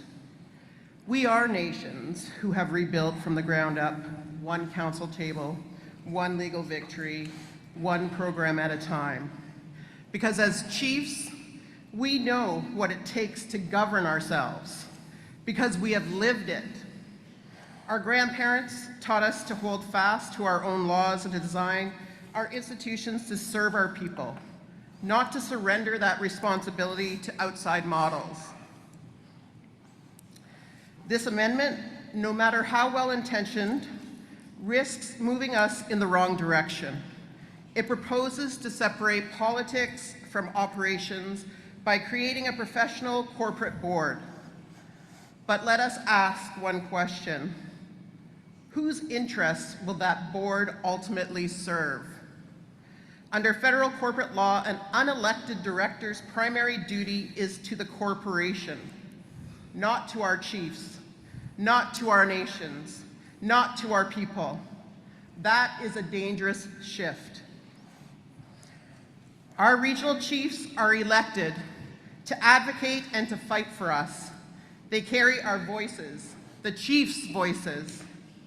To also bind them with legal duties to a corporate entity pulls them in two directions and risks diluting their accountability. Instead of fixing that strain, this amendment deepens it by carving off our authority and handing it to qualified professionals who may not be rooted in our nations, our teachings, our priorities, and who are unaccountable to us. We must not forget the AFN is not a corporation first. It is the collective voice of First Nations. Our strength comes from direct political leadership, not from boards, codes, and structures governed by technicians. If there are problems with accountability or operations, let us fix them in ways that keep decision-making with the leaders chosen by the people, not through a corporate layer that risks becoming its own power base. The Harvard Project tells us that when nations exercise real decision-making power, we deliver results. That means sovereignty in practice, not outsourcing sovereignty to specialists who operate at a distance from our communities. Fellow chiefs and proxies, we are in a time of great demands, defending our rights in the name of national interests, fighting for economic opportunities, and building better futures for our children. In moments like these, we need more unity and more direct accountability, not less. So I urge you, do not divide political leadership from the institution that carries our national voice. Keep authority with the First Nations in Assembly. Vote no to this amendment and let us strengthen the AFN in ways that reflect our values, our sovereignty, and our responsibility to the people. Chimigwech. Thank you, Chief. So we have three final speakers. Microphone number 1, please. Why Pisnoxiel, why Ilia Mikwam, Isquist Quilila, Shamasquist Danny Manuel, Kenyal Mikwam, Tol Spockman, Olsen Kelthmuth, Chief Dan Manuel, Upper Nicola Band. I'm speaking in opposition against this resolution for the plain fact that the importance of all the previous speakers have mentioned here. We need more time to properly reflect. I hold the national chief and the regional chiefs in high regard. I respect the work that they do in advocacy on our behalf at the direction of the chiefs in this assembly. I don't believe that creating another board to govern our corporate affairs, if that's what you want to call it, is going to improve our situation. Quite opposite, I believe it will further divide us and divide our assembly here. So I urge all chiefs to vote in opposition, and I'm going to split my time, Mr. Chair, with Chief Muskokeman. Thank you, Chief Manuel. Chief Joe Muskokeman, Chippewa Thames First Nation. First of all, I'd like to say that this is my leadership. This is my leadership. Not lawyers, not accountants, not penny pinchers. This is the people that we elected to take over the control and lead us into the future through our voices. Through our voices at these assemblies. Not in some back room where, in fact, you're looking at resolutions and how, in fact, a board, an unnamed board, is going to enact them. These are the people we hold accountable, just like all of us as chiefs. We're the ones held accountable for our actions. I am not prepared to give that away. I am not prepared to duplicate at an unknown price some board that it will not be held accountable to the chiefs in assembly. These are our leaders. Stand behind them. We've got tough days ahead. We need to stand behind them and fight together. Miigwech. Thank you, Chiefs. And our final speaker, microphone number 2, please. Chief Don Miracle, I'm opposed to the amendment as well, and I agree with what the comments that have been made by many of the previous speakers. My concern is that if we create another body, it's just going to create one group fighting another group, infighting within the AFN, and I think in the last term of the AFN we had enough of that. We have to keep it democratic. The governing body has to be elected by the chiefs. The executive currently sitting at the table have access to lawyers and accountants to give them advice. They feel it's needed, and I think they all have the intelligence to know when they need that advice. And so I think we're creating another situation where we'll have more infighting. But I think one of the problems that I see with the AFN is that when there's differences of opinion, they don't seem to be able to compromise. One region appears to be blocking another region from moving and advancing the needs of their people, and that can't be. The Ontario region has 23 or 24% of the population, but yet we're not represented by the fact that we are the largest populated region, and we can't simply wait and wait and wait for decisions to be made and funding to be invested to look after the needs of our people. And it would seem to me that the child welfare disagreement is propelling all of this. And so I think we're making mistakes, so I just keep it the way it is. Thank you. Thank you, Chief Miracle. Again, before we go to the vote, because we do hear opposition, there will be a vote. Our mover is allowed to address for 3 minutes after the question period. So I would look towards microphone 2. Councillor, you would have 3 minutes. Thank you. Thank you, and thank you to the chiefs that spoke for your words and feedback, and for this opportunity as well to clarify, I think, some of the misunderstandings and some of the comments.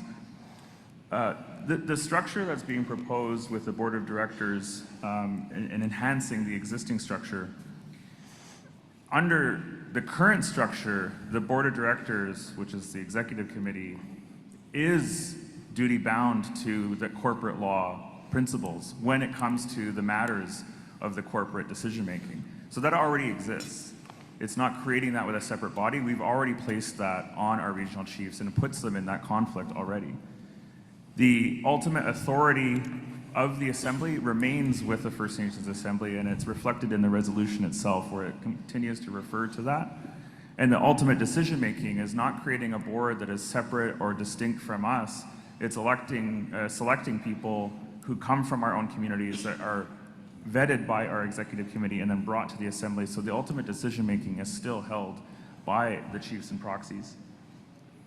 And the essential intent is we have many wonderful, qualified professionals within our communities across the country.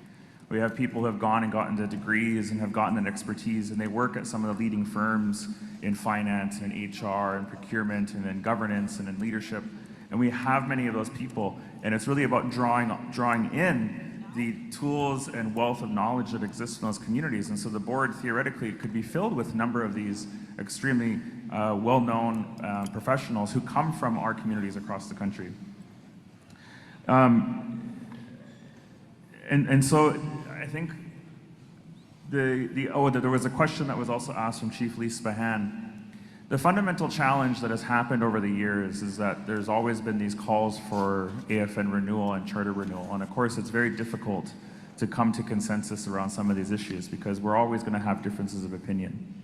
There was an attempt by the Charter Renewal Committee that was constituted, that was brought together and attempted to bring a report forward. And what ultimately happened was that when we tried to bring the amendments forward that were actually discussed and agreed to by the Charter Renewal Committee, the executive committee at that time, and many of the people on the executive committee today are different because some time has passed, they ultimately freaked out because there was this reaction and fear around losing power. And there was this position taken at the time that those amendments that were going to be recommended by the Charter Renewal Committee could not come to the floor until the Executive Committee had time to assess and make changes and things like that. So there was an attempt to do that work, but unfortunately it was not able to come to the floor at the time. So this is an attempt to take some of that work and advance it a little bit. It's not everything, but it is a small piece of that. Thank you. Thank you, Chairperson Kilsalem. So again, we had heard, or did our seconder wish to address? Again, you could have 3 minutes as the seconder. So microphone 1, please. Sheesh. So I appreciate all the comments from the leadership within the room. It's really important for us to, in this evolving process in terms of addressing those issues that become issues that directly impact our resources that are coming into the AFN and really how First Nations are supported across the country, and really trying to improve that, because that's the focus of us as second generation survivors in terms of looking ahead and trying to chart out a path with that guidance from our elders and our past leaders. So what I'm going to clarify what this does not do. This amendment does not remove the executive committee. It strengthens them by freeing them from administrative burden. It does not hand power to unelected people. The Assembly appoints the board and can remove them at any time. And it does not silence the nations. Political direction continues to come from you, the chiefs, through your resolutions and mandates. In closing, chiefs, this is not for the sake of change. This is about building an AFN that works better for you, for your communities, and for the generations to come. It is about creating clearer roles, stronger delivery, and greater accountability. It is about ensuring that our political leaders lead, that our institutions deliver, and that our people benefit. I urge you to support Charter Amendment. We need it. Together we can take this positive step and practical step forward. Together we can build an AFN that reflects the best of our nation's own governance traditions. Strong leaders, strong institutions, and strong nations.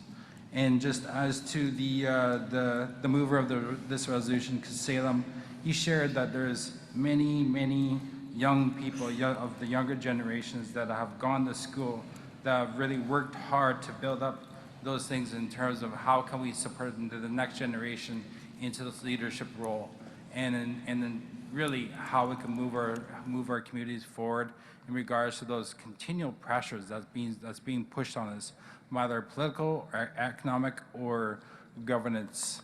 So it is, yeah. Thank you for letting me share some words. Thank you, Chief Sean Smith, also our seconder for the resolution. So we will now head to the vote. I would look towards our Encore team to open the polls on revised Charter Resolution 1 AFN Charter Amendment, separation of political and corporate functions. You should be receiving, again, an email from AFN meetings with a link. The polls have just been opened. And if any of you are having any issues, please raise your hand. We have our team with the green lanyards who will be coming around to support. As a reminder, for a resolution to be passed, it must have at least 60% for, and you will be given the choice of for, against, or abstain. Anyone who abstains, their vote will be recorded, but will not be shown on the screen due to the calculation only including those who are for or against. So don't worry, your vote will be recorded as an abstention, but they will not necessarily be shown on the screen at this moment.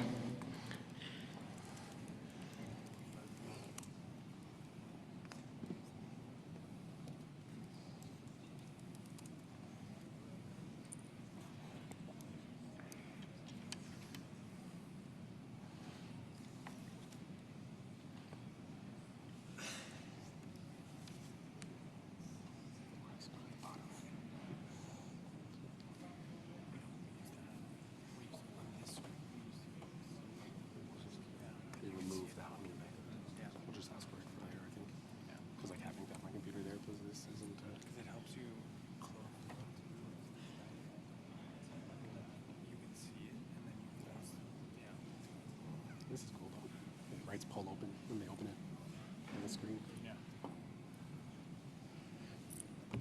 We've got quite a few already coming in. Just a reminder, if you're having any issues, please raise your hand. We do have our distribution team walking around.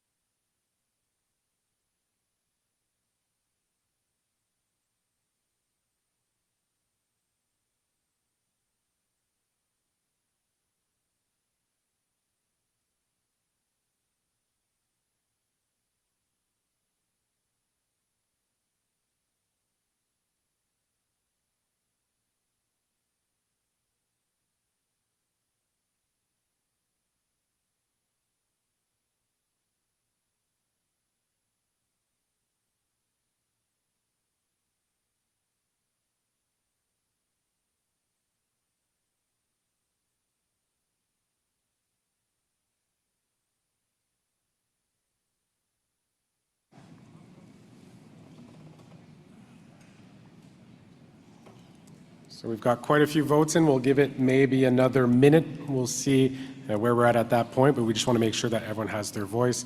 Again, you received an email. I see we have a hand up in the corner there. If someone can head over to our table here. And is there someone else with a hand up also on the left-hand side here?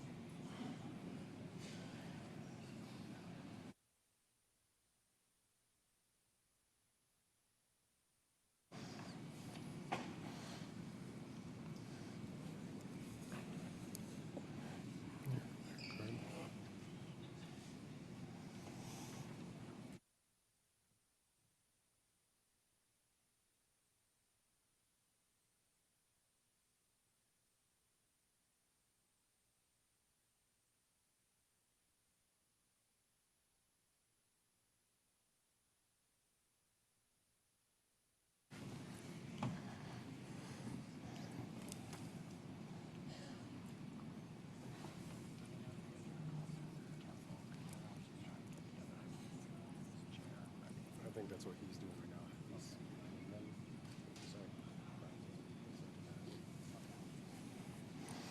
So again, is anyone having any issues? Are there any other hands that need to be raised? Online, you do have access to that email address and also that phone number, plus the technicians that are in the chat group. You can use the chat to talk amongst yourselves. We don't see it here. We really just see the hands that are raised.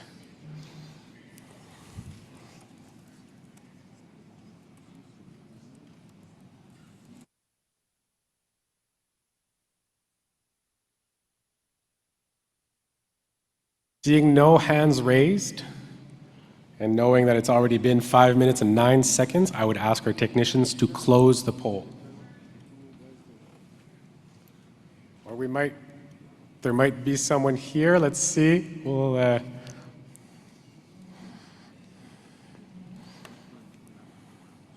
So please keep the poll open for now.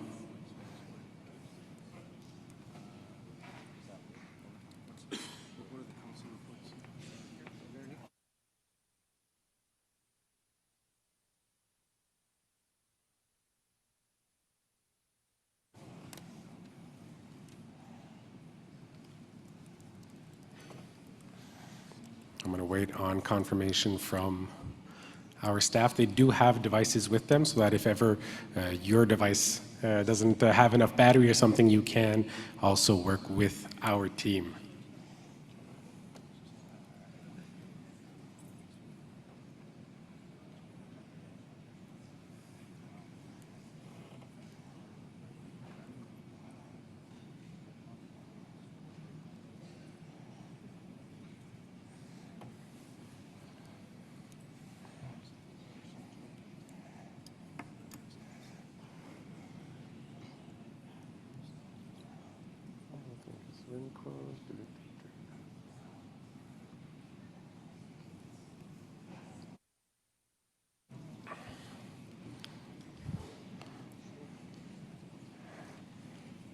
So I'll look to our team to have it closed.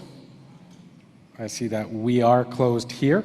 So if the results can be posted on the screen, again, a resolution requires 60% for to pass. And as a reminder, those who have abstained, you will not appear on the board, but it has been recorded. So the results for revised charter resolution, AFN charter amendment, separation of political and corporate functions, for and in support 25%, opposed 75%, so the resolution does not pass.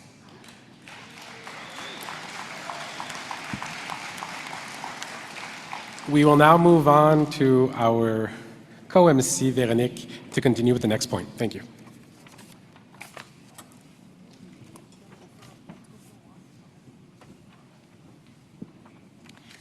So as we have about 15 minutes before the Economic Summit, we will proceed to 2 council reports. We were supposed to be doing council reports this morning, so we delayed them to later in the Assembly. But since we have a bit of time, we will do 2 of them. So we will start with the Knowledge Keepers Council. So I will ask Dr. Gwendolyn Point, as well as Chuck Hume, to do the council report. I see Gwendolyn, that's just over here up front. She will come up shortly.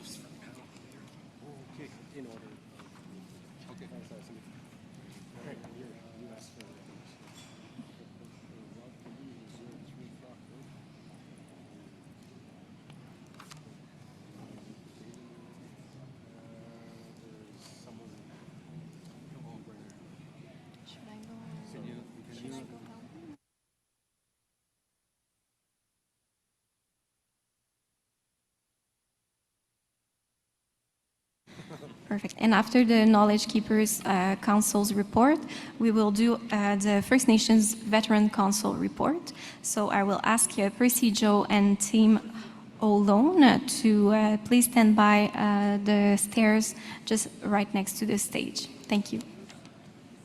I will hand the mic to Gwendolyn Point.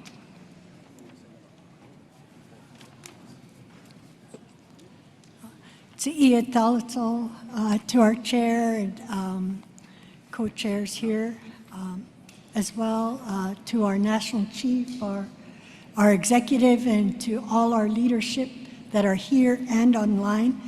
Shaishkalwit Homol Tuskwi, and my traditional name is Shaishkalwit, and I'd like to acknowledge that we are in Treaty 1 territory, and I'm a co-chair along with Chuck Humes, so we're going to share the report to date.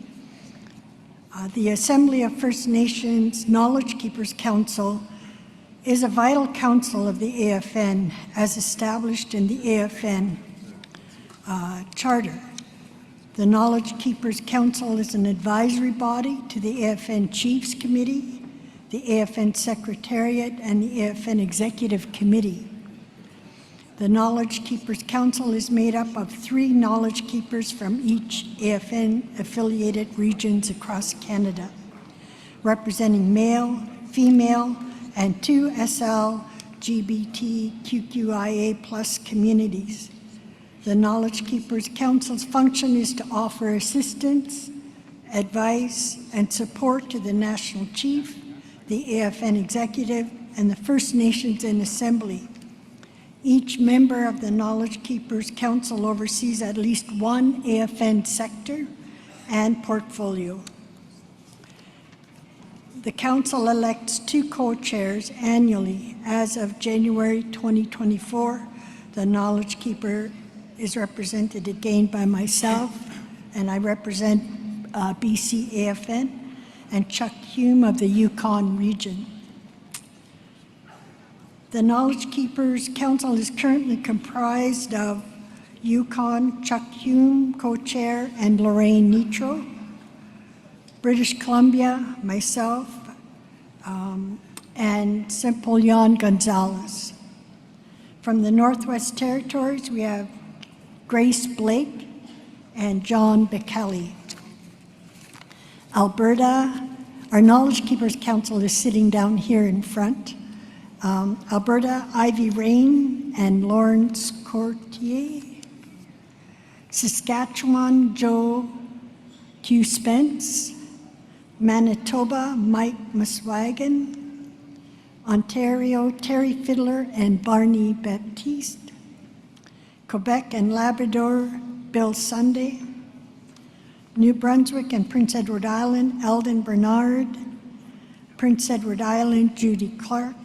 Nova Scotia and Newfoundland, Dr. Calvin White. Our key activities and accomplishments. We have re-engaged with portfolio discussions and ensured that each AFN portfolio has an accompanying knowledge keeper to provide guidance. The AFN continues to update the Knowledge Keepers Council on their portfolios at the Annual General Assembly and Special Chiefs Assembly. The Council continues to meet to ensure they remain updated on current events that impact First Nations across the country. The Council continues to advocate for First Nations languages, traditions, and ceremonies, ensuring that they thrive as they are the foundation for creating and maintaining stronger nations. The Council is essential to the AFN's day-to-day activities to keep First Nations traditions, values, languages, and history at the fore. They work to ensure the success and well-being of the youth, just as our ancestors did for us. The Council continues to engage to provide support and share information with elders within their regions. And one of the main activities we did was updating the Knowledge Keepers Council's terms of reference that allows us to continue to provide advice and support to the AFN Secretariat, AFN Committee, Chief Committees, and Council. And we've also, over the years, have provided support to our staff, our AFN staff, in the different areas. The other is aligning our portfolios. The Knowledge Keeper assigned portfolios to each council member, ensuring that each AFN portfolio is supported by a Knowledge Keeper who provides the necessary guidance and participates in sector meetings. So thank you, and I'm going to turn it over to my co-chair, Chuck.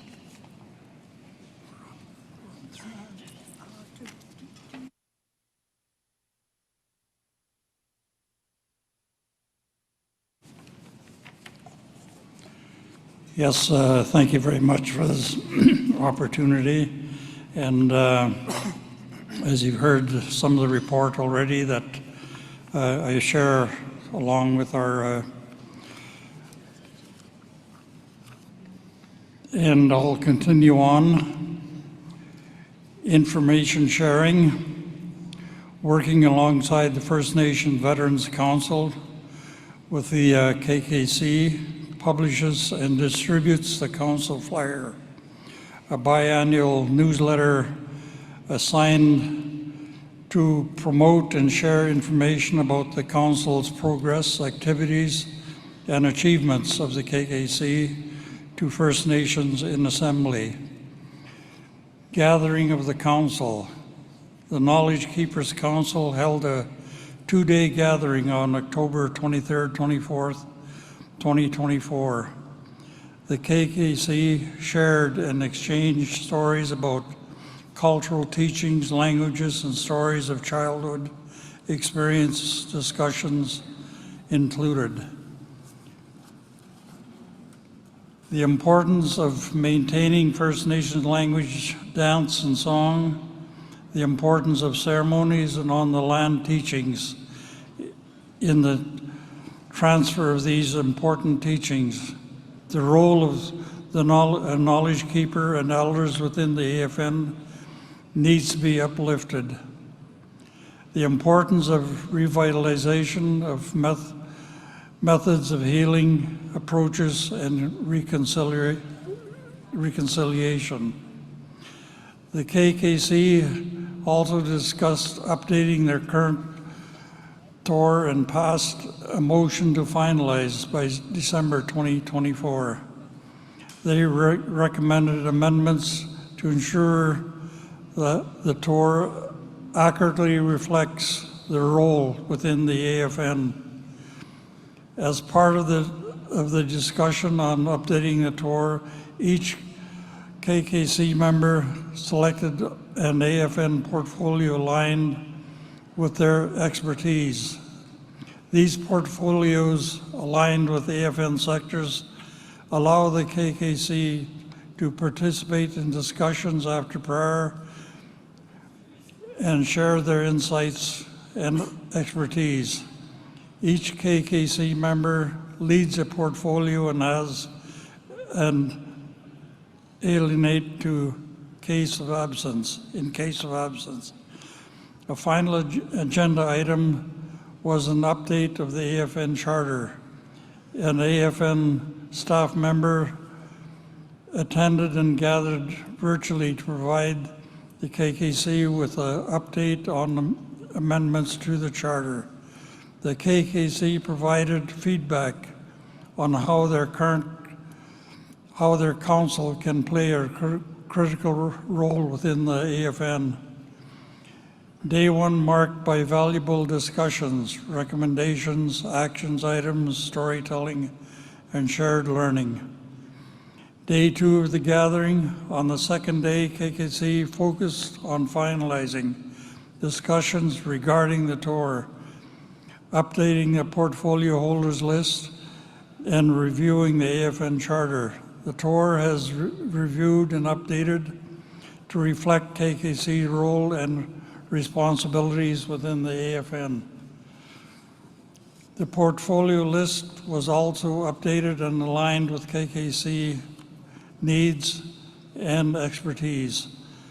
The gathering concluded with a retreat to the Stoney Dakota Nation, providing an opportunity for the KKC to explore the community, engage in meaningful dialogue, and reflected on the discussions on the previous days. The gathering allowed the KKC to bond and deepen their understanding of other perspectives and learn from one another. After a day of reflection and connection, the KKC returned to the hotel, and the council ended the gathering with a closing prayer before ending the final day. Moving forward, next steps, the KKC will continue to provide support and guidance to AFN Chiefs Committee, the AFN Secretariat, and the AFN Executive Committee, ensuring that all activities move forward in a good way.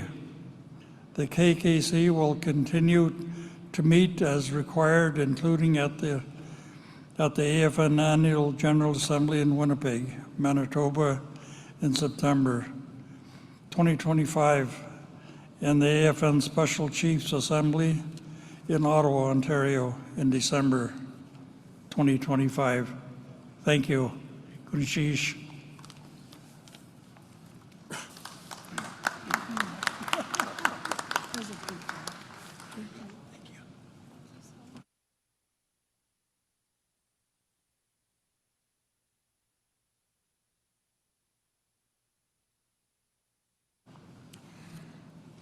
So before giving the microphone to the First Nations Veteran Council, I just want to give you an important information concerning the vote that just happened on Resolution 1, Draft Resolution 1 on the Charter. So we have the official numbers of how many chiefs voted for, against, and which chief abstained. So I just want to make sure that you all have the information. So we had 54 chiefs in support, 162 opposed, and 3 abstentions.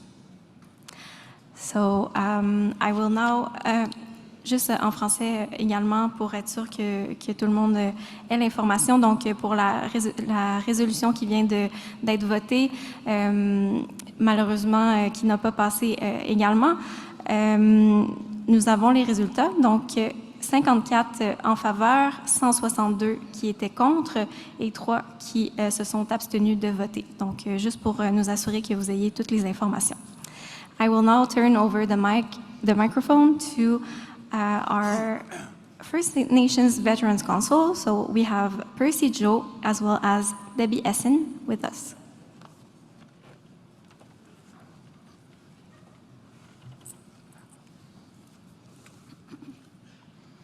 Yeah, good afternoon. I'll do an introduction here of the issues and that we've done over a period of time.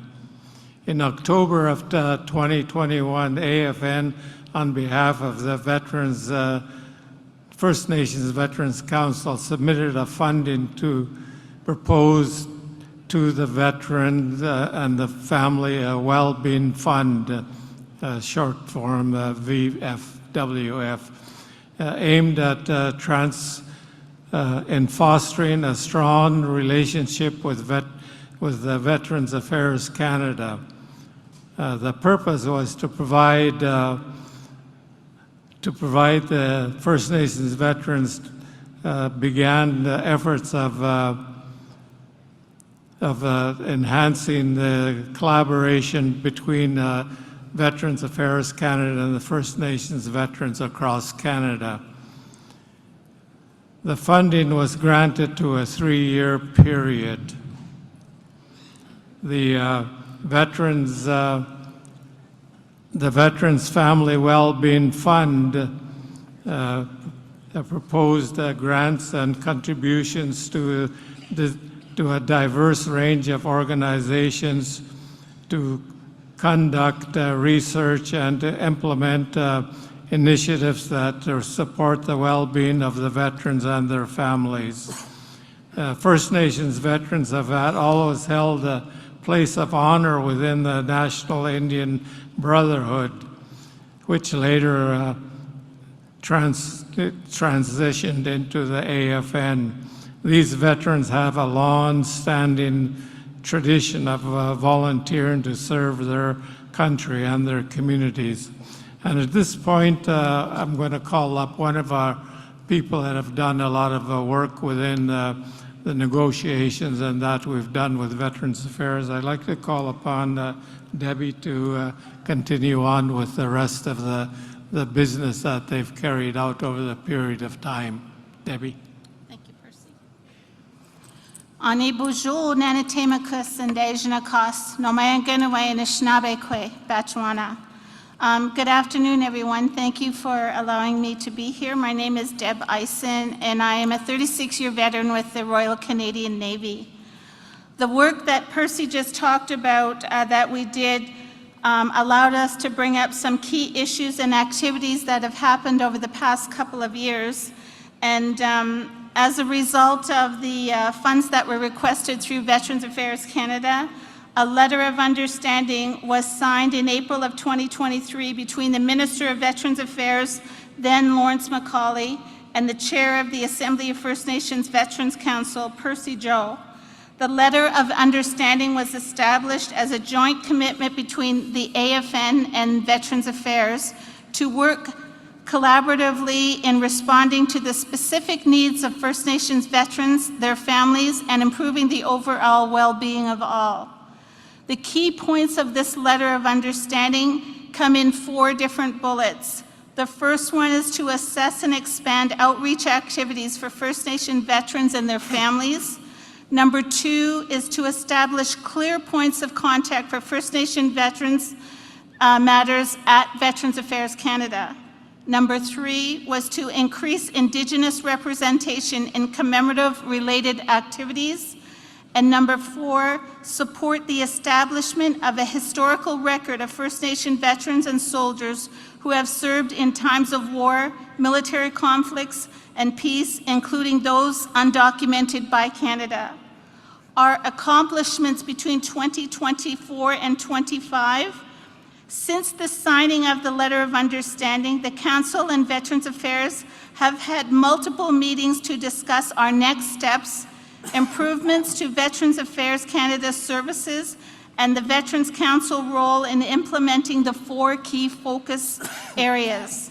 Veterans Affairs and the Council have continued to hold working group sessions to facilitate discussions and develop strategies for addressing the needs of First Nation veterans.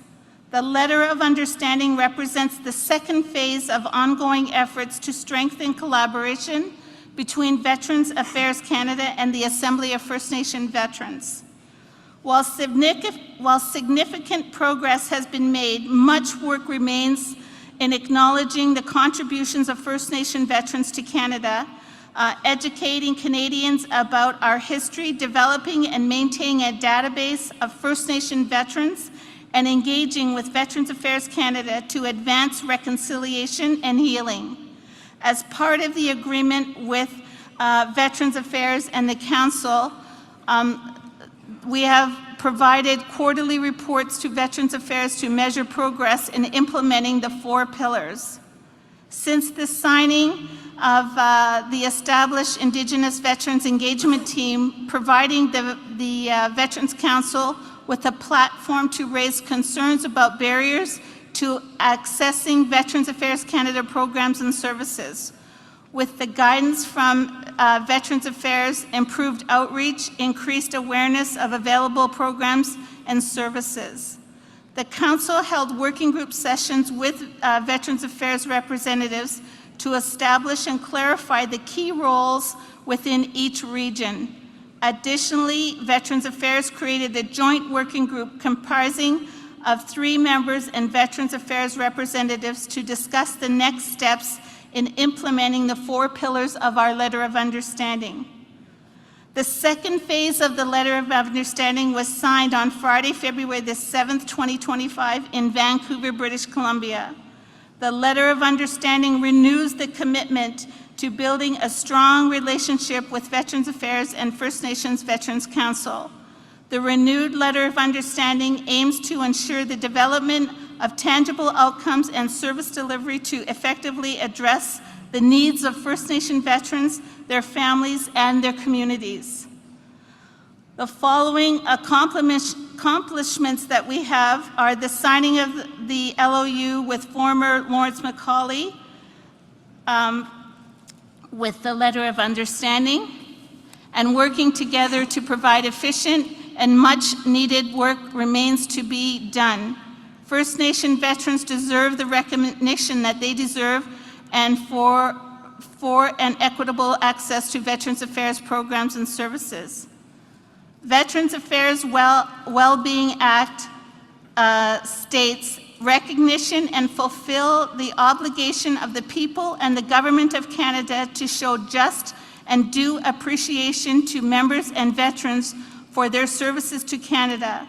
The obligation includes promoting services, assistance, and compensation to members and veterans who have been injured or who have died as a result of military service, and exceeds to their spouses or common law partners or survivors or orphans. With this act, the Council continues to advocate for First Nation veterans, soldiers, and their families to address the priorities of First Nation veterans, including the inadequacies to outreach and First Nation veterans on potential benefits, resolving the long-standing concern around providing proper grave markers for First Nation soldiers buried without proper headstones. The Council aims to ensure the development of tangible outcomes and service delivery improvements to effectively address the needs of First Nation veterans, their families, and communities. In conclusion, we would like to ask each and every one of you here that if you look into your communities and you have a First Nation veteran who is in your community who identifies as needing help or assistance and guidance through the programs that Veterans Affairs Canada offers, we encourage you to send them to the First Nation veteran that is responsible for each province and territory throughout Canada. Connect with the veterans and we will help them to connect with Veterans Affairs Canada and help ease them through the process to obtain the benefits and services and requirements that they need. Miigwech. Thank you.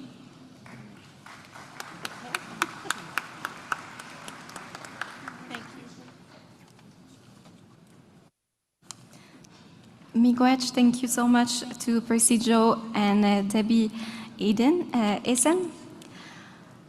So before turning the mic over to my colleague Adam, I would just like to acknowledge the full table of the youth council members that are present today. So it's the next generation that's just, and the current generation as well, that's sitting just in front. So I just wanted to acknowledge that we have a full table today. Very proud of that. So I will now turn the mic over to my colleague Adam.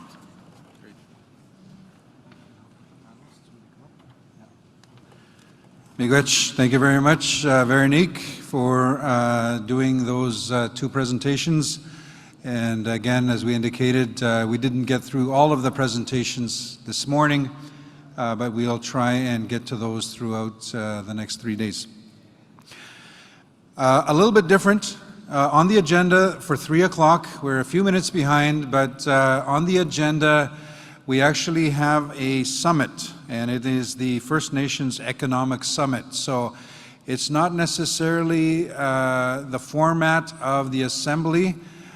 So we will take some time out of the Assembly to discuss these very important issues.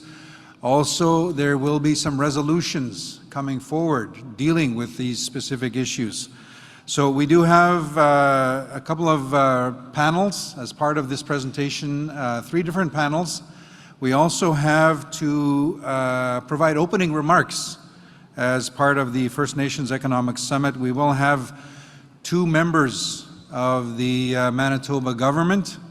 Of course, we will have Premier Wab Kinew. And I'll bet there's going to be some selfies over there too, where I heard that. We will also have the Honourable Ian Bushy, the Minister of Natural Resources and Indigenous Futures from Manitoba, providing opening comments as part of the summit. I would like to provide some background as we begin, and with that I will be inviting the Honourable Ian Bushy to come up and to start to prepare for his opening comments. Again, this is the First Nations Economic Summit. We have some time on the agenda, roughly 4:30 or so. We will wrap up and try and get to another resolution. But the Economic Summit is dealing with economic reconciliation.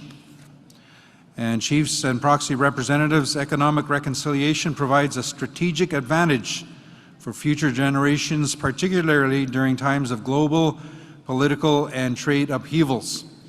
Respectful economic partnership is essential to drive mutual prosperity for Canada and First Nations.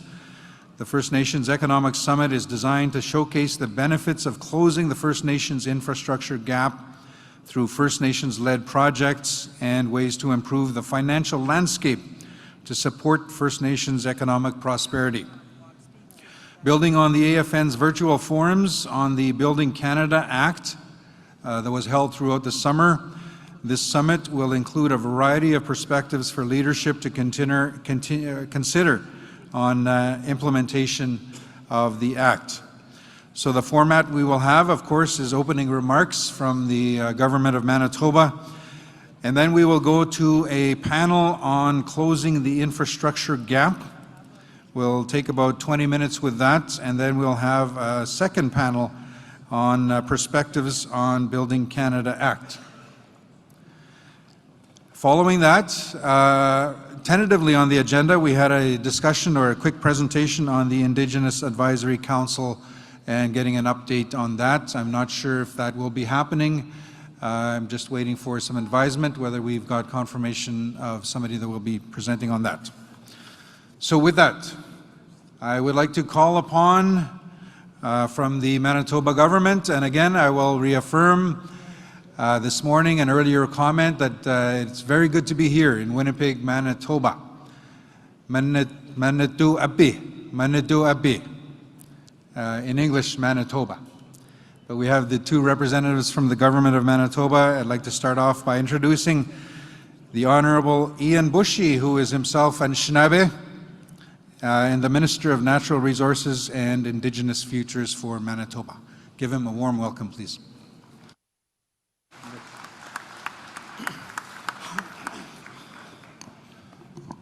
Amigwich, and thank you for the opportunity to share a few words. As was mentioned, my name is Ian Bushy.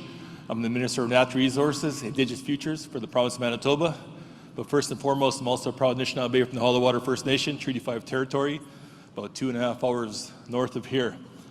And before I begin, I like to say thank you to the elders, thank you to the chiefs, the leadership, the community members for joining us here in Manitoba, but also for joining us a little bit later than you initially had planned. Because in Manitoba, as you're well aware, we had a significant and still continue to have a significant wildfire season. So we really appreciate the flexibility of the Assembly of First Nations in moving the Assembly to today from previously scheduled to accommodate the wildfire evacuees, the situation that we had here in Manitoba. And it truly uplifted me to a point where we truly are one Manitoba, one Canada. We're all in this together. We're all looking out for each other. And that's led by you folks in the room, by your community members in the room, who are not only just talking the talk, but living that way and working together and uplifting each other and knowing that our relatives are at the forefront of what we want to be able to do and how we want to be able to live. So I want to acknowledge that appreciation for understanding what we're going through here in Manitoba and accommodating that for the Assembly as well too. So it gives me great honor to kind of stand here and speak on the Economic Summit and give the opening comments to what this is here in Manitoba and what this is for the Assembly of First Nations. And maybe from time to time as I speak here in a few minutes that I have, I will say I and I will say we, because as I mentioned, first and foremost, I'm a proud Anishinaabe as well too. So a former chief, former council member in my community, and I stand here knowing that I also sat in your seat. I also lived in your community. I live each and every day in my First Nation, like I said, 2.5 hours north of here. Today, and I'm probably going to embarrass her by shouting her out, but today was my youngest daughter's first day of school. So I had the opportunity to wake up, make her breakfast, and set her off. It was kind of an emotional day. But I say all that because it can't be lost on what I bring to the table and what I want to be able to communicate to you is that I know the challenges. I know what you're hearing. I know what you're facing. I know what you're hearing at the band office. I know what you're hearing out in the bush. I know what you're hearing on the water. And I know what those opportunities have been because I've sat in your shoes. I've walked in your communities. And knowing that for me, as a former chief of my community, I thought April 1 was a magical day. And for us, April 1 should be just another day because we have that potential to unleash those economic opportunities in our community. We have those opportunities to have own source revenue. And whether it be from coast to coast to coast and whatever that economic opportunity may be, we wanted a seat at that table. And I wanted a seat at that table. So one of my conversations that I've always had is, why? Why do you go from First Nation politics to provincial politics? And to me, it was to ensure that we had a voice at that table. We had a voice on all sides of the table. Because as a chief, I didn't know when I met with provincial government or federal government whether or not that conversation I had actually went anywhere. And quite honestly, I don't think it did. So I wanted to change that narrative and change that opportunity. And I look around the room here and I see a lot of chiefs from Manitoba around the room, a lot of community members, a lot of leadership from communities that we've had conversations with over our almost 2 years now in government. And I like to think that we're changing that narrative and we're moving that needle and we're having those conversations. So for us in government, even standing up a department, in my department of Natural Resources and Indigenous Futures, is something that just didn't exist. Sometimes if you had an issue you brought forward on First Nation or Indigenous issues, you got put to one department. And while we have that department in title here, we truly are an all-of-government approach to everything that we do. Everything that we do now has that economic development lens for Indigenous nations on the radar. Because truly that's what that is. So as we go out here in Manitoba and we stand up things, we're not just talking the talk. We're actually going to build that up and have those conversations about how we have true economic reconciliation, and it's not just a buzzword of the day. So as we go forward here in Manitoba and we stand up real results and real conversations, it's not a top-down paternalistic approach. We have those conversations together. So as we go and we stand up some opportunities, we go to the market for us here in Manitoba with 600 megawatts of energy, wind energy, that we want to be able to stand up with Indigenous nations, First Nations here in Manitoba. So we stood up an Indigenous Loan Guarantee Program that comes in at $300 million to be able to stand that up in that real world way to be able to do that. We've supported Nawi Orana, which will be one of its largest economic development zones for First Nation communities in the country. And we do that together. We do that in collaboration with Treaty 1, the nations of Treaty 1, and to be able to stand that up. A critical mineral strategy that has First Nations at the table, that has First Nations in a true, meaningful way at the table. Not just a box to check to say we've done the consultation. We've done our due diligence, we had one meeting, we're good. No, it needs to be really fulsome and a really revenue-sharing, decision-making process from the forefront, not after the fact. So that's what we propose, and that's what we bring to the table here as well too. So in the last few months, in the last maybe 6 months or so, as we went through a federal government election here, you've heard conversations around nation-building projects, nation-building opportunities, and we need to have that with the nations at the table as well too. So I'm looking to the nations in the room here to be at that table, to be part of that conversation in a meaningful way. So for here in Manitoba, we don't do an after-the-fact conversation. We're engaging nations from day one because that's the right thing to do. Engaging nations in terms of what that means for decision-making, revenue sharing, and there's a lot of history to be able to unpack there as well too, and I say this quite often. One of the challenges I face in government is carrying the history of government, because it's not without its challenges. It's not without its upset and hurt feelings and mistrust. So that's something we have to rebuild, and something we're on the path to rebuilding here in Manitoba. But we'll do that together.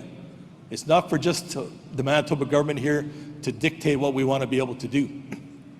We're going to have those conversations together. We're going to share those ideas together. We're going to bring that idea to talk, to action, and to fruition. So you have that economic opportunity to thrive, not just survive.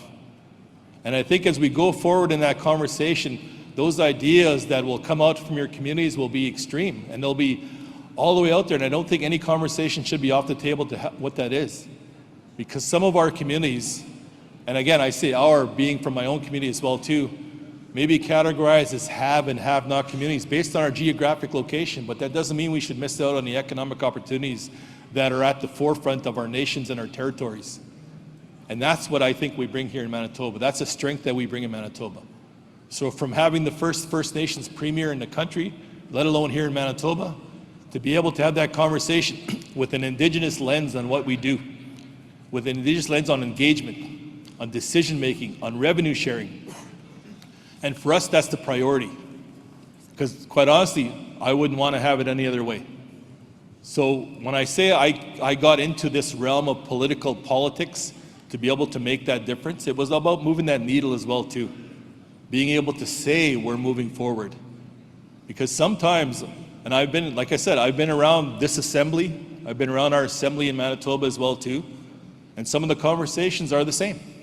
Some of the conversations that have been the same for 5 years, 10 years, 15 years. So how do we move the needle? And we move that needle together. So when we talk about nation-building projects, there's opportunities across the country to be able to do this in a really meaningful way. And we want to do that with you at the table, with you in the decision-making, with you in the revenue sharing, and not just to say this is a box we can check. And not to say, oh, we've done a joint venture and we've done 51%, 49%. We've all heard that. We've all seen that. It's how do we do this in a really meaningful way? So we have that opportunity to say this is capacity building as well too. Because from day one, maybe we don't have the capacity to build this up. Maybe your nation does not have the capacity, but you want to be able to get there. Something I say quite often when I get the opportunity to speak is one of the biggest employers in my community was the band office, the school, and the CFS office. And I think, and looking around, I see head nods around the table here because that's true. But now we have the opportunity to be those engineers, those doctors, those lawyers, because we're building that capacity. And the economic horsepower, the educational horsepower in our communities and in this room is vast. So that's something we need to tap into. That's something we need to support. That's something we need to encourage. And as a Manitoba government, we're doing that. We're walking that walk. We're talking that talk with those ideas that started off as ideas are now coming to fruition. And we want to build on that in a meaningful way. And not at the expense of the environment, not at the expense of the treaties, not at the expense of ramming something through. We want to have that conversation in a meaningful way with nations at the table, government to government, nation to nation, because that's what we are, that's what you are, and that's what our communities are. So I'd like to, again, express my appreciation for the opportunity to share a few words here today, to be able to build on something that we have going here in Manitoba, something that you already know. And when I say you already know, you talk about, and some of the comments that I made about the opportunities, the resources, the horsepower that exists in your community, you know that. For me, I want to be able to come to the table, and our government here in Manitoba wants to come to the table. Our premier is coming to the table, saying, let's have this conversation. Let's look outside the box, if you will. Let's look at those opportunities to really build our nation as one. And I think as we go forward and you deliberate in your conversations, you have different jurisdictional differences across whatever's going on from the East Coast versus the West Coast versus here in central part of Canada, we still have a common vision. And that's the economic opportunities to be able to thrive in our communities, the economic opportunities to build in our communities, and the economic opportunities to truly become a stronger nation. And we do that together. And I commit the government of Manitoba to be able to say, we are always going to be at that table. We are always going to be part of the discussions. We may not agree on everything all the time, but we'll always have those discussions. We'll always have that conversation. We'll always go towards building that consensus. Not just to check a box, but to have those meaningful conversations across all aspects, across all departments, across all of what we are here in Manitoba. So that's a commitment that we make to you. That's a commitment that I make to you. And I'll leave you with something that I know this room knows with the utmost importance. And it's a priority for us, it's a priority for you. It's not about us without us. And that's a commitment that we make to you as well too. Not about you without you. Miigwech.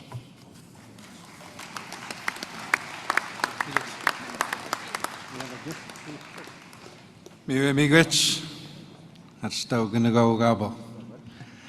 Miigwech to Ian Bushy, the Honorable Minister of Natural Resources and Indigenous Futures. Ego yuegawin tamaguyak, gewin giugumakano, gewin giuin ashwevniu. Imagaunch de bendaguzit. Ego des kchine dagwan, magawab maek, magaw gumawach, Manitoba ugumaunink, magab giugamguyak, awin ugan shnabek. Ego chawe gudag, ke nano daguzit, win stam, miawe mabugam mizwe Manitoba ugumaunink, gaugumawach. Ego miamawach kchine dagwan, an shnabe, yuin imagaji, inankwij, imagajabich. So it's a real honor and a privilege to introduce these two gentlemen, both Anishinaabe, that are addressing the Assembly, both members of the Manitoba Legislature, but also part of the Government of Manitoba. So I'd like to introduce Premier Wab Kinew to address the Assembly.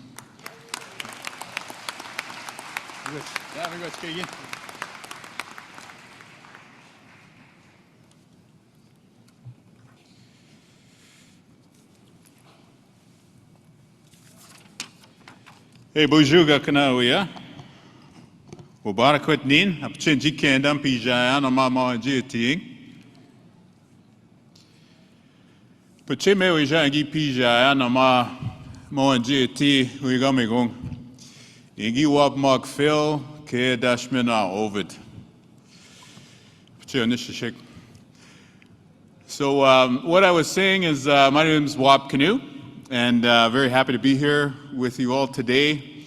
And I have to say, as somebody who grew up around First Nations politics, it is pretty cool to be able to address the chiefs in Assembly. So I want to thank you for that honor today.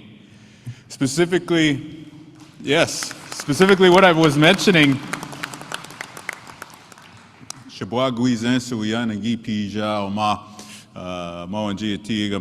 when I was just a little boy, way back in the 1980s, or maybe it was early 90s, I remember coming here and seeing Phil and Ovid contesting the election for National Chief. Who was here at that time? They're all observers. No, just kidding. It's all in the observer section, the people who were here at that time. But anyway, for me, that started a lifelong love of politics. And so seeing like how a delegated convention worked, and to see the wheeling and dealing as a child that was taking place, and then to see, you know, a very exciting selection of a national chief, and then over time you'd see that both of them would serve as national chiefs. It was a really awesome thing to see. And so I was able to, you know, run for leader, eventually have my own delegated convention. But just for you to understand that a little boy from the res who was maybe a little nerdy about politics was able to come to a room like this one and get started, it was very cool. So I want to acknowledge that.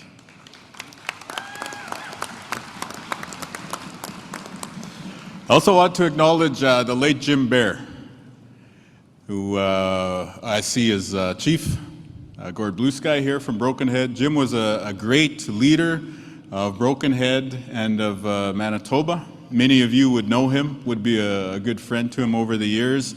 And so on behalf of the province of Manitoba, I extend my sincere condolences to Jim Bear, to his friends, family, you, his former colleagues, as well as to the entire Broken Head Ojibwe Nation.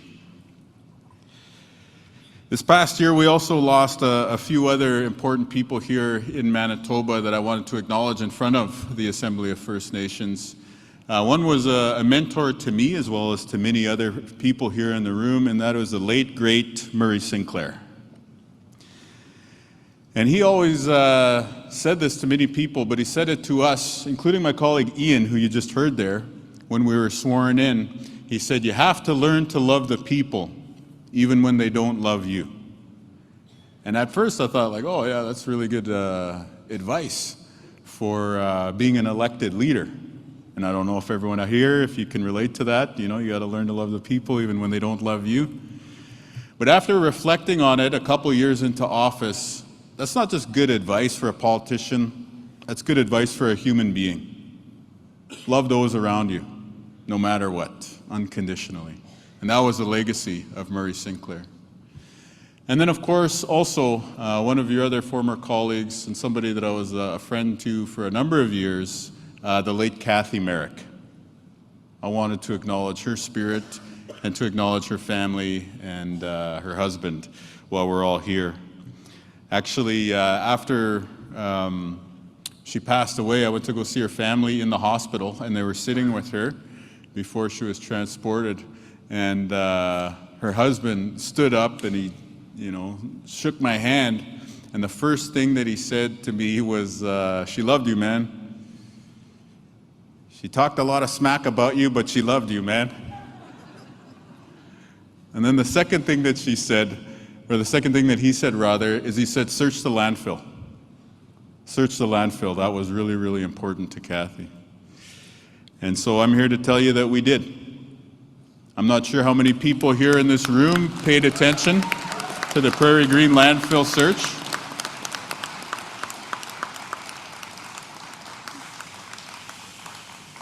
But it was what our opposition did at that time, and I'm not going to get too partisan, but I'm just pointing out the facts here. What our opposition did at the time is the worst thing that was ever done in Manitoba politics. They ran ads against the family of these victims, these MMIWG family members. Can you imagine that? Attack ads about that? It was terrible. The good thing is that the people of Manitoba rejected that hateful message. And on October 3rd, we were elected, 2023. We met with the families a few weeks later, and earlier this year, we brought home Mercedes Myron and Morgan Harris to the loving arms of their relatives. We sent a message together, all of us, everybody who supported it. All of us together, we sent a message together, which was very simple. This province that you're visiting here today, this province that you call home, Manitoba, this is a place where if somebody goes missing, we go looking, and it doesn't matter who they are. We treat everybody with the same respect and dignity. And so I want to thank the chiefs. I want to thank Cindy, the national chief, and all the leadership, all the advocacy that took place to make sure that that happened. And I know that there's a lot more work to do. Actually, on Friday of this week, I'll be traveling to St. Teresa Point, Anisininew Nation, to sweat with the family of the late Ashley Shingoose, and she is the person who we are going to go looking for next. So that work continues, and let's also do the work of prevention to keep women and girls and Two-Spirit Plus people safe in all of our communities.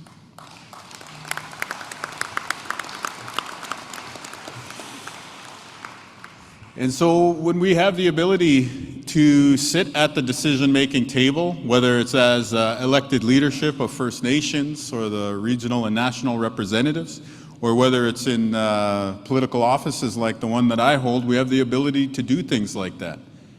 I was elected on healthcare, and I was elected on the economy, and we're delivering 3,000 more healthcare workers. We cut the gas tax and made life more affordable for people here in Manitoba.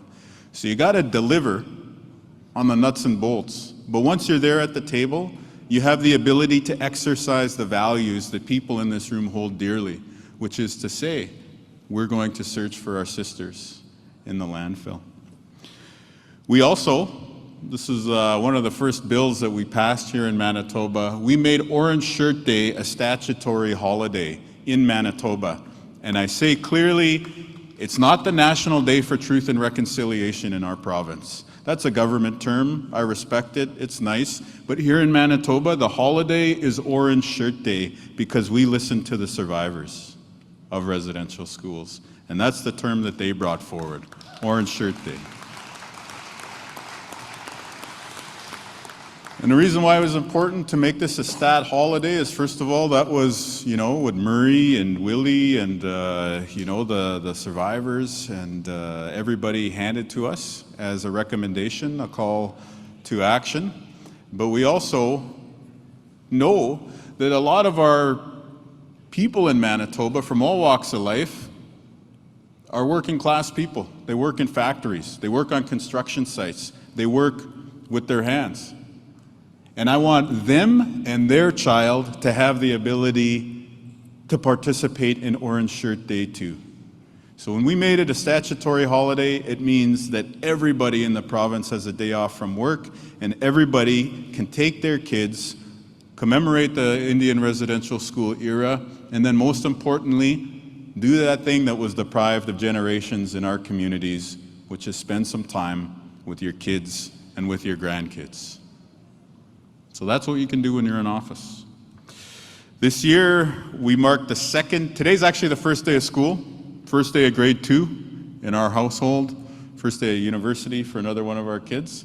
But today's the first day of school for most kids in Manitoba. And this is the second year where we've had a school food program at every single school in Manitoba. And when I say every single school, I mean every single school in Manitoba. Because when we designed our universal nutrition program here in Manitoba, the education department brought forward and they said, look, it's going to cover all the schools in Manitoba except for the reserve schools that are not our responsibility. And I said, wrong. Don't you ever come in here again and tell me that the kids on reserve are not your responsibility. So they kind of went away with the tail between the legs, came back, and last year we launched a universal school food program in Manitoba that covers every single school division and every single school, including on First Nations across Manitoba.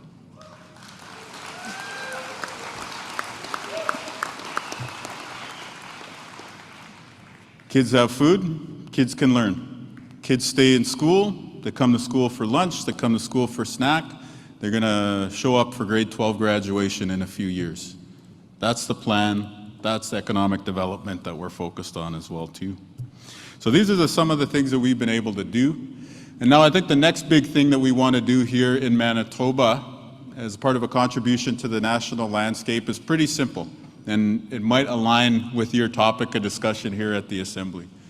Next big thing that we want to send a message to the rest of Canada about is this.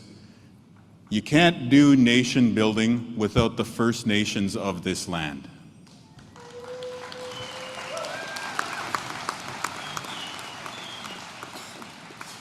And so right now, Donald Trump caused a lot of fear, a lot of anxiety. The Manitoba Chiefs are laughing because they think I'm going to do my Donald Trump impersonation now. But I swore to my political staff I would not do it in front of the media cameras here today. Unless people start chanting. No, just kidding. But seriously, there's a lot of anxiety about the Canadian economy. What are tariffs going to mean? What it's going to mean for the cost of living, particularly on reserve, where the cost of living is already so high. What's the tariff threat going to mean to, all of the ability to provide services in communities? So there's been a lot of anxiety, and so rightfully so, Canadians want to build up our Canadian economy, want to do the big mega projects, want to be able to ensure that we're trading with countries that respect us, countries in the EU and Asia. And so the question that I pose to this room, as I pose to all Canadians, as we're looking for ways to grow the Canadian economy, is this. What does Canada have that the rest of the world wants and is willing to pay for? Well, natural resources is what everybody goes for first, of course. Sure, we have natural resources. But everyone else is pissed off at Donald Trump too. And what I think these trading partners around the world want, in the European Union, in Asia, is they want to do business with a country that respects them as a trading partner, but also respects the people in its own borders, including its original inhabitants. And so for Canada to be able to grow the economy globally, for Canada to be able to bring natural resources or manufactured goods or whatever it is to the European Union, to Asia, to other markets around the globe, there needs to be the ability to say Canada is dealing fairly with the Indigenous peoples in these lands, and that Canada is working with the First Nations of Turtle Island. So that's what we're working on here in Manitoba. There's been a lot of press conferences and different events held in other provinces. We've been a little bit more quiet here in Manitoba because we're showing up to talk to you first. We're showing up to talk to the Indigenous leaders first. But my idea is this. You kind of have an idea lab, a test experiment going on across the country right now with a bunch of different regions trying to pursue mega projects at the same time. And a lot of them are putting the cart before the horse and trying to get shovels in the ground before they've done the work of making sure that Indigenous communities and their representative leadership are on side. Here in Manitoba, we're saying we're going to take the time to have those conversations first. And you tell me if I'm wrong here, but I think in the next few years, we'll see that the approach that puts the conversation ahead of time gets things built faster, or at least as quickly as anywhere else in the country. So, it's a simple idea, and that's what we're extending our warm and hearty handshake towards you as leaders towards. Let's work together to build up the future generations. Let's work together to build up the communities. And yeah, let's show that real nation building involves the First Nations of this land.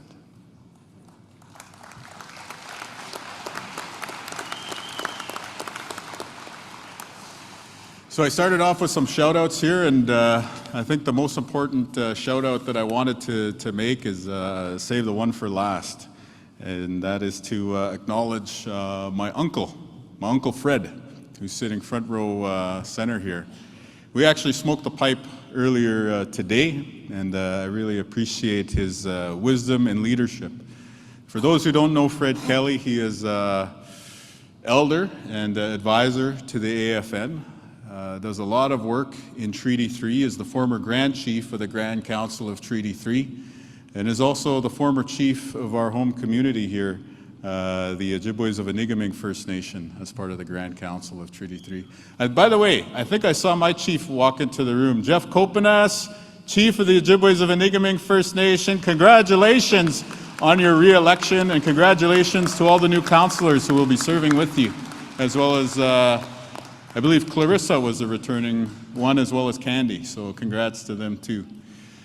And so, by way of praising my Uncle Fred here, what I wanted to say is this: amazing leadership, just like so many of the other leaders that we've grown up around here, managed to go through the challenges of the residential school era and the de facto segregation that existed in the past here in this country, and emerged out the other side a very wise, sophisticated, smart, successful person, very stylish too, I would add, if you go take a look at how he dresses. And what I would say is this: my dad was kind of, right there neck and neck with him over the years. Think about their generation. When my Uncle Fred and my dad were young, they were not allowed to vote in this country. On October 3rd, 2023, he was the first person to raise my hand in the air after the people of Manitoba elected me their 5th premier. And that is what we have the ability to do in this country now. And so I got a long list of things that we want to do. We got the mega projects that we are going to build. We're going to connect roads. We're going to connect young people. We're going to connect people to school. But most importantly, what I want to be able to do for each and every one of you as First Nations leaders is I want you to be able to go back to the young people in your community and say, look, you can do it too. And I don't care if you guys go into politics as a young person out there. Probably easier if you do business, sports, music, writing, whatever it is. Pursue your passion, but understand that the road to the top is open. And so let's do as the great leaders of the past said, and put our minds together and make a difference for the future generations in our community. Aha miigwach bezindawik, kichiogi makanak, miigwach bezindawik minaandikit.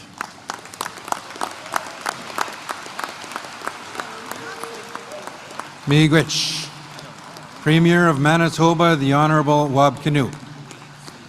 We will take a minute now. We have a gift presentation on behalf of the Assembly of First Nations. National Chief will be presenting a gift to the Premier.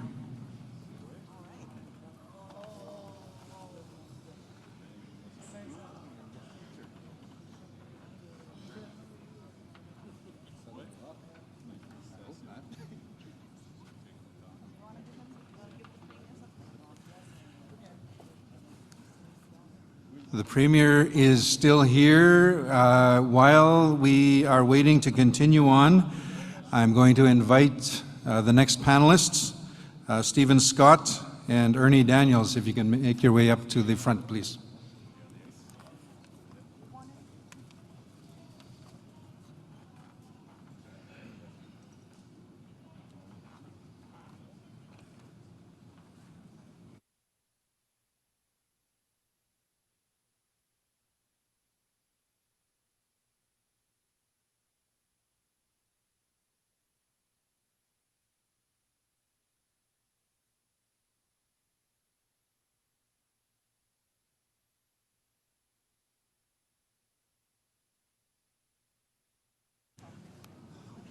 Again, we are in the special segment of this Assembly of First Nations 46th Annual General Assembly. This is a special forum dealing with First Nations, the First Nations economy, First Nations Economic Summit. And again, I am inviting the next panelists to make their way up, Stephen Scott and Ernie Daniels, and we will have that discussion explaining the panel and the presentations. Also online, Regional Chief Mitchell from the East Coast.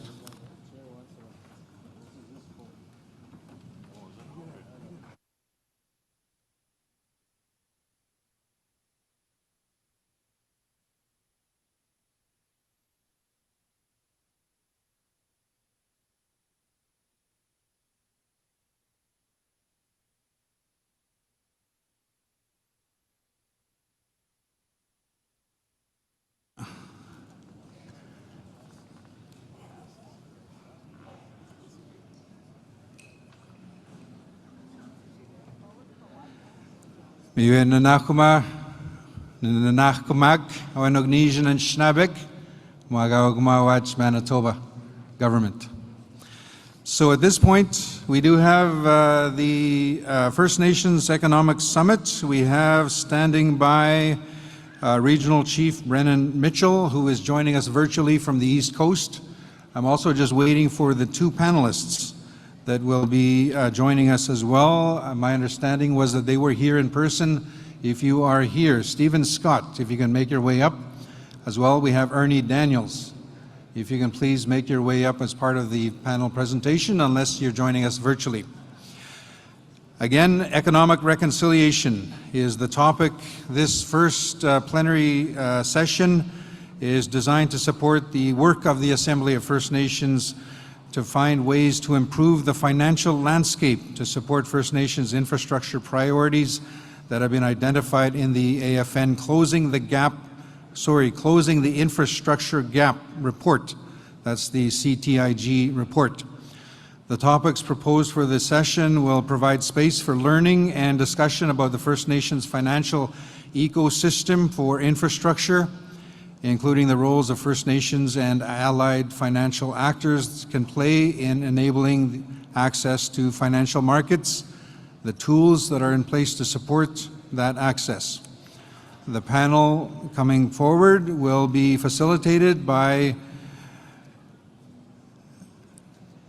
I'm looking on the screen and there he is. He'll be introduced by Regional Chief Brennan Mitchell. And we do have our guests here. So Brennan Mitchell, Regional Chief, you have the floor. If we can have Regional Chief unmuted, please, and you can start with the introductions and addressing the Assembly. Regional Chief. Thank you, Adam, and good afternoon, everyone. I'm sitting here in my office in Corner, actually inspired by the words I just heard from Minister Ian Bushy and Premier Wab Kinew. These gentlemen are doing a great job in the province of Manitoba, and I think also are having significant influence on national issues affecting everyone in the country. So thank you, Minister and Premier, for what you're doing. Keep up the great work. I'm Brendan Mitchell. I'm the Regional Chief for Newfoundland, portfolio holder for housing and infrastructure at the Assembly of First Nations, and co-chair of the Chiefs Committee with co-chair Chief Lance Heyman of Quebec. I would like to take this opportunity to thank the chiefs who are on this committee, and I can't name them all off right now, and certainly the technicians who form part of the work that's being done on housing and infrastructure. And a special thank you to Grace Martineau and her team at the Assembly of First Nations for the support they're providing. Again, I say good afternoon. I trust you're enjoying your time in Winnipeg.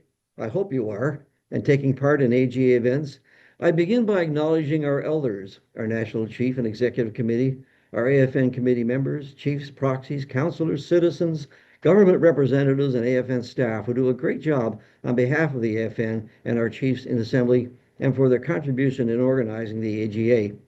I thank our co-chairs, Adam Fiddler, Cedric Gray-LaHoo, and Veronique Picard for their efforts in coordinating the daily sessions. It's not always easy to keep this group moving, but they're doing a good job trying to keep things moving at a pace that can work for all of us, and they do so with respect always. I extend a special thank you to Regional Chief Willie Moore and the Chiefs of Manitoba for their warm welcomes and words this morning and for hosting the Winnipeg AGA. Also, it's nice to see strong representation from the Newfoundland region with our chiefs and committee members in Winnipeg. It's an honor to join you today on Treaty 1 territory as we come together to explore the path forward for closing the First Nations infrastructure gap. I'm participating with you today from the unceded traditional territory of the Mi'kmaq people of Newfoundland. Unfortunately, due to a medical situation, I was unable to travel to Winnipeg.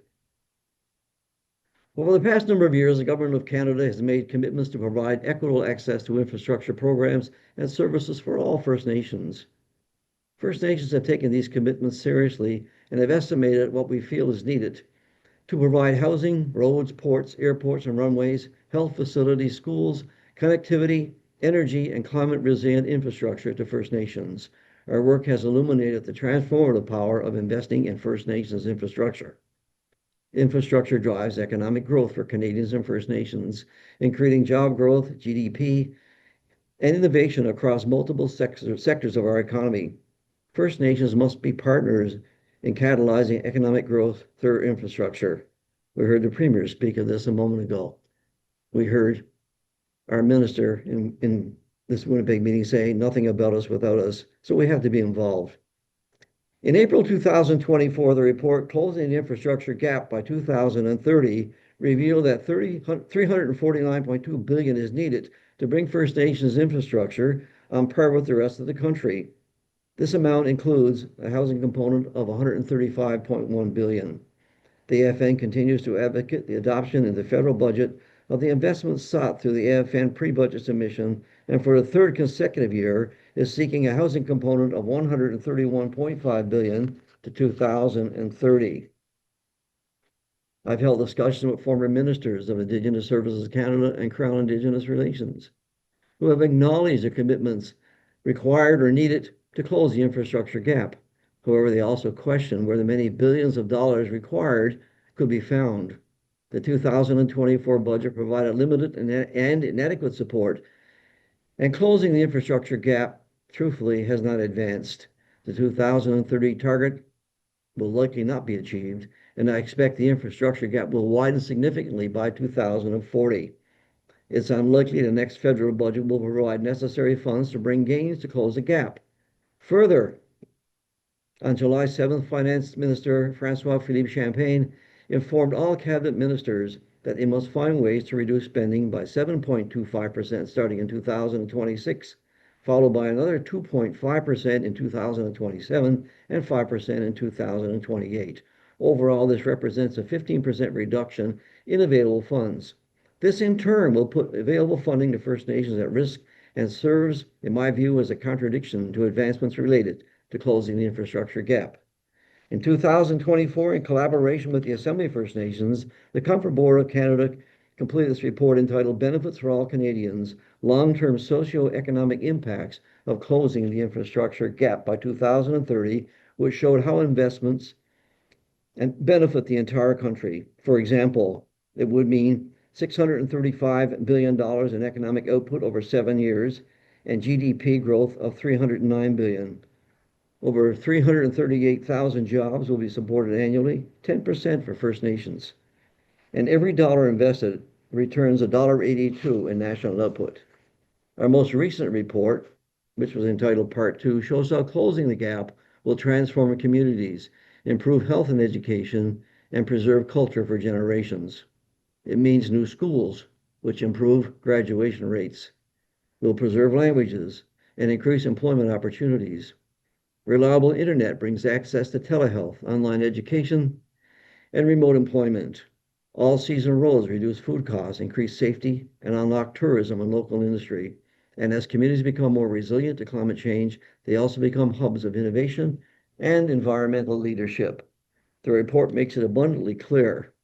Investing to close the infrastructure gap is not only an overdue act of justice, but also an economic game changer for the entire country and tells a story of shared prosperity. This is not just morally right, it's smart economics. We need to reframe the narrative. This means that First Nations become equal partners in advancing economic growth. And there are challenges, including that First Nations often lack access to capital needed to design, build, operate, and maintain infrastructure projects. First Nations must be able to access the capital on reasonable terms to leverage every possible opportunity to advance infrastructure projects over the long term. When First Nations are backed by government funding, stable cash flows, and other financial tools, private investment firms and infrastructure developments are more likely to offer financing for First Nations projects, making every dollar stretch further. Today, we are pleased to have with the closing the First Nations Infrastructure Gap panel. These experts will provide perspectives on how First Nations can actively participate in advancing infrastructure through access to capital markets. We will hear from Stephen Scott from the Canada Infrastructure Bank and Ernie Daniels, President and Chief Executive Officer of the First Nations Finance Authority. Our panel members each have a wealth of knowledge and insight to share with all of us today, and we're grateful that they have made time to come here to sit together with us to explore the path forward for closing the First Nations infrastructure gap. I now turn to our co-chairs, Adam, Cedric, and Varnick, to coordinate the panel discussion. I wish each and every one of you an enjoyable and productive visit in Winnipeg. And in closing, I say, Miigwech, Walalio, merci beaucoup, and thank you all. Let's have a great discussion.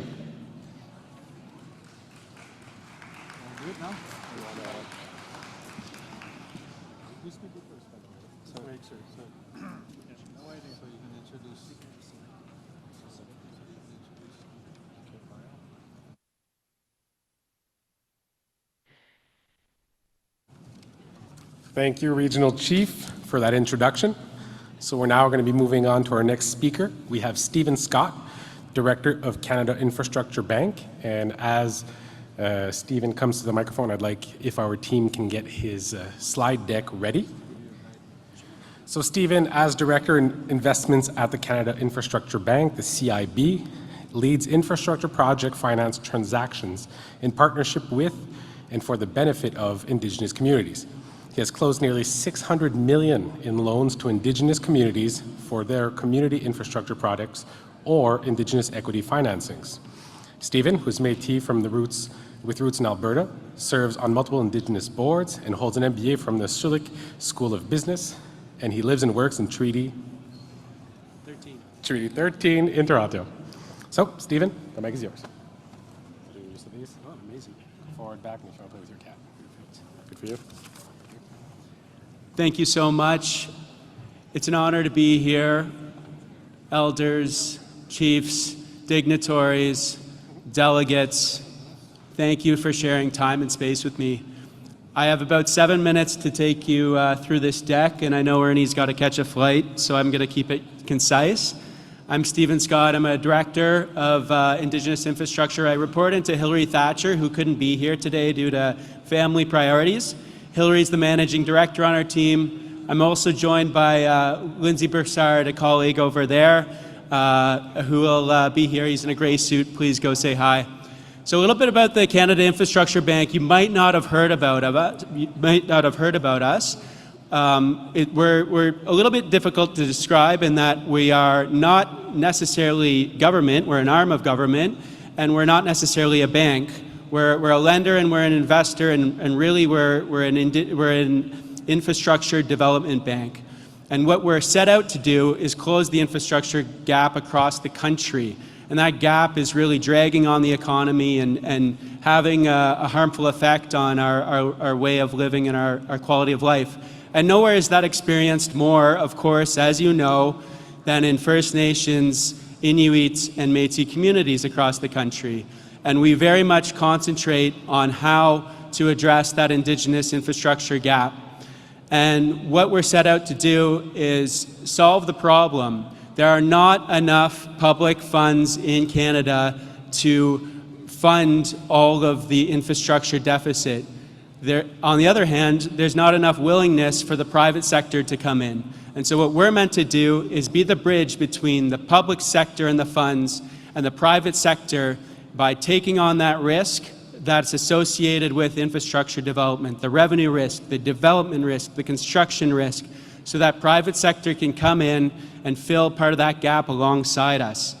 And what we do is we do that in partnership with Indigenous communities. We have an Indigenous equity lending tool that's a direct loan that is not a guarantee program. It actually provides direct money towards those Indigenous communities who have projects going through their traditional territory, new revenue generating projects that they want to invest in. We can provide that capital. We also identify and want to work towards resolving some of the Indigenous infrastructure gap by way of a community infrastructure loan, and that's our Indigenous Community Infrastructure Initiative. Both tools have been in place for about 3 or 4 years, and through both of those tools, we've already overachieved our target of investing at least $1 billion in Indigenous infrastructure across Canada. And that was a target. That is not an allocation. That is not an envelope. We'll keep on going. We have $35 billion. We've invested $17 billion. Of that $17 billion, $1 billion has already gone towards Indigenous infrastructure projects.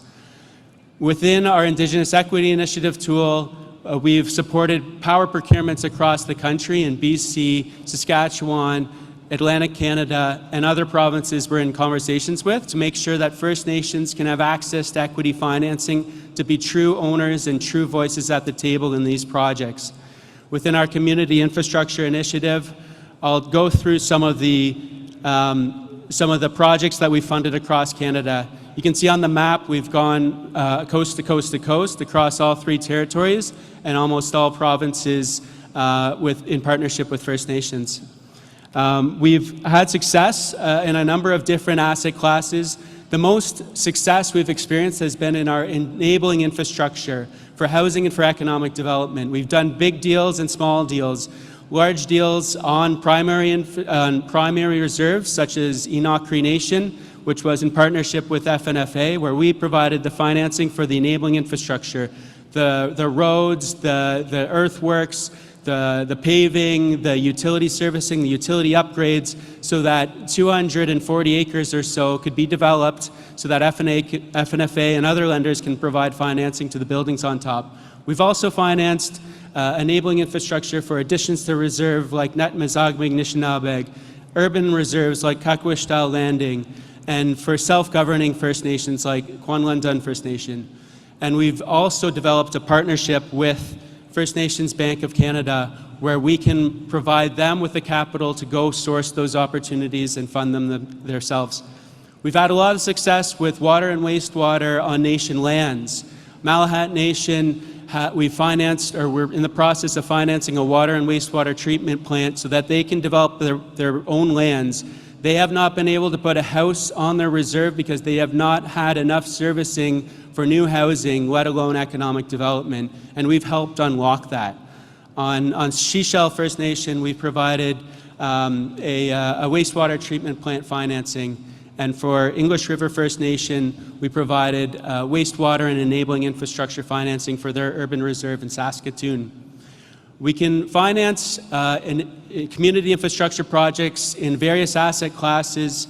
Where we really love to finance is off-diesel projects such as in Obitchuan in Quebec. We've financed material upgrades to Chouetten Railway, which services a couple of First Nations in northern Quebec and Labrador.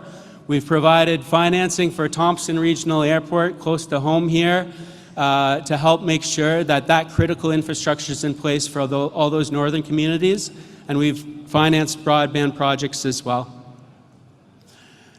I know that we're short on time, but please come find me afterwards, and I'd love to chat more about your projects to see how we can help out. Thank you. Hi, miigwech.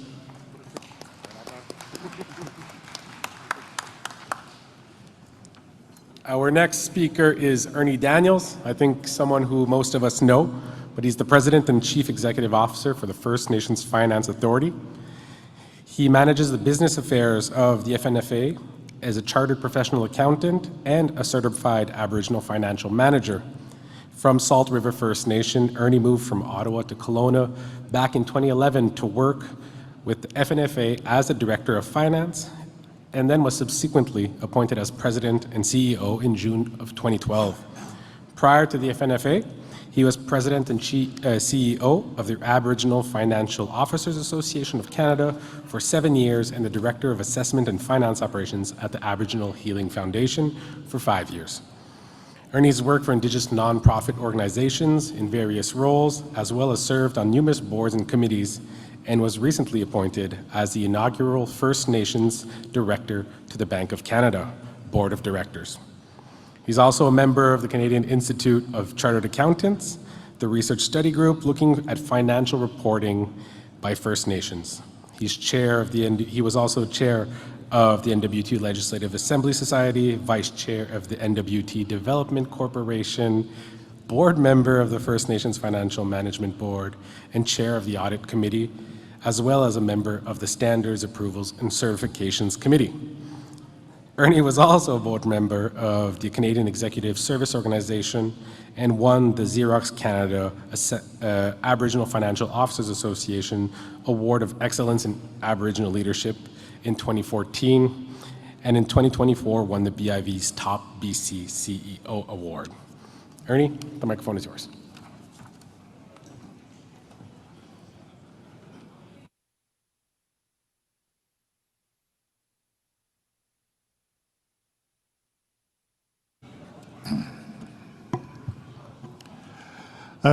Good afternoon, everybody. Really happy to be here today and to speak to you. It's really hard to speak after the Premier of Manitoba, but I'll do my best, and after Stephen too. So, just kidding, Stephen. Yeah, so just a little bit more about myself. I originate from a town called Fort Smith. I think Fort Smith is almost on the map of most people now in Canada because that's where our Prime Minister was born and raised. So anyways, his father was the principal in our school. So it's really interesting when I look back and I seen that. So I was just thought that was a little bit interesting.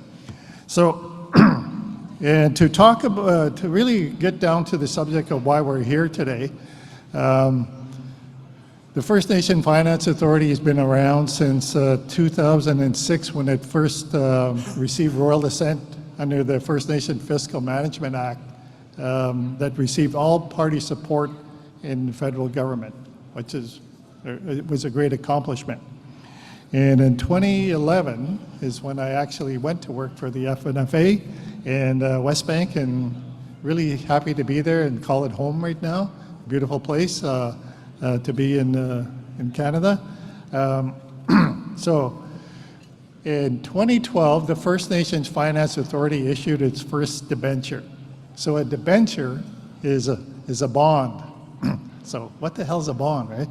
So a bond is it's a debt instrument. It's a loan. It's an IOU that you issue to the capital markets. And the capital markets is a place where all the money is. All the money in the world exists in the capital markets. And in the bond market, there's over $400 trillion in the bond market. So the FNFA, since our inaugural debenture in 2014, have access to $400 trillion. So imagine that. That's a lot of money. So you can do a lot with this money. And so one of the things that we've been doing since 2012 is we've been raising money for First Nations in the capital markets. It's private sector capital that's coming from investors all over the world. They're investing in what we do because they really see the benefit that this is having in our communities. So this includes infrastructure, economic development, and social development, because we have all these issues and all these needs in our communities right now. And so having access to the capital really does help us get that capital for First Nations that are working with us and have their projects that they want to work on. Some of the projects that I want to highlight, and then I'll talk a bit about some other things, is that we financed the school in Siksika for Siksika First Nation in Alberta. So the Siksika Nation built this school with their own source revenue, and if they didn't build this school when they did, it would have took almost 100 years to get the funding from the federal government. Just think about that. So when you think about it, the model of funding infrastructure that Canada has with our communities doesn't work. It doesn't work because they operate on a pay-as-you-go system. So whatever's in the budget for this year, you can build your infrastructure.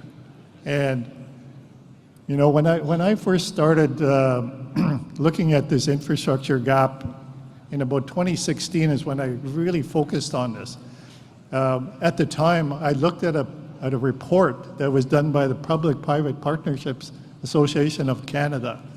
And that report at that time indicated the infrastructure gap at $30 billion. You know, just imagine that to the number we have today. So $30 billion at that point in time was a lot of money. Like, I thought it was a money. How is Canada going to live up to their obligations to finance this deficit in our infrastructure? And well, they weren't. They weren't. The funding models just weren't going to work. So we needed another solution, another option to look at financing infrastructure. And I actually thought about this. I thought about this a lot because I seen the work that the FNFA was doing. We were actually using First Nations own source revenue and monetizing it. Monetizing is just a fancy term for terming and securitizing it over a period of time. So we actually use First Nations own source revenue to raise money today, at today's cost. So we were able to raise, in the case of Siksika First Nation, like over $15 million so that they can build the school today. And with this concept of monetization, they would pay it off over time, much like you would get with a car loan or a house mortgage, that you pay off this over a period of time. And at that point in time, I said, wow, you know, we got this really good model with the FNFA where we're taking a source of revenue and we're monetizing it over, in some cases, up to 30 years to build infrastructure today at today's cost, not tomorrow's inflated cost, because the government's way of funding infrastructure usually will, your value of your capital is going to decrease over time. So what you don't build today, it's going to cost you more tomorrow to build. It's just the inflationary aspect of money. So we, since we've been doing this, I said, well, why don't we look to the government to see if they'd be willing to monetize government transfers. They do annual transfers to us already in the form of band support funding, infrastructure, and if we're able to do it over a 20-year period, we can build more today than we could in the future. And so this would also really help the government with their budgets, because then you're not going to have a ballooning budget of, in our case today, of $350 billion. They could actually term it out over 20, 30 years, and you can build a lot more today. So, you know, the number that I was working with at the time in 2016 was $1 billion. So the government budget for infrastructure at the time was about $2.5 billion annually. If we took $1 billion today and we monetize it over 20 years, we can actually generate pretty close to $30 billion today, at today's cost. And so if you can imagine how much you can actually build with what you can build with $30 billion today, that's quite a bit. That'll make a big difference in our community. So that's one of the things that I've been working on since 2016. I've made a number of presentations to different parliamentary committees, Senate committees, and we got them interested in this concept. We know that this is not the only solution to finance infrastructure, but this is one of the ways we're going to do it. And this is a way we can partner with Canada to do it, so that we're building infrastructure today at today's cost rather than tomorrow's inflated dollar cost, where things are going to cost 3 or 4 times more. So based on the FNFA's track record, we've actually raised pretty close to $4 billion today. We financed a number of projects with the First Nations that are working with us that actually monetizes their revenue streams over a period of time, so that they can actually realize the benefits over a long period of time. So I'll give you an example, another example. How many more minutes I got to do? Okay, one more minute. We actually finance a number of communities that are doing energy projects. And with those energy projects, there's a good return. You're going to make money off of that. And they're taking a lot of the money that they're making from those, and they're actually putting that into other infrastructure in their communities, like social development, really addressing some of our really key social issues that are needed in our communities, like infrastructure for elders, infrastructure for our youth, because that's really what we need. We got an aging population and we got a young population, so we need both. So that's what's really needed. So I'm really happy to say that the Government of Canada is interested in what we're talking about. We're hoping that we get some traction in the budget and we can actually see this project go forward. But the key concept is that we can actually go and raise the capital if we had the revenues to support it. That's not an issue. I'm going to give you an idea who actually invests in the First Nations Finance Authority bonds right now that we issue. We have investors from Korea, we have investors from Europe, we have investors from the Middle East, and we have investors from the US that all buy our bonds and raise money because they see the work that our communities are doing. So I see infrastructure as such a key issue and a key thing that we need to focus on and develop, because we need infrastructure in our communities really to give us our clean drinking water, our schools for our kids, our nursing homes that we need for our elders. We need elders' homes. We need all of these infrastructure. We need roads. We need water. We need all of these things. And so I think that this is one way to do it, and I'm advocating for that, and I will continue to advocate for that because I've seen what we're able to do at the FNFA, and this could be done using Canada's funding mechanisms, but in a different way. So anyways, thank you. Really appreciate the opportunity to speak to you today.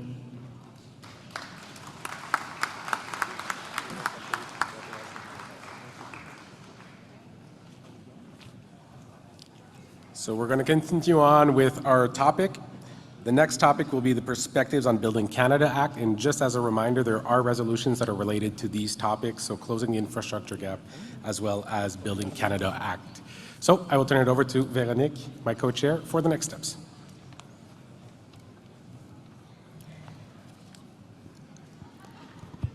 Next plenary is on Building Canada Act.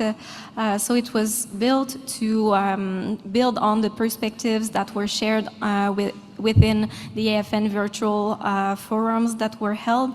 And so we will have different people, and the objective is to have really a range of perspectives from the Senate and House of Commons. So we have three person that will come to speak at the mic, and we will have Senator Paul P.G. Prosper, MP Sébastien Lemire from the Bloc Québécois, and MP Lee Gazan from the NDP.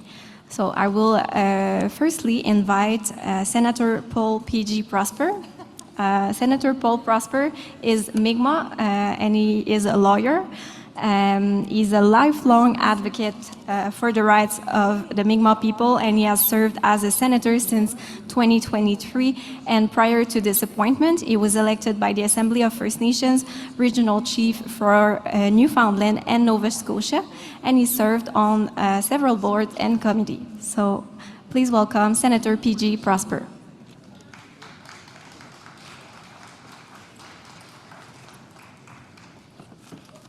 Thank you. Gwe Weliasikbuk.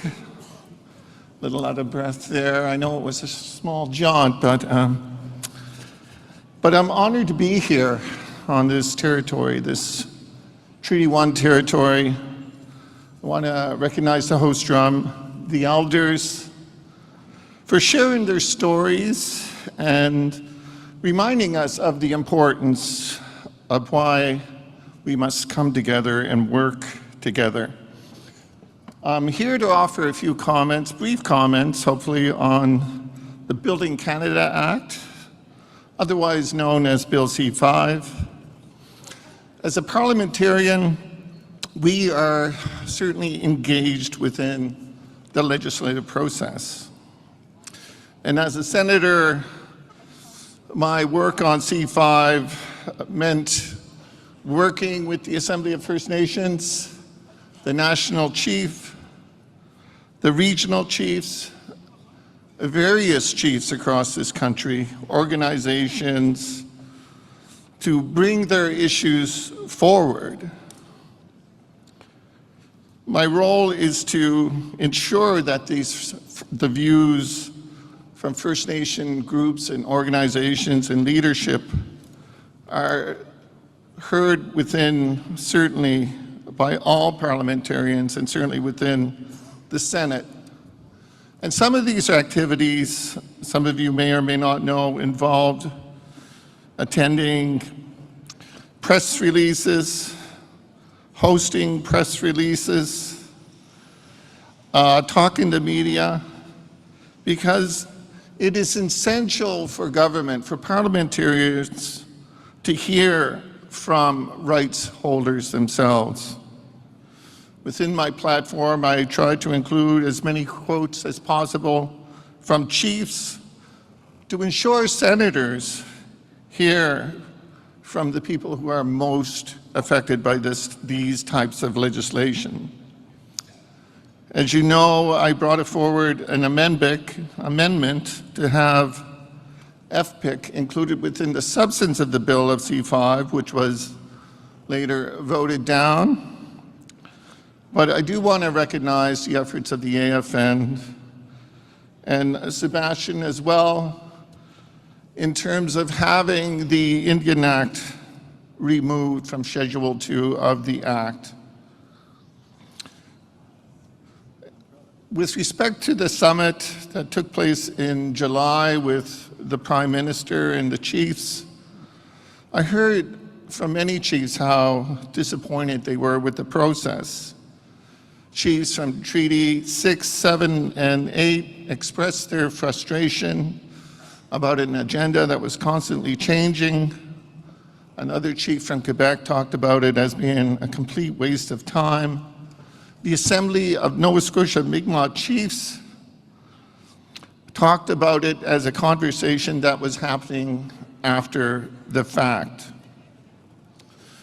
And as I said within the Senate, and as many First Nation leaders have said across this country, that First Nations are not opposed to progress. But they don't want to continue to manage poverty.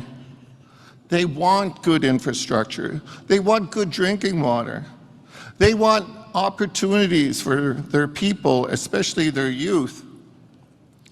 But the concern is, through the Building Canada Act and C5, is their fears that it will undermine the jurisdiction of rights holders. As the Assembly of Nova Scotia Mi'kmaq Chiefs has said in their letter, First Nations are not stakeholders or special interest groups. They are governments that want to engage with other levels of government on a level playing field. Now we are privy to some recent developments. We know the Major Projects Office will be hosted in Calgary with some satellite offices, that a former Trans Mountain CEO, Don Farrell, will be the new CEO of the Major Projects Office. We heard word that the Indigenous Advisory Council will be appointed soon, next month. Sources have told that the first wave of these projects will be under Schedule 1, will be announced later this month. We've heard a second wave will be announced before Christmas. But as mentioned recently by Premier Canoe, this analogy of putting the cart before the horse. There is a need to make sure that these projects announced are based on direct feedback from rights holders. To also ensure that the Indigenous Advisory Council is not used as a checkbox to prove consultation with First Nation groups and organizations. And certainly there is, with every challenge, an opportunity.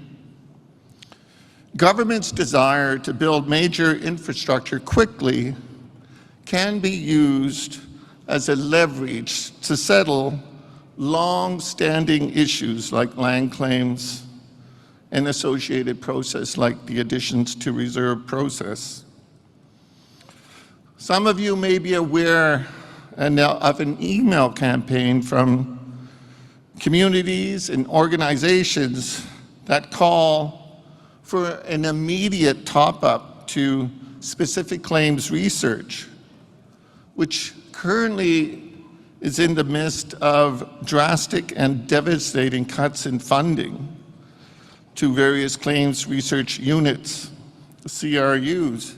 And these are highly specialized units who have been entrusted by First Nations to undertake that work. They require $35 million, which is needed to avoid these massive losses in capacity. And Proxy Judy Wilson provided a question to Minister Alty here on that cut in specific claims funding, which was taken under advisement. Initiatives under the Major Projects Office inevitably will cross First Nation lands, and government needs to settle land claims as a way to advance these projects. And if this is a lesson with respect to C5, which is the latest in a string of legislation which teaches us that we must be more proactive on how we approach legislation. Within my website, www.pjprosper.ca, we have a newsletter that flags certain legislation that affects the rights of First Nations people, because knowledge is power. Knowledge ahead of time gives us a chance to organize. Chiefs, your voices does have an impact in Ottawa, and I have saw that firsthand. We heard from the National Chief about First Nations water legislation.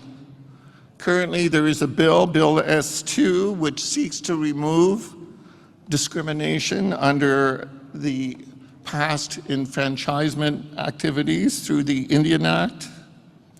However, we know that the second generation cutoff will hurt our communities. It's currently hurting our communities. And we must work together to maximize our impact and our influence in Ottawa. And certainly, I want to use my voice and my platform to advance your priorities and views within the Senate. And with that, I want to thank you for this opportunity and thank you and wish you all the best in your deliberations. Wilalio, thank you very much.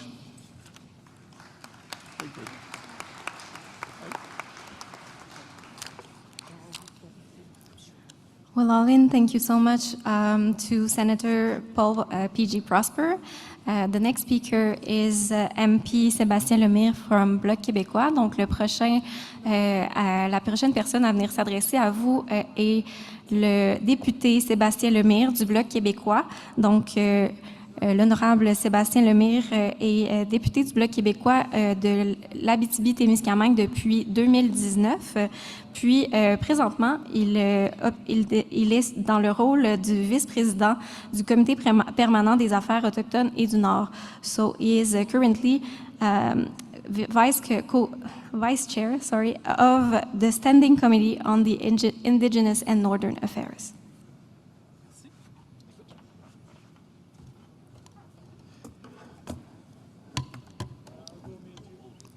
Kwekwe, bonjour, hi. Ma présentation sera essentiellement en français parce que je trouve aussi important que ce soit nommé le français, mais parce que c'est aussi un enjeu que c'est ma langue maternelle, parce que les nuances dans un débat comme C5 sont importantes. Donc, s'il y a des éléments, je pourrais peut-être dire quelques mots en anglais, mais essentiellement, je vais être en français. D'abord, merci à la grande chef nationale Woodhouse pour l'accueil et à toute son équipe. C'est impressionnant de voir autant de gens qui sont réunis et à travers ces 5, s'il y a quelque chose que je vois qui est positif, c'est de voir les Premières Nations qui ont le goût de s'unir et de porter une voix commune. Merci aux chefs et aux leaders des communautés du Manitoba sur le territoire du traité 1 particulièrement pour leur accueil. Dans le contexte, on vit les feux de forêt au Manitoba, on l'a vécu au Québec il y a 2 ans. C'est quelque chose qui est dramatique pour les communautés et je veux vous témoigner tout mon support à travers ces épreuves-là. Au cours de la dernière année, on a travaillé sur beaucoup d'enjeux avec l'Assemblée des Premières Nations et je veux remercier les différents partenaires qu'on a eus, des projets comme le projet de loi sur l'eau potable pour les Premières Nations. C'est quelque chose d'essentiel à ramener sur la table. On a réussi l'an dernier, avec beaucoup de débats, d'heures prolongées, à faire adopter ce projet de loi-là en comité. Bien, cette version-là a fait consensus et elle devrait être déposée, à mon sens, très rapidement par le Parti libéral. On met des pressions en vue de ça. On a travaillé pour les programmes d'investissement autochtones en infrastructure, pour le logement, pour que les Autochtones puissent avoir leur propre levier économique par et pour les Autochtones.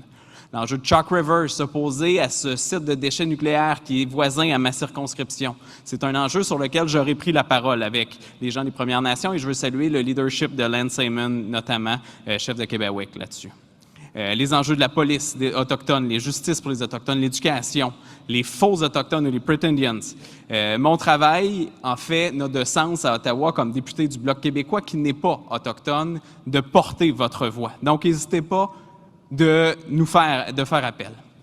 L'enjeu de l'autodétermination, comme député du souverainiste du Bloc québécois, évidemment, c'est quelque chose sur lequel je suis très sensible, et les enjeux de la reconnaissance territoriale. Parce que ce n'est pas toutes les communautés autochtones qui ont leur territoire de réserve et les ressources qui viennent avec, et ça, c'est une bataille aussi que je vais continuer de poursuivre à Ottawa. C'est un de mes engagements électoraux aussi, d'ailleurs. Mais là, je veux vous parler de réconciliation, de véritable réconciliation en respect de la Déclaration des droits des Premières Nations. Ce que on appelle aussi un consentement libre, préalable et éclairé. Et je prends le temps de le mentionner parce que le projet de loi C5 a ouvert la porte à de grandes dérives. On a voulu profiter du contexte du président américain pour que le gouvernement de Mark Carney se donne essentiellement les mêmes pouvoirs. Un comité secret autour du premier ministre va pouvoir déclarer qu'un projet de loi est d'intérêt national pour bâtir le Canada et ça peut avoir des conséquences immenses sur les territoires des Premières Nations, les territoires du Québec, les territoires que les gens vivent au quotidien. Et pour moi, je trouve qu'il y a un grand danger de ce côté-là. Il y a moyen de faire les choses différemment. Moi, je viens d'une région minière, l'Abitibi-Témiscamingue, et les lois ont été mises en place pour des raisons, c'est-à-dire nous donner la protection, une protection de l'environnement, confiance toujours à l'industrie. Mais il y a des exemples quand même intéressants chez nous. Je veux saluer la chef Chantal Kistabiche de la Nation Abitibi-Winnie et les Anishinaabe chez nous qui ont fait un traité avec le projet du Mont-Nickel il y a de ça près d'une 20aine d'années et la mine va entrer en opération l'an prochain. Donc, c'est possible au Québec, au Canada, de s'entendre préalablement avec les Premières Nations. Et ça, c'est important. Ce n'est pas à un comité autour du premier ministre, un conseil privé de dire qu'est-ce qui est un projet d'intérêt national, mais de s'asseoir préalablement dès que le projet commence ses premiers balbutiements avec les Premières Nations pour assurer qu'il se crée en co-création, justement, et que ça se fasse de la bonne façon. Il faut penser aux prochaines générations lorsqu'on utilise le territoire, lorsqu'on développe ce territoire-là. Et c'est ce que C5 ne fait pas. Il ne fait pas, c'est-à-dire mener des consultations adéquates. Et ça ne veut pas dire d'envoyer une petite lettre à certains chefs pour leur demander de donner un avis, une lettre de 2-3 pages dans un délai de 5 à 7 jours. Ce n'est pas une case à cocher, consulter les Autochtones. C'est d'aller à la rencontre de ceux-ci, c'est de s'asseoir, de s'écouter, d'évaluer les problèmes, de trouver des solutions. Consulter, ça ne veut pas dire d'être d'accord sur tout. Ça veut dire d'avoir un dialogue réel et soutenu. Et c'est là où le gouvernement libéral a échoué au printemps. Et dans ce contexte-là, moi, j'estime que le projet de loi C5 a été une grave entorse à la réconciliation. C'était pas dans vos intérêts, ce projet-là, même si on aura écrit dans le projet de loi qu'il faut promouvoir les intérêts des peuples autochtones. On vous a pris pour acquis. Et surtout, dans ce projet de loi, on ciblait des lois, il y en avait 13, et des règlements pour qui visaient à protéger l'environnement, la faune et la flore. Et une de ces lois était la loi sur les Indiens. Dans le contexte du projet de loi, moi, dès le départ, j'ai été alarmé, évidemment, sur l'impact que ça pouvait avoir, même au Québec, de passer par-dessus le Bureau des audiences publiques sur l'environnement qui vise à protéger notre territoire. Mais à ce moment-là, disons que les gens dormaient un peu après l'élection et on ne s'attendait pas à un projet de loi qui était si massif pour rentrer dans les droits tant des Premières Nations que des territoires qui soient déposés à la Chambre des communes. Et une des premières à avoir sonné l'alarme, c'est évidemment la grande chef nationale, Mme Woodhouse-Nipinac, qui l'a mentionné à l'invitation des sénateurs qui ont été aussi avant-gardistes. Donc, avant que le débat arrive à la Chambre des communes, les sénateurs ont ouvert un dialogue sur cet enjeu-là et je veux le saluer.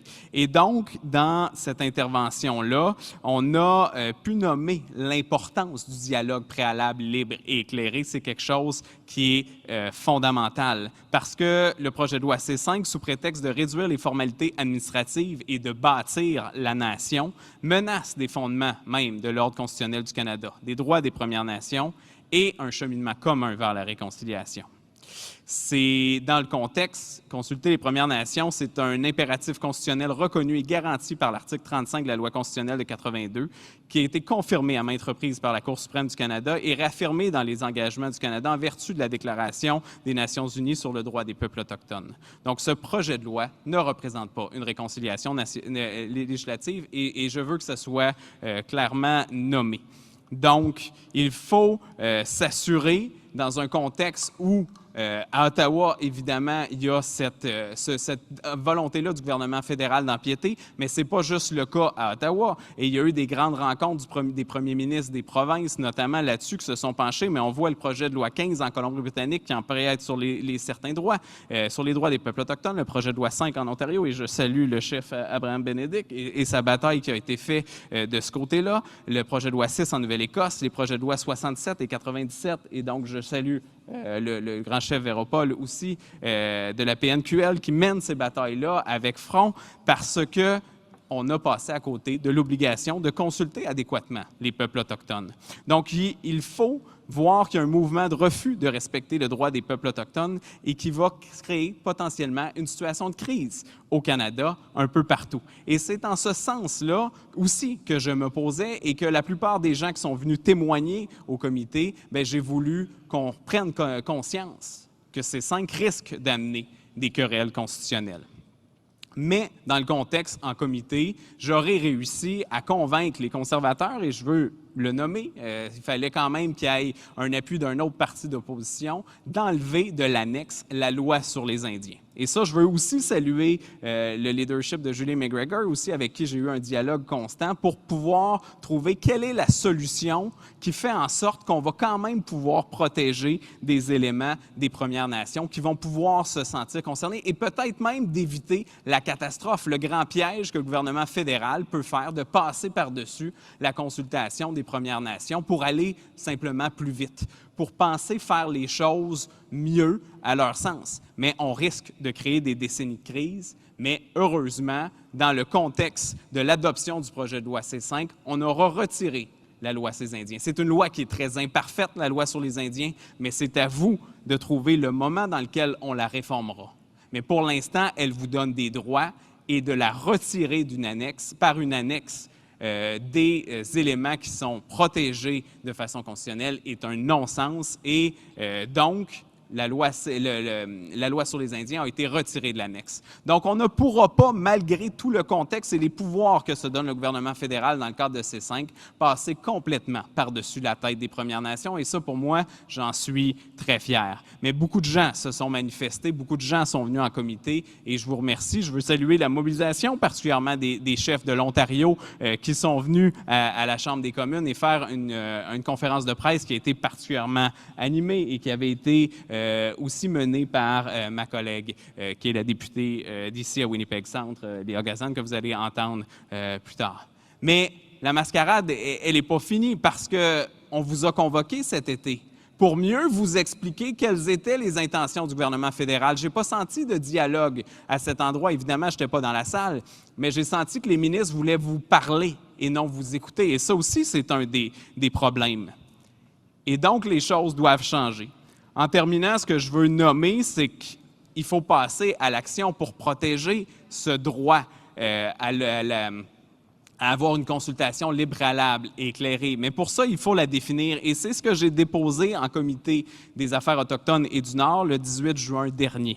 C'est-à-dire une motion qui dit qu'on entreprenne une étude approfondie sur la manière dont le gouvernement du Canada s'acquitte de son obligation légale et constitutionnelle de consulter les Premières Nations, notamment dans le cadre de projets d'exploitation des ressources naturelles, de développement d'infrastructures et tout projet ayant une incidence sur l'environnement et l'accès des peuples autochtones à la terre, à l'eau, aux ressources naturelles susceptibles d'avoir un impact sur les droits des Autochtones. Donc, que cette étude examine les mécanismes usuels de consultation, les pratiques exemplaires et les défis identifiés par les communautés concernées, les experts en droit autochtone ainsi que les représentants du gouvernement fédéral, qu'on étudie les impacts et les empiétements sur les droits ancestraux des Premières Nations et les droits issus des traités pouvant découler de l'application de la loi visant à bâtir le Canada et la mise en œuvre de projets d'intérêt national, et l'interprétation par le gouvernement du Canada de la notion de consentement libre, préalable et éclairé et ses obligations morales en vue du respect de la Déclaration des droits des Nations unies sur les peuples autochtones. Donc, dans le contexte, comment on fonctionne au Comité des affaires autochtones et du Nord, c'est que chaque parti politique qui sont représentés vont pouvoir imposer le sujet d'étude. Et ça, ben moi, c'est celui que je veux qu'on se penche à la Chambre des communes. Donc, je veux qu'on puisse avoir un dialogue, qu'on puisse vous entendre sur ces questions-là, sur comment on doit pouvoir assurer un véritable dialogue avec vous. On veut vous entendre, donc je vous invite à vous préparer parce que ce qui est arrivé au printemps dernier ne doit plus jamais se représenter si on veut bâtir ensemble un dialogue constructif sur notre territoire. Merci, miigwech, à bientôt.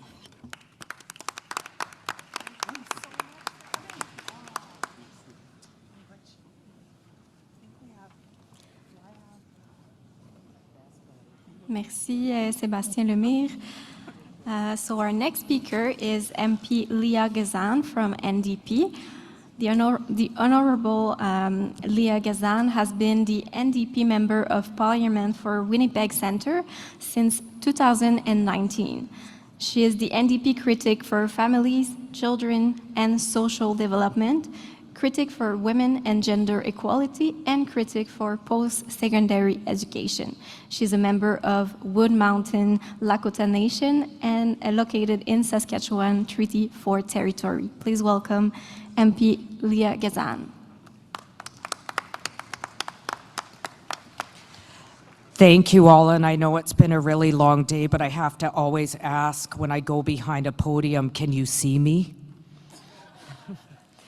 So I just want to say that I'm just really honored to be invited to the Assembly to provide my perspectives and certainly the NDP perspectives on Bill C-5. And I wish to acknowledge the elders, certainly our very powerful national chief, the chiefs in Assembly, especially the Treaty 1 chiefs and nations, to share my very deep concerns about this piece of legislation.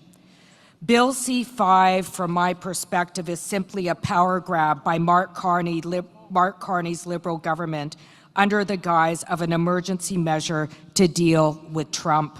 This legislation gives unprecedented, sweeping powers to ministers and cabinet to subjectively decide which projects are in national interest, and in doing so, bypass their constitutional obligation to consult, accommodate, and obtain consent from Indigenous peoples.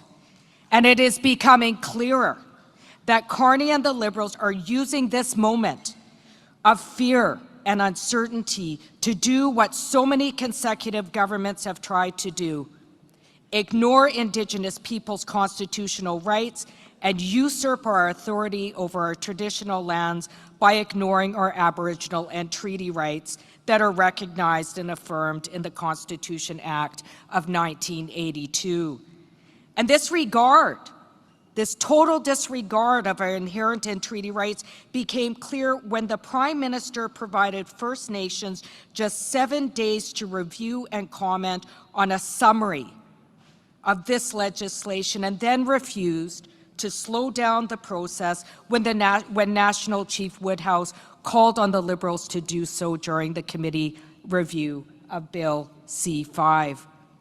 This normalized colonial behavior made it clear to me and many others that they are not willing to participate in meaningful discussions, let alone fulfill their constitutional obligation to consult, and their actions since the passing of this legislation are more powerful than their words. And this has been noted by First Nations leaders across the country.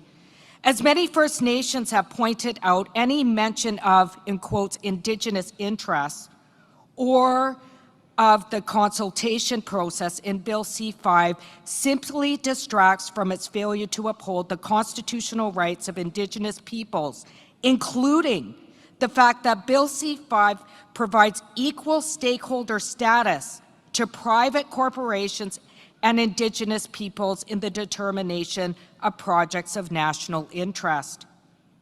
And let's be clear, corporations do not have constitutional status. We do. And among the factors considered under Bill C-5 to determine a project of, in quotes, national interest, Indigenous peoples are only listed in Section 5.6 of one of the considerations in the determination of a project of national interest. We are not a factor. We are rights holders, and the government is obliged to uphold their constitutional obligations to Indigenous peoples. So I have to tell you, I was shocked when I read the factors that will be used to decide on a project. Section 5.6 of Bill C-5 states that as follows: in deciding whether to make an order under Section 1 or 4 in respect of a project, the Governor and Council may consider any factor that the Government and Council considers relevant, including the extent to which the project can A, strengthen Canada's autonomy, resilience, and security, B, provide economic or other benefits to Canada, C, have a high likelihood of successful execution, D, advance the interests of Indigenous peoples, and C or E, contribute to clean growth and meeting Canada's objective with respect to climate change. We are one of the factors the government may consider relevant when deciding on a project of national interest. And more troubling is the fact that the government has provided ministers and cabinet with the ability to decide what is in our best interests. So it made me think of a historical example of when the federal government made decisions on our behalf in our best interest. And the example that came to mind was residential schools. Except now, instead of violently stealing our children, they are aggressively pursuing access to our lands, territories, and resources, violating our jurisdiction and violating our sovereignty, and without our free, prior, and informed consent. And you can put any face you want on that, but it doesn't change the intent. The government has an obligation and must uphold their obligations under Section 35 of the Constitution Act of 1982 that recognizes and affirms Aboriginal and treaty rights, rights that all levels of government from all different stripes, all different parties continue to violate. This is what I know, however. When governments have tried to ignore these rights, Indigenous peoples have fought hard in the courts to protect our rights. And when challenged, we have won the majority of cases in the Supreme Court of Canada. We just need to have faith in our power. We are not just powerful as peoples. Don't forget this. We have also demonstrated we are powerful in the courts. In fact, the Supreme Court talked about reconciliation even before the TRC was established. Let me give you just one example, and the example that came to mind is the Haida Nation case in 2004, where the Supreme Court determined, one, the objective is to reconcile the pre-existing sovereignty of Indigenous peoples with the assumed sovereignty of the Crown. So what does that mean? It means that the Crown needs to reconcile our sovereignty as inherent and theirs that has been imposed. Unfortunately, Bill C-5 continues this pattern of colonial violence by usurping our jurisdiction and sovereignty by giving cabinet and ministers the power to determine projects of national interest without our involvement and without our free, prior, and informed consent. The Haida Nation case also determined that on important matters, governments are required to obtain full consent of Indigenous people. And I think all of you would agree with me here that projects of national interest are in fact an important matter. The Supreme Court added that this principle applied to both treaty and non-treaty areas. Bill C-5 makes no reference to consent. In fact, referring back to Article 5.6, the factors that will be used to determine a project of national interest are made by cabinet and ministers and without the involvement of Indigenous peoples. Bill C-5 even disrespects precedent-setting cases that have ruled in our favor at the Supreme Court level. Now, I know that ministers have gone on what I've called a national disinformation tour, having meetings with First Nations across the country after the passing of Bill C-5 in an attempt to reassure us of our involvement, which is not affirmed in Bill C-5. Trust us. Well, I have, and I think all of us have almost 160 years to know what that looks like, starting with the times of residential school and before. So this is the pattern. When we say no, they send in militarized RCMP, overreach that has been criticized at the United Nations level. And I have to say, personally, I don't have a lot of trust. What I have to say is I'll believe it when you put it in the bill, a bill they passed without our free, prior, and informed consent. Bill C-5 is also in violation of the United Nations Declaration on the Rights of Indigenous Peoples. As you all know, the UN Declaration had application in Canadian law even prior to the passing of Bill C-15, which was adopted in 2021, under which the, in quotes, Government of Canada must take all measures to ensure that the laws of Canada are consistent with the Declaration, all laws. Does C-5 respect UNDRIP? No, it does not. And I know that even the Crown of the Minister of Crown Indigenous Relations agrees with me.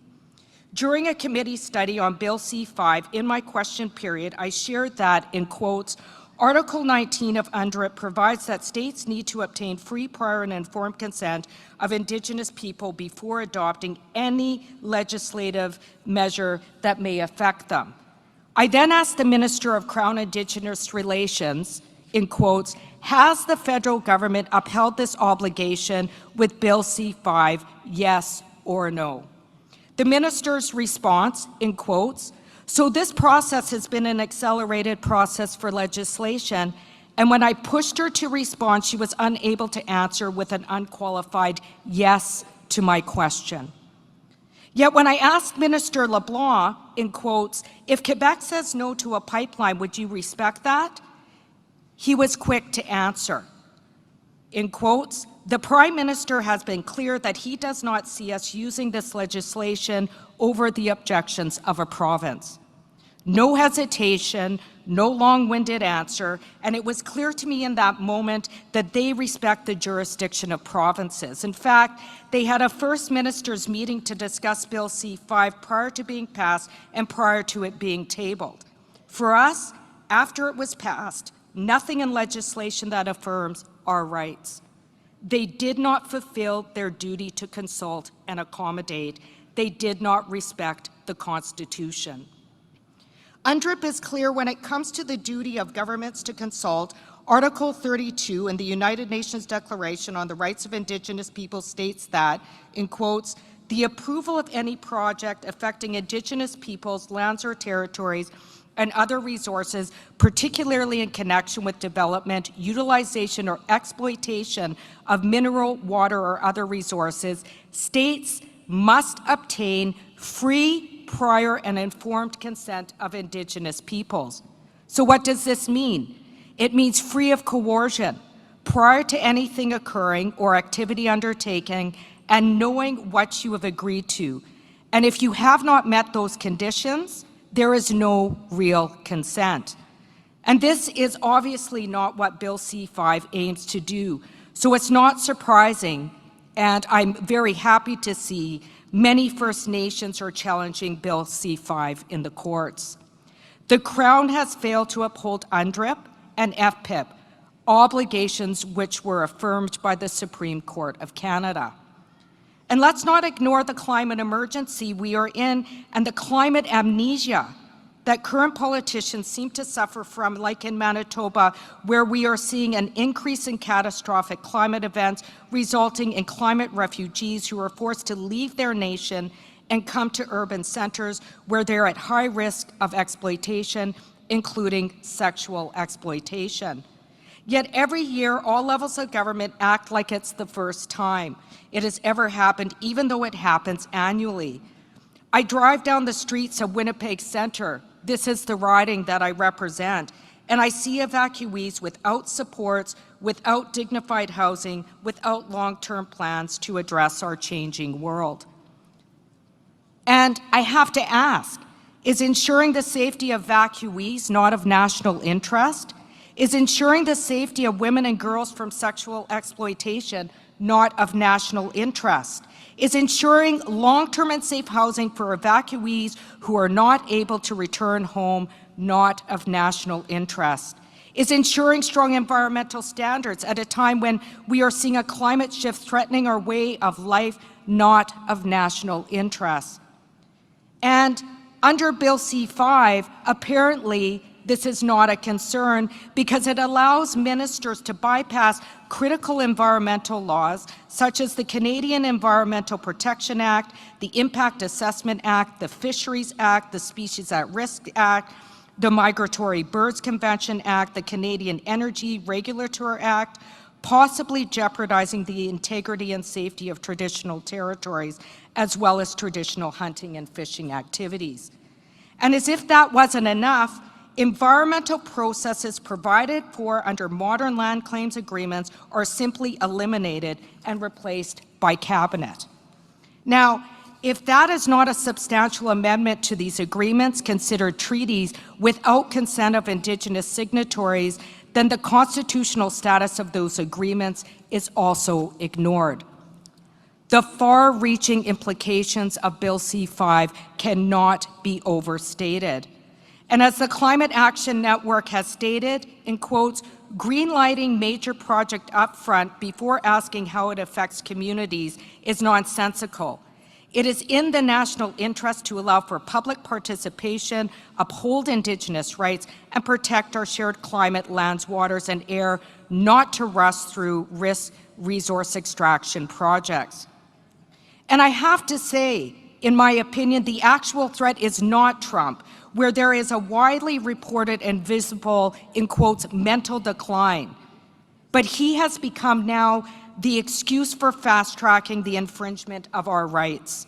The emergency, in my opinion, is a growing climate crisis and a failure of colonial governments to meet the moment, including the widely reported social impacts around resource and extraction projects where we witness increased violence against Indigenous women and girls.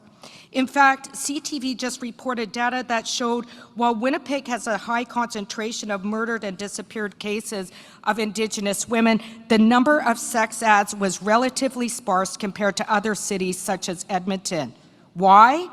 The data connected the host number of ads to oil drilling rigs and mining operations in Alberta, leading to an increase in sex trafficking, with Saskatchewan and Manitoba becoming feeder provinces for victims.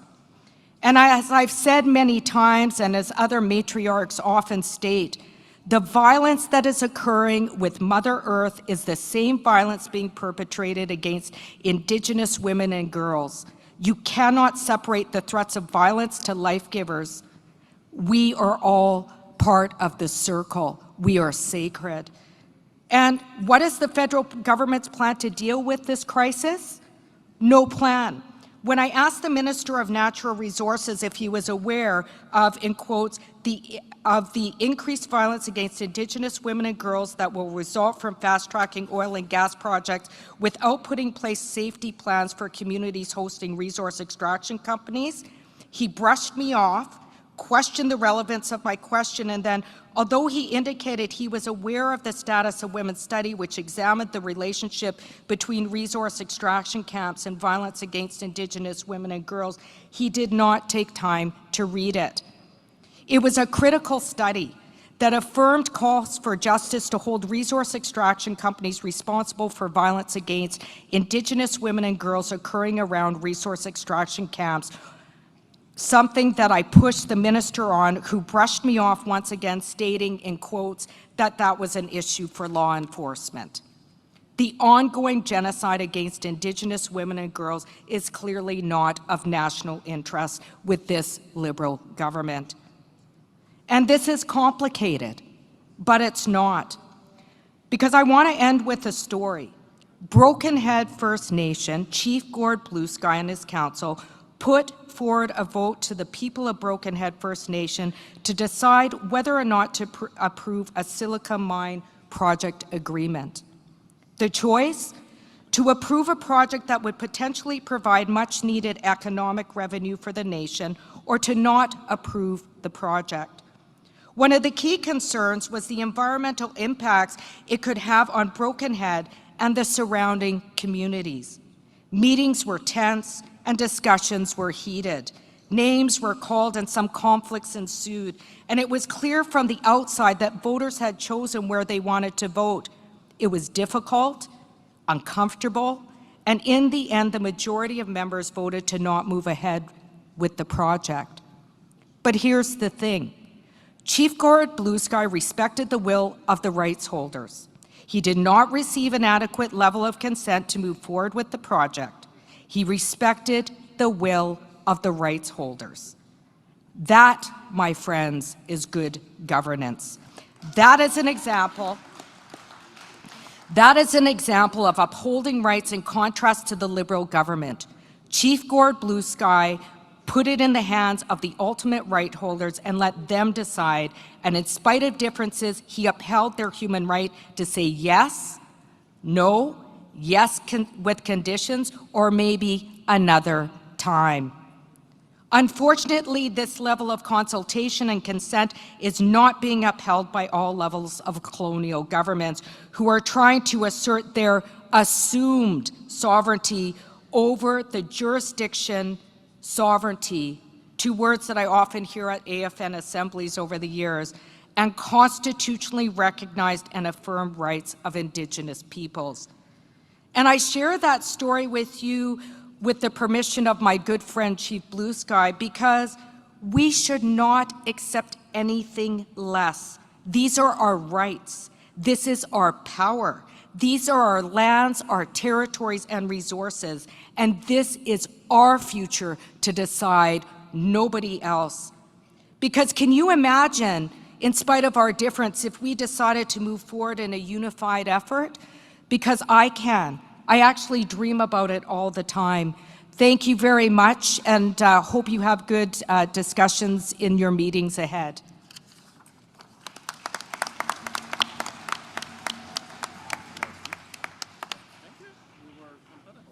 Thank you so much to our panel this afternoon. I just want to go up and acknowledge all of the three leaders that have come up here from the different parties that exist, the NDP, the Bloc, and Senator Prosper. Those of you that may recall, the Chiefs of Ontario called for a protest on Ottawa, on Parliament Hill, after we had seen the Government of Ontario put forward legislation under Bill C-5, very similar legislation, when we thought that Canada, the things that we'd have to rely upon would be Canada. Federal legislation. Ontario paved the way to extract resources, to protect the Canadian economy, the Ontario economy. And not long after that, we've seen the federal government introduce legislation, C-5, do the exact same thing. So it was at that time we called upon our partners, those that are supporting us in the fight that we have against Canada.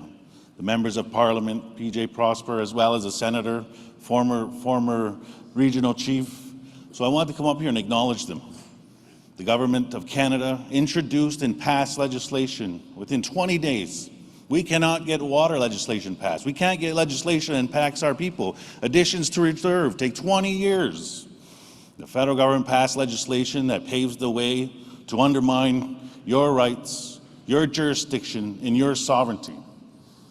And so I wanted to acknowledge the efforts that these three individuals have put into, the fight that they have put forward, their parties supporting them, to hold the government accountable, to tell Canadians the unconstitutionality of Bill C-5, that in 20 days the Government of Canada introduced and passed royal assented legislation that undermines the jurisdiction and sovereignty of First Nations across this territory. So I want to say on behalf of myself, the Chiefs of Ontario, and the Assembly of First Nations, Yamagoa, miigwech so much for the support that you have shown us on this fight against Canada on this legislation.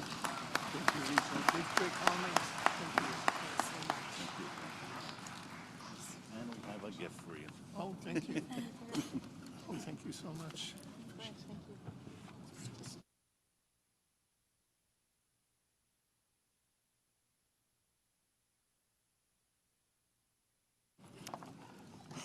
So thank you for this plenary on Building Canada Act. I will now turn over the microphone to my colleague Adam for the closing of the day. We'll be in touch. Great words.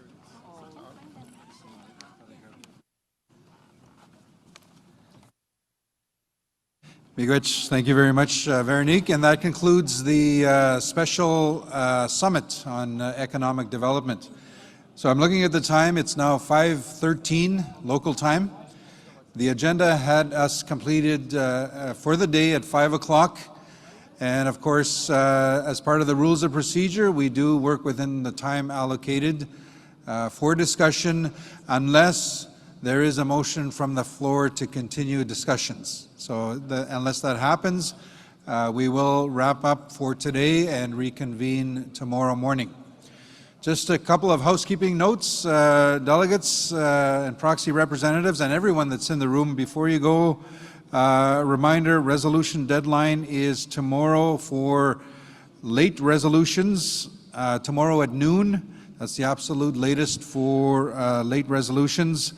Also, the sunrise ceremony happening tomorrow morning is at 7:30 a.m. And I need to actually get some clarification. I believe it's happening in the assembly room. Correct? 7:30 tomorrow morning. Also, there is a trade show happening, so everyone is invited to go have a look at the trade show.